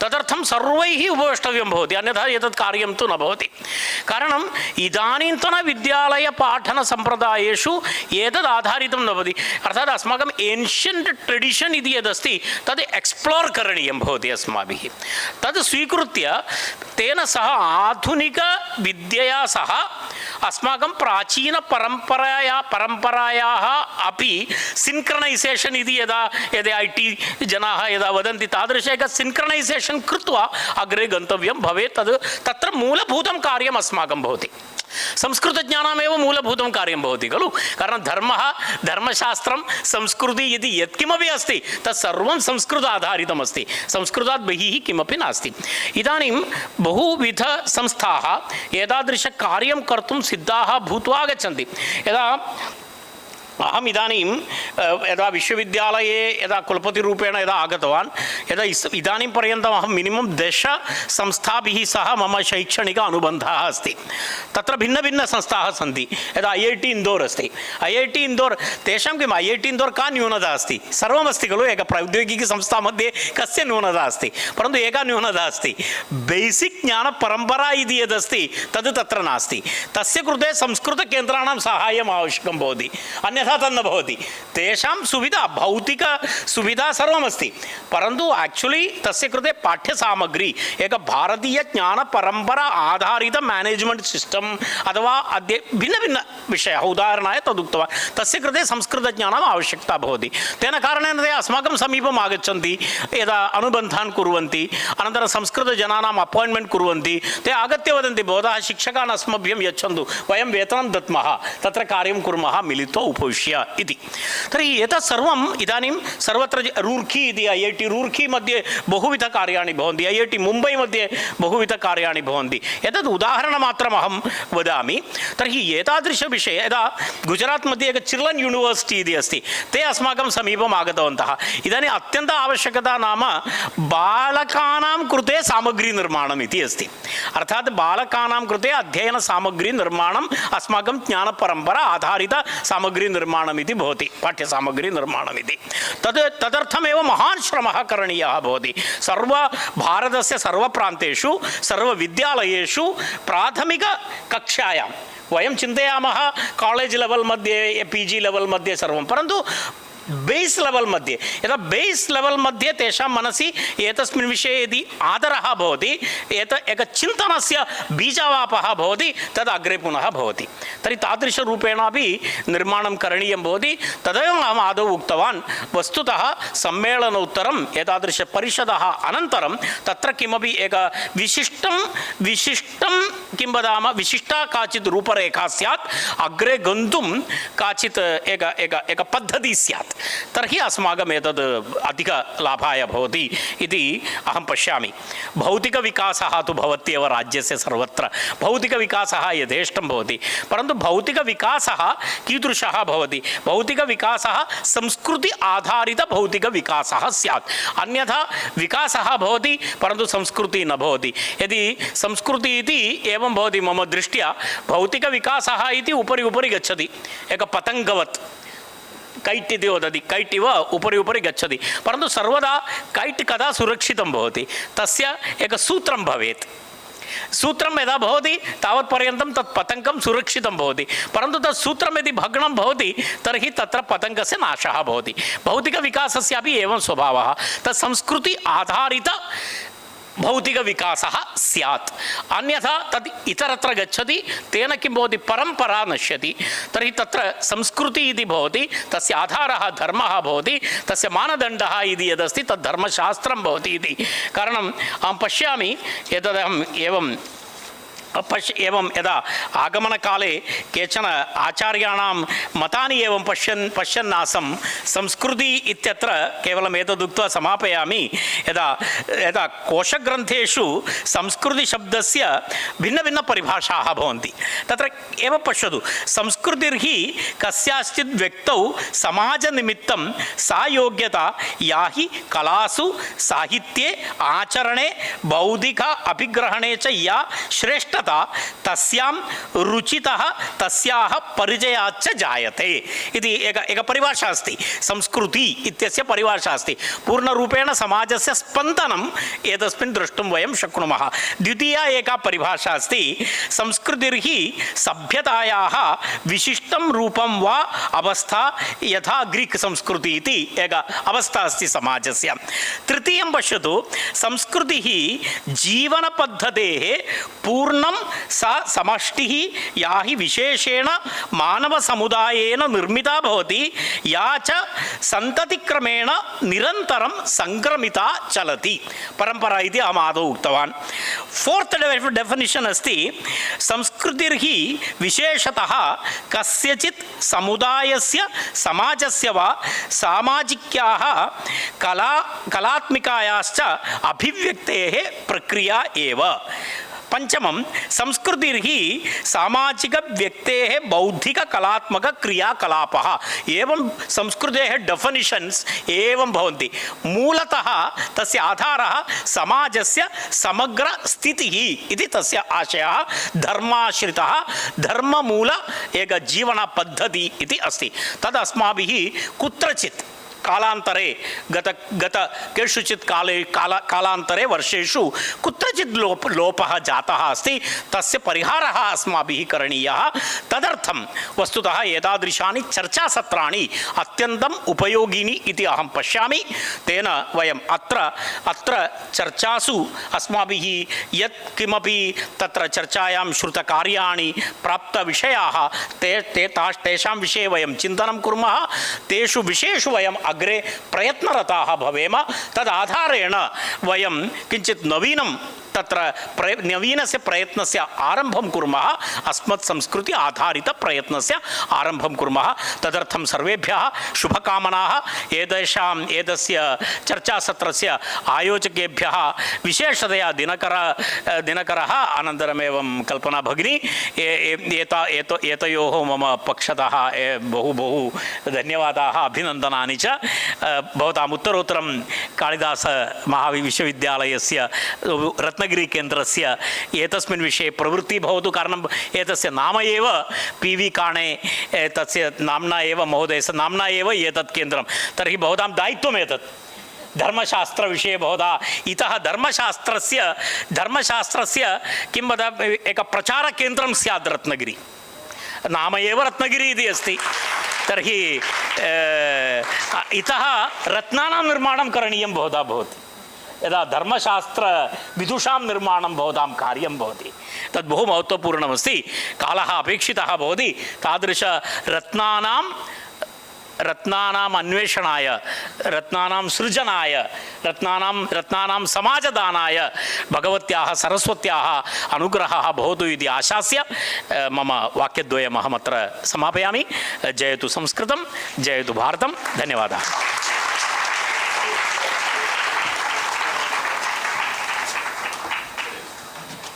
Thank you, sir.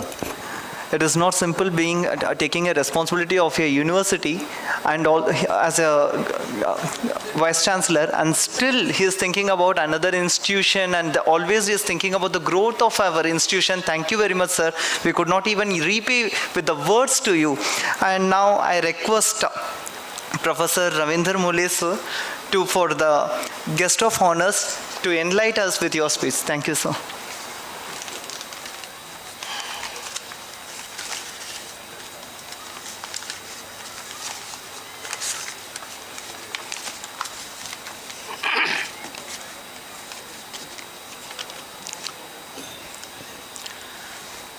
वर्णानाम् अर्थसंघानां रसानां छन्दसामपि मंगलानांच कर्तारौ वंदे वाणी विनायकौ।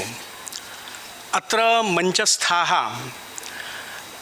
अस्य कार्यक्रमस्य अध्यक्षाः डॉक्टर मधुसूदन पेन्ना महोदयाः तथा च डॉक्टर विजयकुमार महोदयाः, अन्ये ये सर्वे अत्र समुपस्थिताः मंचस्थाः, अनन्तरं पुरतः ये विद्वांसाः विद्यन्ते। अद्य अहं मन्ये अधुनैव विजयकुमार महोदयैः एतत् मतं स्थापितं भवतां पुरतः एतत् धर्मशास्त्रस्य केन्द्रं भवतु इति। तर्हि अयमेव विचारः महत्त्वपूर्णः।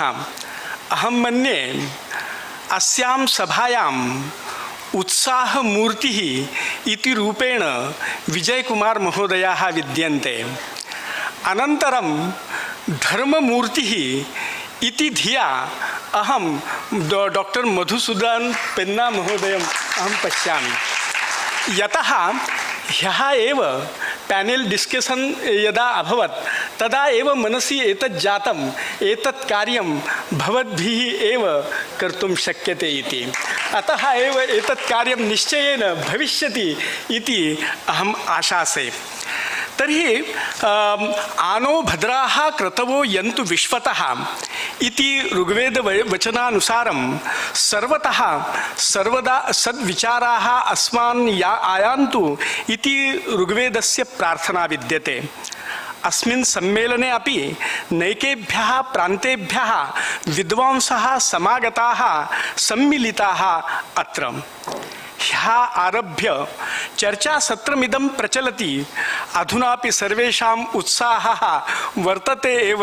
सर्वेषां य एवं वेद शोभते मुखं य एवं वेद। तर्हि मुखशोभा अधुनापि दृश्यते। एकेन वाक्येन अस्य चर्चासत्रस्य वर्णनं कर्तुं शक्यते। सुसम्पन्नं सुफलम् इदं चर्चासत्रम् इति। कानिचन वैशिष्ट्यानि प्रथमतः एव आठले महोदयया अत्र वैशिष्ट्यानि प्रतिपादितानि। दिनद्वयं यावत् कुलगुरूणाम् उपस्थितिः मधुसूदन महोदयानाम् अत्र अधिष्ठानम् आसीत्। अनन्तरं द्वितीयः कुलगुरुः अत्र समागताः, अत एव एतद् अत्र अधिष्ठानम् आसीत्। मधुसूदन महोदयानां सम्मेलन साफल्यार्थं योगदानञ्च वर्तते। धर्मशास्त्रस्य विविधैः अङ्गैः विचारः अत्र अभवत्। निबन्धवाचने विषयाणां वैविध्यम् आसीत्, नावीन्यम् आसीत्, प्रासंगिकता च आसीत् इति वक्तुं शक्यते। भारतरत्न पांडुरंग काणे महोदयानां संस्कृतसाहित्यशास्त्रे तथा च धर्मशास्त्रे महत् योगदानं विद्यते। यथा व्यासोच्छिष्टं जगत् सर्वम् इति उच्यते तथैव धर्मशास्त्रम् अधिकृत्य काणे महोदयानां वर्णनं कर्तुं शक्यते। धर्मशास्त्रस्य सर्वे विषयाः अत्र परामृष्टाः सन्ति। अतः एव तेषां कार्यं सर्वाङ्गपरिपूर्णम् अस्ति इति वक्तुं शक्यते। स एव विषयः चर्चासत्रस्य कृते स्वीकृतः। अतः नूतनया दृष्ट्या नैकैः अत्र प्रतिपादितम्। अनन्तरम् अत्र यथा धर्मशास्त्रस्य एवं एकं विषयं स्वीकृत्य अत्र चर्चा भवितुं शक्यते। अनन्तरं तत्र किमपि मतमपि प्रस्थापयितुं शक्यते। सांस्कृतिककार्यक्रमाः कलागुणानाम् आविष्कारः, यतः सर्वे कार्यक्रमाः अपि अवलोकिताः मया। नैकानि विशेषव्याख्यानानि अत्र आसन्। अनन्तरं सूक्ष्मेक्षिकया अस्य आयोजनं कृतं वर्तते डॉक्टर दिनकर मराठे महोदयेन, तथा च आठले महोदयया अन्याः याः संस्थाः सन्ति ताभिः अपि अत्र प्रयत्नाः कृताः सन्ति। संहतिः कार्यसाधिका इति सत्यम्। अत्र अनुभवः तादृशः एव वर्तते। अत्र महाविद्यालयस्थाः अन्यविभागस्य ये अध्यापकाः सन्ति ते अपि अत्र सम्मिलिताः वर्तन्ते। ये संस्कृतछात्राः सन्ति ते अपि सर्वदा तेषाम् अत्र सुहास्यवदनाः इति वक्तुं शक्यते। अतः सर्वे कार्यकर्तारः ममैव इदं कार्यम् इति मत्वा सर्वैः एतत् कार्यं कृतं विद्यते। अतः एव अत्र चैतन्यम् अस्माभिः निश्चयेन अनुभूतम्। अतः सफलमिदं चर्चासत्रम् इति उक्त्वा, तथा च ये आयोजकाः विद्यन्ते, अहमत्र आहूतः, अतः एव धन्यवादान् वितीर्य विरमामि अहं। नमो नमः।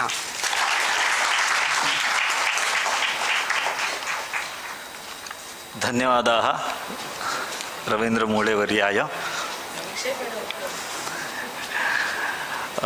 अस्मदाचार्याः पूर्वं वदन्ति स्म बहुविलम्बनापेक्षया कैप्सूल् दानम् अत्यन्तम् उपयोगाय भवति इति। अतः औषधगुलिकाः प्रचुरम् अस्माकं बुद्धिम् उद्वेजयन्ति। अतः सम्प्रति काले अहं सम्प्रार्थये येषां कल्पनया एषः कार्यक्रमः प्रचलति, ये अस्य कार्यस्य निर्वहणे मूल स्तम्भरूपेण राजन्ते, तान् अहं निवेदयामि आचार्यान् पेन्नावर्यान् स्वीयेन आध्यक्ष्येन अस्मान् उद्बोधयन्तु इति।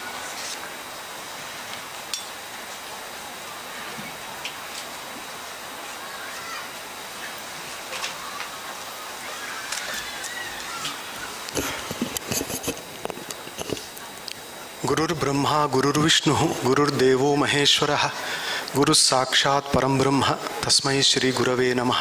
हरिः ओम।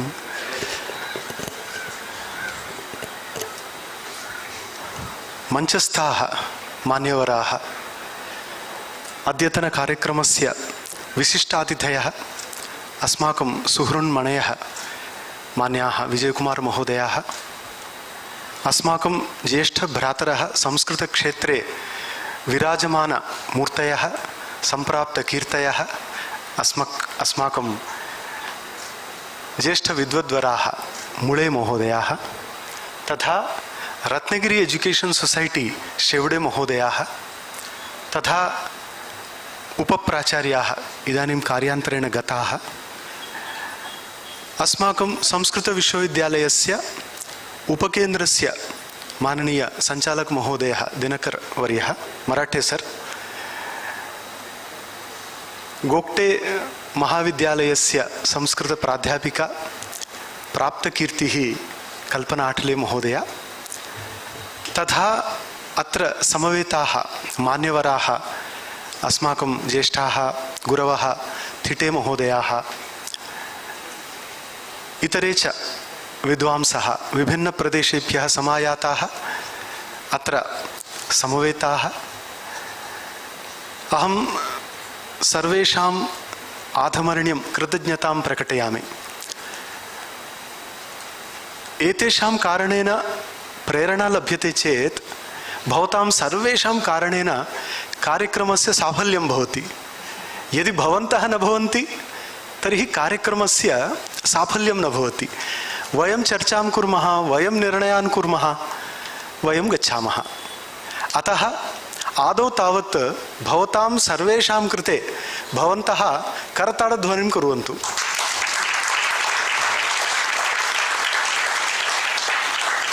हे तुमच्यासाठी स्वतःसाठी केलेले करताडन। वस्तुतः महान आनंदो भवति। See, when I took upon the charge of this university as officiating Vice Chancellor, I discussed with Dinakar Marathe sir also.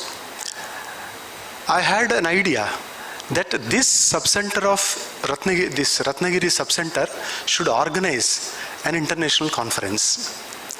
So I discussed with him. At that time we didn't have any clear idea of the subject. But see, when the time ripens, all the things, they get favorable. So what happened?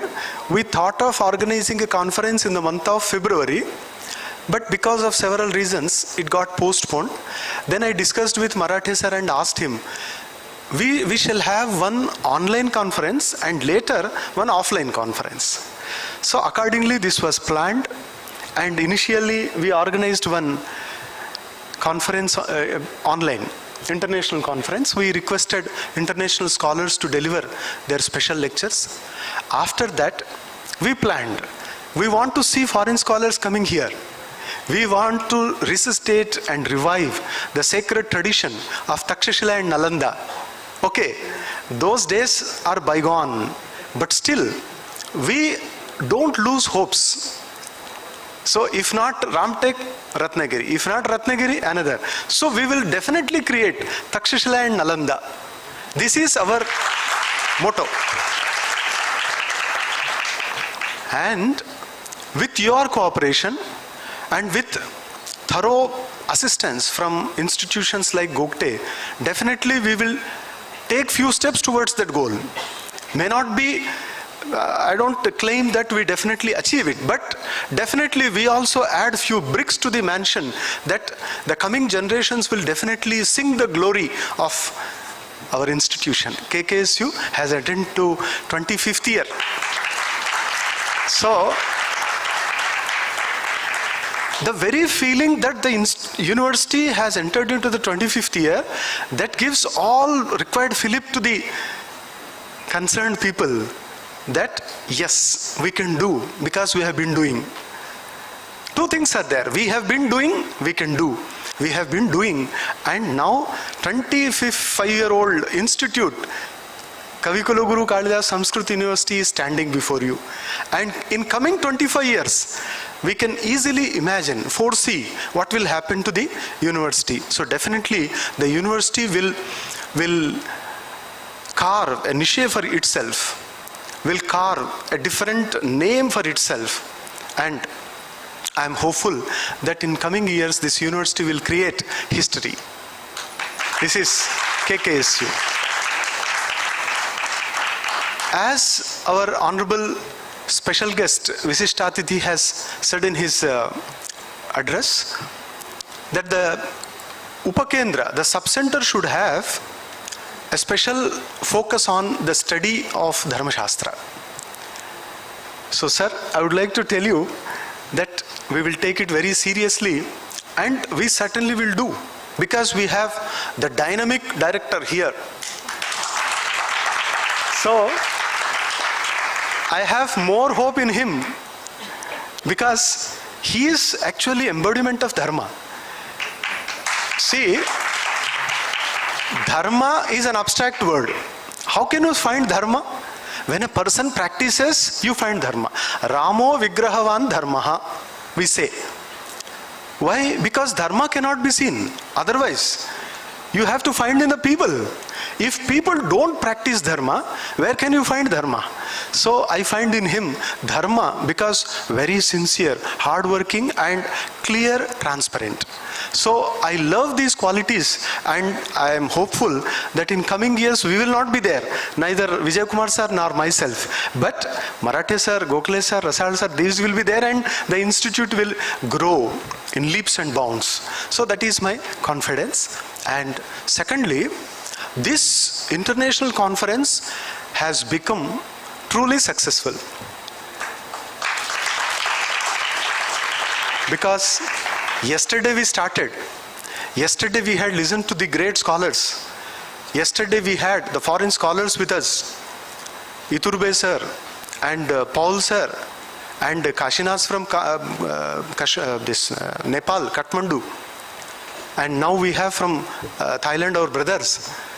And see, this actually evinces what kind of success we have really achieved.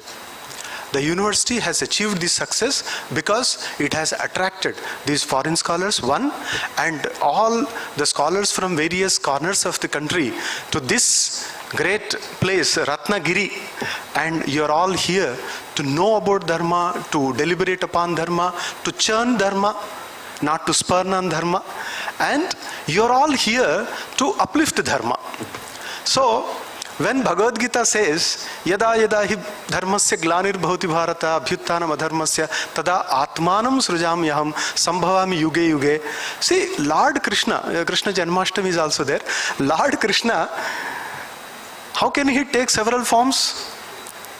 So like us only.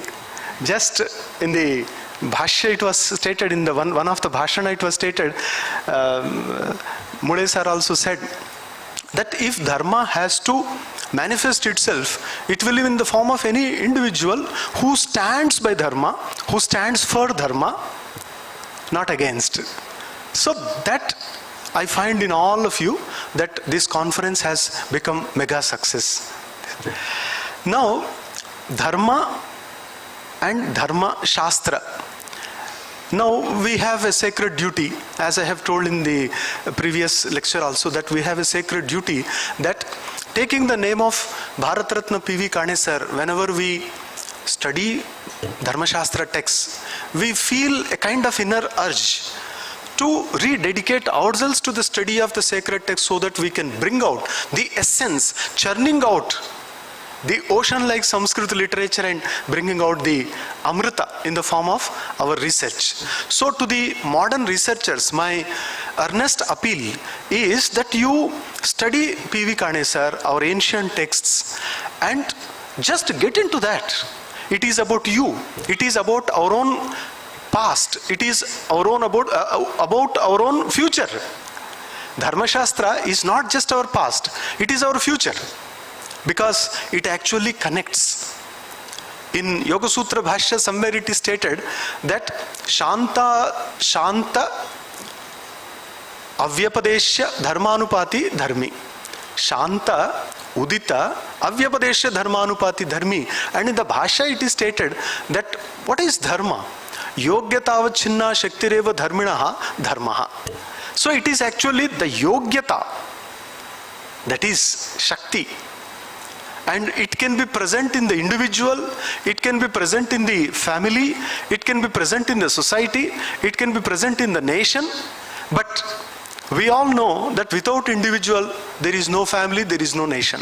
So ultimately, it should subsist in the individual. That Shakti, Yogyata, should persist in the individual. That's what all our philosophical systems exhort us to follow. What? See, if you go through either Shankara Bhashya of Brahma Sutra or Yoga Vyasa Bhashya, you will find there that even the Kanada Prashastapada Bhashya, you find there that Satvotkarsho Jayate Tatah Dharmaha.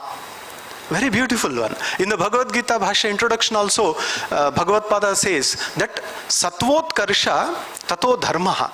And this Dharma is the quintessence of Indian ethos. You understand that? Dharma is the essence of Indian culture, Indian life. Without Dharma, it's actually any Taliban. If there is no Dharma, there is no Bharat. It is a Taliban. Anybody can do anything. But we are bound by dharma, so that actually is yato abhyudaya nishreyasa siddhihi, that particular one. Otherwise we cannot get either abhyudaya or nishreyasa. That is the problem. And in the process of nishreyasa also, they have given utmost importance to dharma when they say that nishreyasa is a very high goal. It's very long, nishreyasa. And nobody is sure whether anybody can get it or anybody will get it. Because there are so many books on that, we get academic, intellectual satisfaction, but who is sure? It's like death. No dead person will come back to say that this is the thing I have experienced. And whoever says he's alive. Similarly here also, the person who talks about mukti is in bandhana. And the person who has achieved mukti cannot say about it. Now, that nishreyasa is very far and abhyudaya is very close, and that abhyudaya can be achieved in our life if we practice dharma. Okay? Achara prabho dharma, dharma se prabhu achyuta, everything is okay. But what is that? How do you define dharma? Then all Dharmaśāstra texts come into picture. They stand as in good stead, saying that this is dharma. These are the varieties of dharma. And this nation is identified, characterized by dharma. So therefore, it becomes sacred duty of all of us, not only a few people sitting here, but outside also. Every one of the society, that we understand dharma, we appreciate the Dharmaśāstra, and we go ahead. Because you all remember the Origin of Species of Charles Darwin. There is a statement, survival of the fittest. And just give a thought to that. Conferences are to give a thought, not for dining and not for delegate material. They are secondary, gauna. But majorly, you should focus on the idea. So now, what does he say, Charles Darwin? Survival of the fittest. That means, on this globe, only the fittest will survive. And survival is dharma. Dhriyate dharana dharma ityahu. We all know from Mahabharata, dharana. That which sustains, that which nourishes, that which upholds is dharma. Now, survival of the fittest, when they say, if the human society has to survive, if the human society has to cherish and prosper, then dharma is the only way. And that dharma is swayam abstract, but it holds everything. Nichayatvad evam vyomavat. Brahma Sutra also is like the sky. It is everywhere. It holds everything. But it is not seen.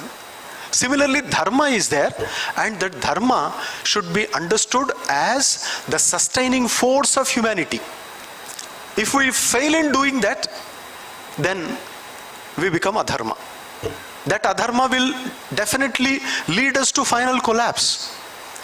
And in this background, if you study the Dharmaśāstra texts like Manusmriti, Yajnavalkya Smriti, Daksha Smriti, Gobila Smriti, Shankha Smriti, Likhita Smriti, Vasishta Smriti, Daksha Smriti, several other Smriti Granthas are there, small and minor, major Smriti Granthas are there. If you go through at least the content of that, you will definitely know and appreciate that minutest details of the human life in the society are never neglected. You talk about your own stage of life, brahmacharya, then brahmachari dharma are there. If you are grihastha, grihastha dharma are there. If you are tired or retired, vanaprastha dharmas are there. And if you are finally tired, don't want to come back, sannyasi dharma are there. So, dharmas are there. Okay, you are talking about brahmacharya to sannyasi, etc. But other, yes, if you are a king, raja dharmas are there. If you are a minister, amatya dharmas are there. If you don't do anything, nahi kaschit kshanamapi jati tishtatya karma krit. Bhagavad Gita says, you cannot stay without doing anything. You have to do. You think that I don't do anything. But in order not to do anything, you have to do a lot of things. Lord Buddha said, somebody approached Lord Buddha and said, I want to do meditation. Please teach me what to do. He said, oh, that is the problem. You don't do anything, that is meditation. In Zen meditation also they say, if you do something, you are away from that. You don't do anything. But it is the fun side of that. You cannot stay. Without doing anything is very difficult thing. So, whatever you do, Dharma is like the bag you are carrying on the back. So that will be with you. Dharma. And government enforces Dharma, law and order. But otherwise, you have to carry, you have to take care of it on your own. So that Dharma is encoded. That is, in a way, the act of Dharma, the Hindu act also is there. So that particular Dharma is codified, that is Dharmaśāstra. So it talks about India's past, all thought stream. It talks about our people's Catholicity of mind, that how they had taken the plethora of Dharma, how they have deliberated on that, what provisions they have made. Boss and subordinate, a worker, employee, employer. You find in the Dharmaśāstra, you find there what? He is working, you have to pay. He is taking salary, not working. Taking salary, not working. So double of that you should get from him. All these are there in the Manusmriti also. So today's book, Non-Payment of Wages. So written by Dr. Anagha Joshi madam. So that is actually about that in that particular society, how these things were looked upon and what kind of punishments, penalties, provisions were made, and how a kind of Dharmaśāstra had evolved. So that is the beauty of that. And I was studying that. See, till you have your parents alive, you cannot sell out your property, Dharma. The beauty of that we can understand. In the present society, such rule is not there, and therefore they are actually kicking out their parents, and the youngsters are occupying the houses. So this is a Dharma. So you understand there that Dharma, that which is essential for the sustenance of a society, that is expounded in our Dharmaśāstra. So ultimately, when Shabaraswami also says in the Bhashya that Yaha Purusham Nishchireyasena Samyunakti Sadharmaha, we understand that it is this. And we all are here to know, appreciate and work on Dharma. And to the sincere participants, my earnest request is that don't make it another event in your life that something was conducted, we were to go, some trip was made, and food, okay, that catering very good, Chaitanya caterers, excellent. I also say, because I also enjoyed the food yesterday, so that's good. But what else you carry? You carry only the physical food in the stomach, or carry some intellectual food. And if you don't carry this, then after 2 days, you are empty. Safa, paid safa. So you require the intellectual stuff. For that, such conferences are regularly organized. And you also approach our sub-center director, Dinakar Marathe sir, and tell him, sir, we want this particular subject. You please organize something. Workshop, seminar, conference, national, international, regional, or course program. You just approach. That's what we are expecting from the society. So you do that. And in this background, as Professor Vijay Kumar sir said, that he has made MOU, entered into MOU with several institutes, and recently National Law University also. So we also have entered into such MOUs and we are working on that. and Professor Ravindra Mulesar is an expert in Dharmaśāstra, Mimamsa and our Vedic lore. So great scholar. And today, on behalf of the conference, we have made few resolutions. I request all of you that I read out each resolution and you please say Om, raising your single hand, double hand, even legs, no problem, but raise.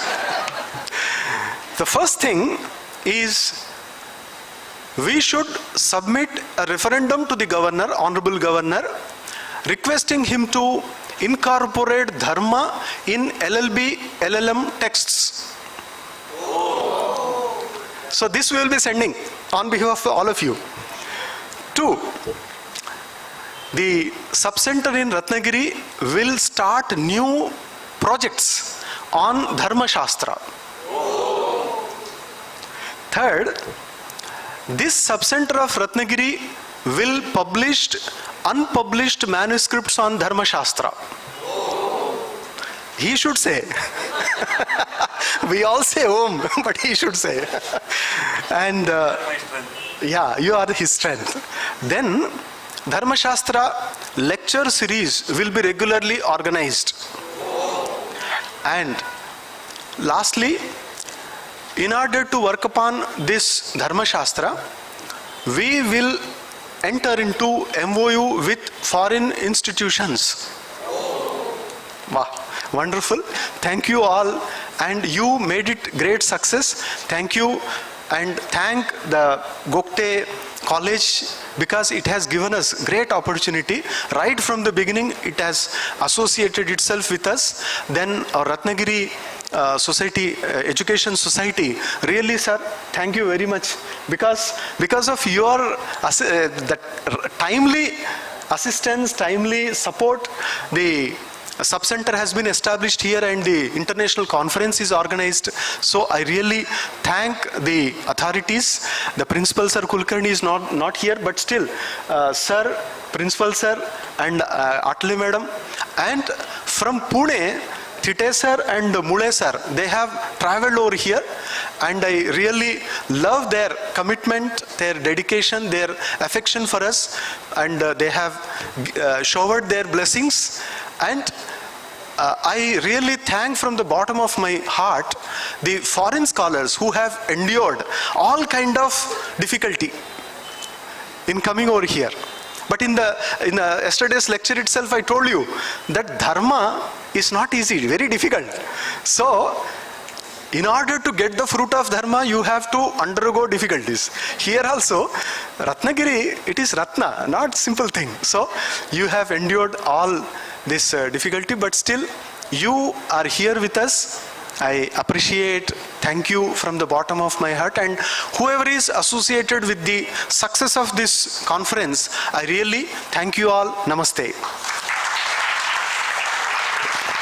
Thank you very much, sir. In South there is a Goda Devi. She is very famous. She belongs to a 7th century, and she had a dream which she mentioned in Tirupavai, but she, as a poor, she could not directly do that. She had a wish she mentioned in the poem and she left. But Ramanujacharya, who came after several years, he had taken the responsibility and he did that. By this whole nation, world got benefited. But here you had a dream, and Marathi sir, who had here at once to do it. So we need not wait for 3 centuries to get the benefit, we get it at once. And thank you for this combination. And Kritecha pratikartavyam yesha dharma sanatana. This is your saying. So thanking each and every one, remembering them is more important. So I request Dr. Dinakar Marathi sir to thank for the vote of thanks.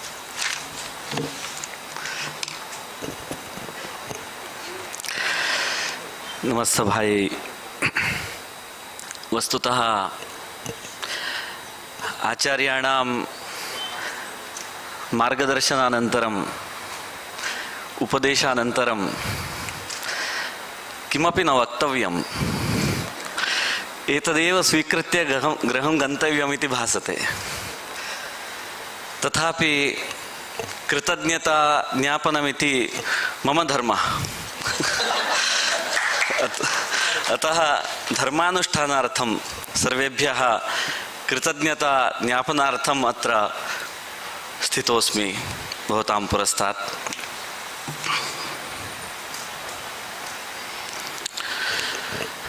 आचार्याणां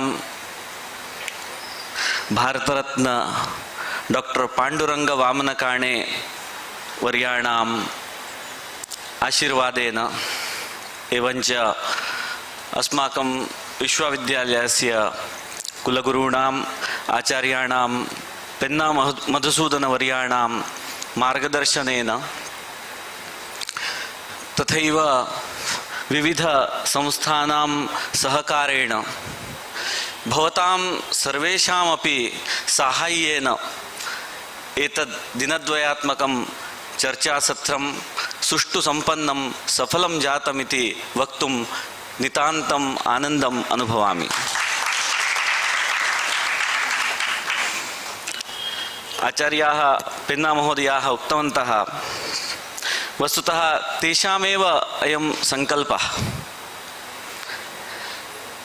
षण्मासेभ्यः पूर्वं यदा अस्माकम् उपकेन्द्रस्य नामकरणं सञ्जातं, Bharat Ratna doctor Pandurang Vaman Kane Sanskrit अध्ययन केन्द्रम् इति यदा नामकरणम् एतस्य उपकेन्द्रस्य सञ्जातं, तदानीं तस्मिन् दिने भाषणे एव आचार्येण घोषणा कृता आसीत्।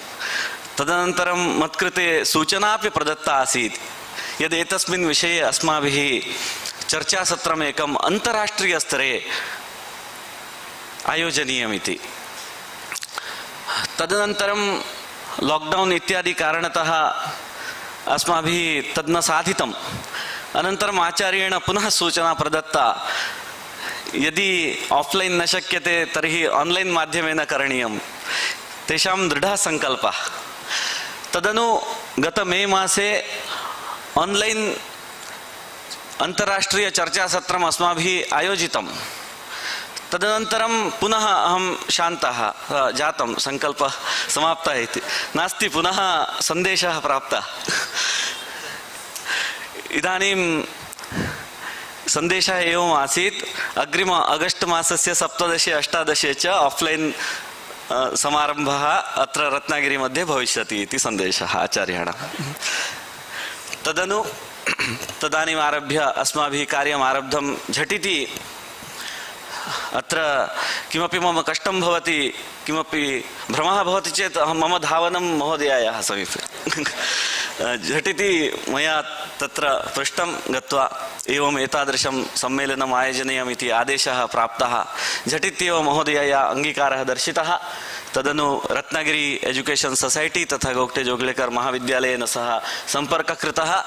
तैः झटित्येव तद् मया एकं निवेदनं दत्तमासीत्। तद् निवेदनं तु तैः पार्श्वे स्थापितं। झटिति भवद्भिः यदुच्यते ओम् इति एवम् अङ्गीकृतम्। अतः अस्माभिः एतादृशं चर्चासत्रम् अद्य आयोजितं वर्तते।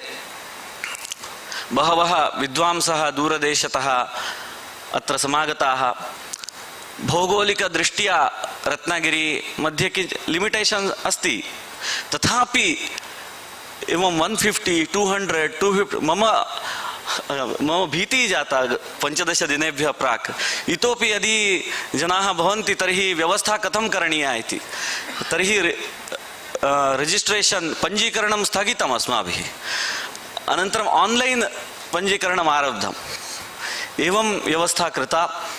अत्र प्राप्तुं किञ्चित् कष्टमस्ति, तथापि भवन्तः सर्वे अस्मदुपरि प्रेम्णा अत्र उपस्थाय अस्मभ्यम् आशीर्वादं प्रदत्तवन्तः इति कृत्वा उपकेन्द्रपक्षतः विश्वविद्यालयस्य पक्षतः भवद्भ्यः सर्वेभ्यः अपि अहम् आधमर्ण्यं समर्पयामि।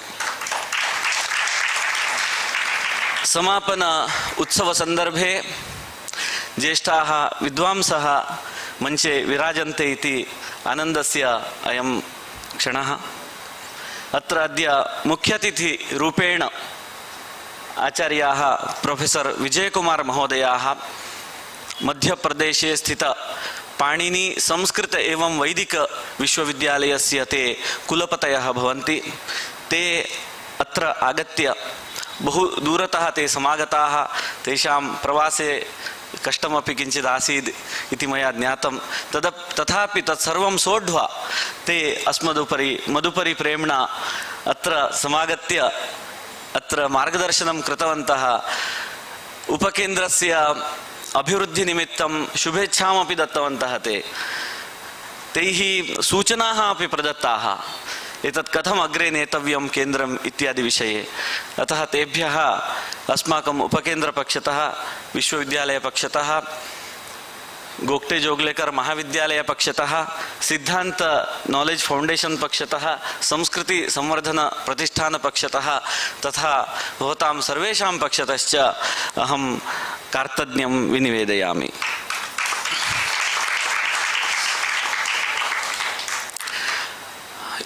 अत्र अतिथिरूपेण विराजन्ते आचार्याः रवीन्द्रमुळे महोदयाः।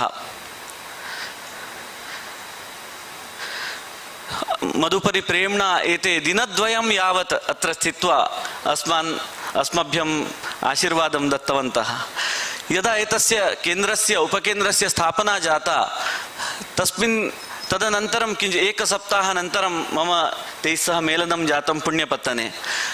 मम सम्प्रदायः नागपुरगमनावसरे ग्रामं गच्छन् तृणं स्पृशति इव तत्र रसाळ महोदयस्य दर्शनं तथैव एवमेवं दिनेशं गच्छति इति। पुनश्च तत्र पुणे विश्वविद्यालये ये प्राध्यापकाः भवन्ति तेषां दर्शनं कृत्वा अहम् अग्रे गच्छामि। एवं तदानीं तैः एकं वचनमुक्तम् आसीत्, यत्किमपि भवान् करोति अथवा मम यत्किमपि साहाय्यम् उपकेन्द्रनिमित्तम् आवश्यकम् अहं सर्वदा कर्तुं सिद्धः अस्मि, केवलं दूरवाण्या सूचना। तदनु मया उक्तमासीत् एकवारं भवताम् आह्वानम् अत्र भविष्यति इति। अतः अस्मिन् सन्दर्भे केवलं दूरवाणी अपि न कृता, केवलं मेल् प्रेषितं, तस्य झटिति तैः उत्तरं प्रदत्तं। दिनद्वयम् अत्र उपस्थाय ते अस्मान् आशीर्वादं दत्तवन्तः अस्मभ्यम् इति कृत्वा तेभ्यः अहं कृतज्ञता कुसुमाञ्जलिं समर्पयामि। अस्माकं मार्गदर्शकाः आचार्याः मधुसूदनपेन्नावर्याः, तेषां विषये मया नोच्यते चेत् योग्यम्। वस्तुतः अहं बहुधा पृष्टवान् तं महोदय उपकेन्द्रं चलति, परन्तु इतोपि तथा दृढं रोड् मैप् किमपि न जातं, तथा निर्णयः न जातः, सङ्कल्पः न कृतः अस्माभिः। मम मध्ये मध्ये गोखले महोदयेन सह, रसाळ महोदयेन सह, पराग महोदयेन सह एवं चर्चा भवति, कसं करायचं आहे ते कळत नाही इति, पुढे काय करणार आहे। परंतु अद्य मम संशयः अपगतः। भवद्भिः अध्यक्षीयं यत् कृतं तद् वस्तुतः भवतां कृते अध्यक्षीयम् आसीत्, मम कृते एतद् रोड् मैप् आसीत्। अतः एतादृशम् अत्र आगत्य दिनद्वयम् उपस्थाय भवन्तः निरन्तरं मार्गदर्शनं कृतवन्तः, त्रिवारं चतुर्वारम्। अत्र ह्यः तु यद् पैनल् डिस्कशन् इति आसीत् तद् चेरी आन् द टाप्, तादृशं व्याख्यानमासीत् भवतां सह कार्यक्रमः एव अत्यद्भुतः। अतः आचार्येभ्यः कृतज्ञताः।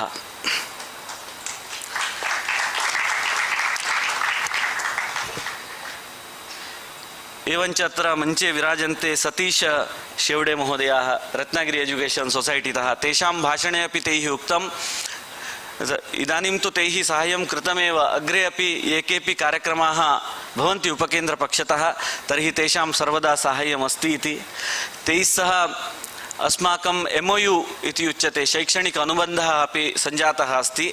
अतः तैः सह मिलित्वा अस्माभिः बहु कार्यं करणीयमस्ति। तदर्थं तेभ्यः अपि धन्यवादाः। पुनः अत्र मकरन्द साखळ्कर् महोदयाः उपस्थिताः आसन्। तैः अपि तदेव, तैः यदुक्तं यत् रत्नागिरी एजुकेशन सोसाइटी तथा गोगटे महाविद्यालयः इति अभिन्नं, तद् अत्र भेदः नास्ति। अतः तैः यदुक्तं तदेव आचार्येण अपि प्रतिपादितमस्ति। तेभ्यः अपि अस्माकं सर्वेषां पक्षतः, सहायकसंस्थानां पक्षतः अपि अहं कार्तज्ञं विनिवेदयामि।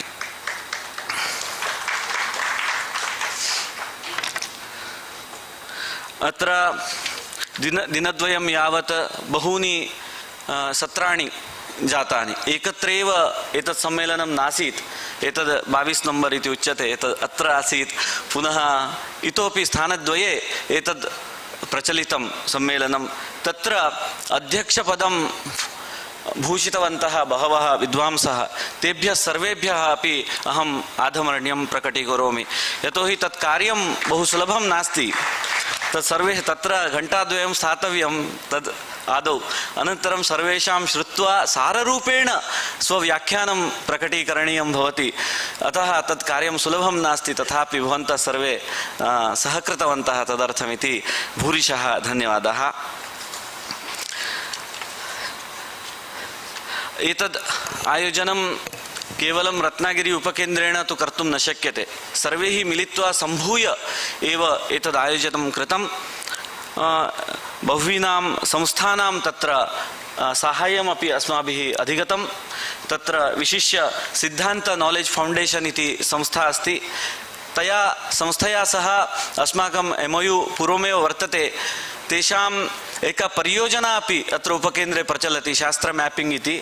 अतः तैः सह सम्पर्कः कृतः, तैः झटिति अङ्गीकृतम्।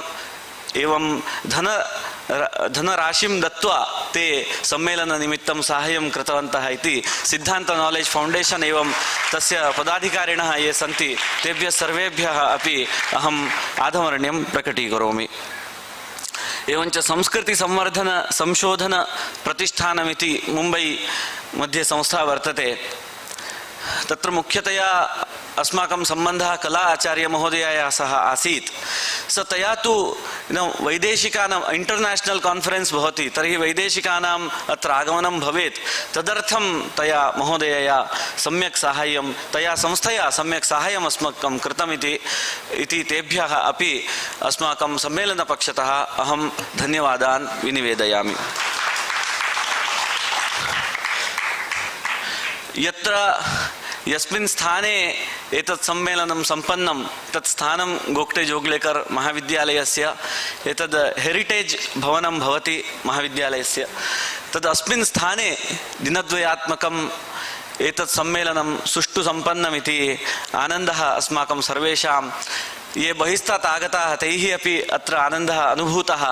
अत्र एतादृशं स्थानं प्रदत्त्वा केवलं स्थानं न, इंफ्रास्ट्रक्चर एवञ्च रिसोर्स अपि ह्यूमन रिसोर्स, तत्र महाविद्यालयस्य साहाय्येन विना तु एतत् कार्यं यत् असाध्यमेव आसीत्।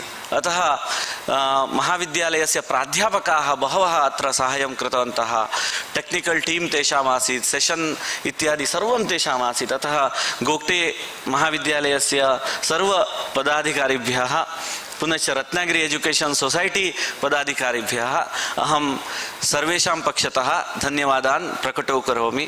विशिष्य अत्र कन्वीनर संचालिका रूपेण यया अत्र साहाय्यं विहितं, मध्ये मध्ये साहाय्यं, मध्ये मार्गदर्शनं, मध्ये उपदेशः इत्यादि विहितं, सा अस्ति महोदया कल्पना आठले महोदयः, ताभ्यः अपि विशिष्य धन्यवादाः।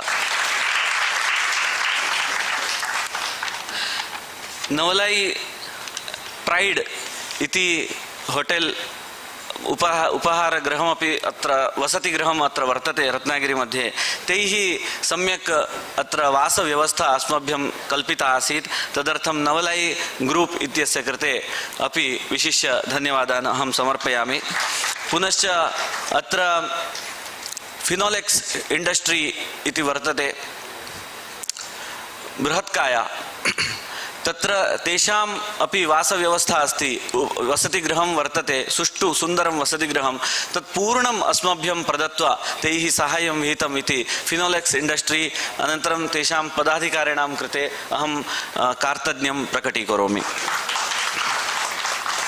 पुनः चैतन्य कैटरर विषये बहुभिः बहुधा उच्यते, अतः चैतन्य कैटरर्स कृते अपि अस्माकं पक्षतः धन्यवादाः। यूट्यूब माध्यमेन प्रक्षेपणार्थम् अत्र साहाय्यं कृतं वर्तते काञ्चन फोटोग्राफी इत्येतैः। अतः तेभ्यः अपि विशिष्य अस्माकं सम्मेलनपक्षतः आधमर्ण्यं प्रकटीकरोमि। पुनश्च विश्वविद्यालयस्य कुलसचिवाः श्रीमन्तः रामचन्द्रजोशीमहोदयाः अपि अत्र आगत्य साहाय्यं कृतवन्तः। ततः रामटेक्तः सर्वेपि आचार्याः ये डीन्स् सन्ति, अधिष्ठातारः तत्र भवन्ति, ये विभागप्रमुखाः सन्ति, एवं च सर्वे प्राध्यापकाः तत्रस्थाः सन्ति, तेभ्यः सर्वेभ्यः अपि अहं कार्तज्ञं विनिवेदयामि। विशिष्य ऑनलाइन सेशन अपि अस्माभिः एतेन सार्धमेव स्वीकृतमासीत्। अत्र यदा ऑफलाइन चलति स्म तदानीं तस्मिन्नेव समये ऑनलाइन सत्रमपि चलति स्म। तदर्थं वेद विभागस्य अध्यक्षः वर्तते रामटेक परिसरे डॉक्टर जयवंत चौधरी इति, एवञ्च शर्मा महोदय, तेभ्यः अनन्तरम् इतोपि अन्ये तत्र सहकारं कृतवन्तः, तेभ्यः सर्वेभ्यः अपि अहं धन्यवादान् प्रकटीकरोमि। तत्र अध्यक्षरूपेण आदरणीय पुरी महोदय, होले महोदय, अगस्ती महोदयः एवं आचार्याः पाण्डे महोदयाः साहाय्यं कृतवन्तः। अतः तेभ्यः सर्वेभ्यः अपि कार्तज्ञं प्रकटीकरोमि। अत्र उदय कुमठेकर इति महोदयः, तेन पुस्तकद्वयं भवतां किट् मध्ये तेषां पुस्तकद्वयं वर्तते, अतः तद् दत्त्वा तैः अत्र साहाय्यं विहितम् इति कृत्वा तेभ्यः उदय कुमठेकर महोदयेभ्यः अपि धन्यवादाः। एवञ्च बोरी भण्डार्कर्स् ओरियेण्टल् रिसर्च् इन्स्टिट्यूट्तः स्नेहा सप्रे महोदया स्वगणेन सह अत्र आगत्य पुस्तकविक्रयणं कृतवती। तद् वस्तुतः विक्रयणं नाम तद् बिस्नेस् नास्ति, सः धर्मः तेषां। पुनः तद् अस्माकं साहाय्यमेव, यतोहि तादृशग्रन्थाः सर्वत्र नोपलभ्यन्ते। तद् अत्र आगत्य तैः तत्र साहाय्यं विहितम् इति कृत्वा अतः तेभ्यः विशिष्य अहं धन्यवादान् प्रकटीकरोमि।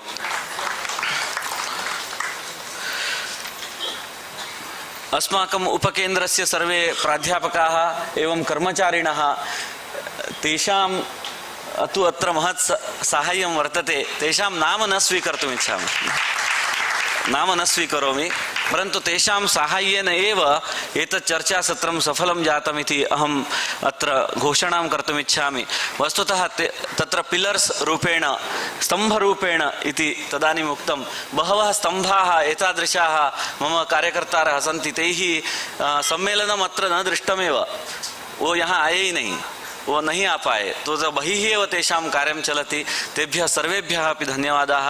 पुनश्च एकवारं गोगटे महाविद्यालयस्य सर्वप्राध्यापकेभ्यः, छात्रेभ्यः एवं अत्र उपस्थितेभ्यः सर्वेभ्यः अपि धन्यवादान् विनिवेद्य प्रत्यक्ष अप्रत्यक्षरूपेण इतोपि यैः अत्र साहाय्यं विहितं तेषां नाम त्यक्तं चेत् चिन्ता नास्ति। अस्माकं मनसि तु सात्विकः भावः तेषां विषये वर्तते इति उक्त्वा अहं विरमामि विस्तरात्।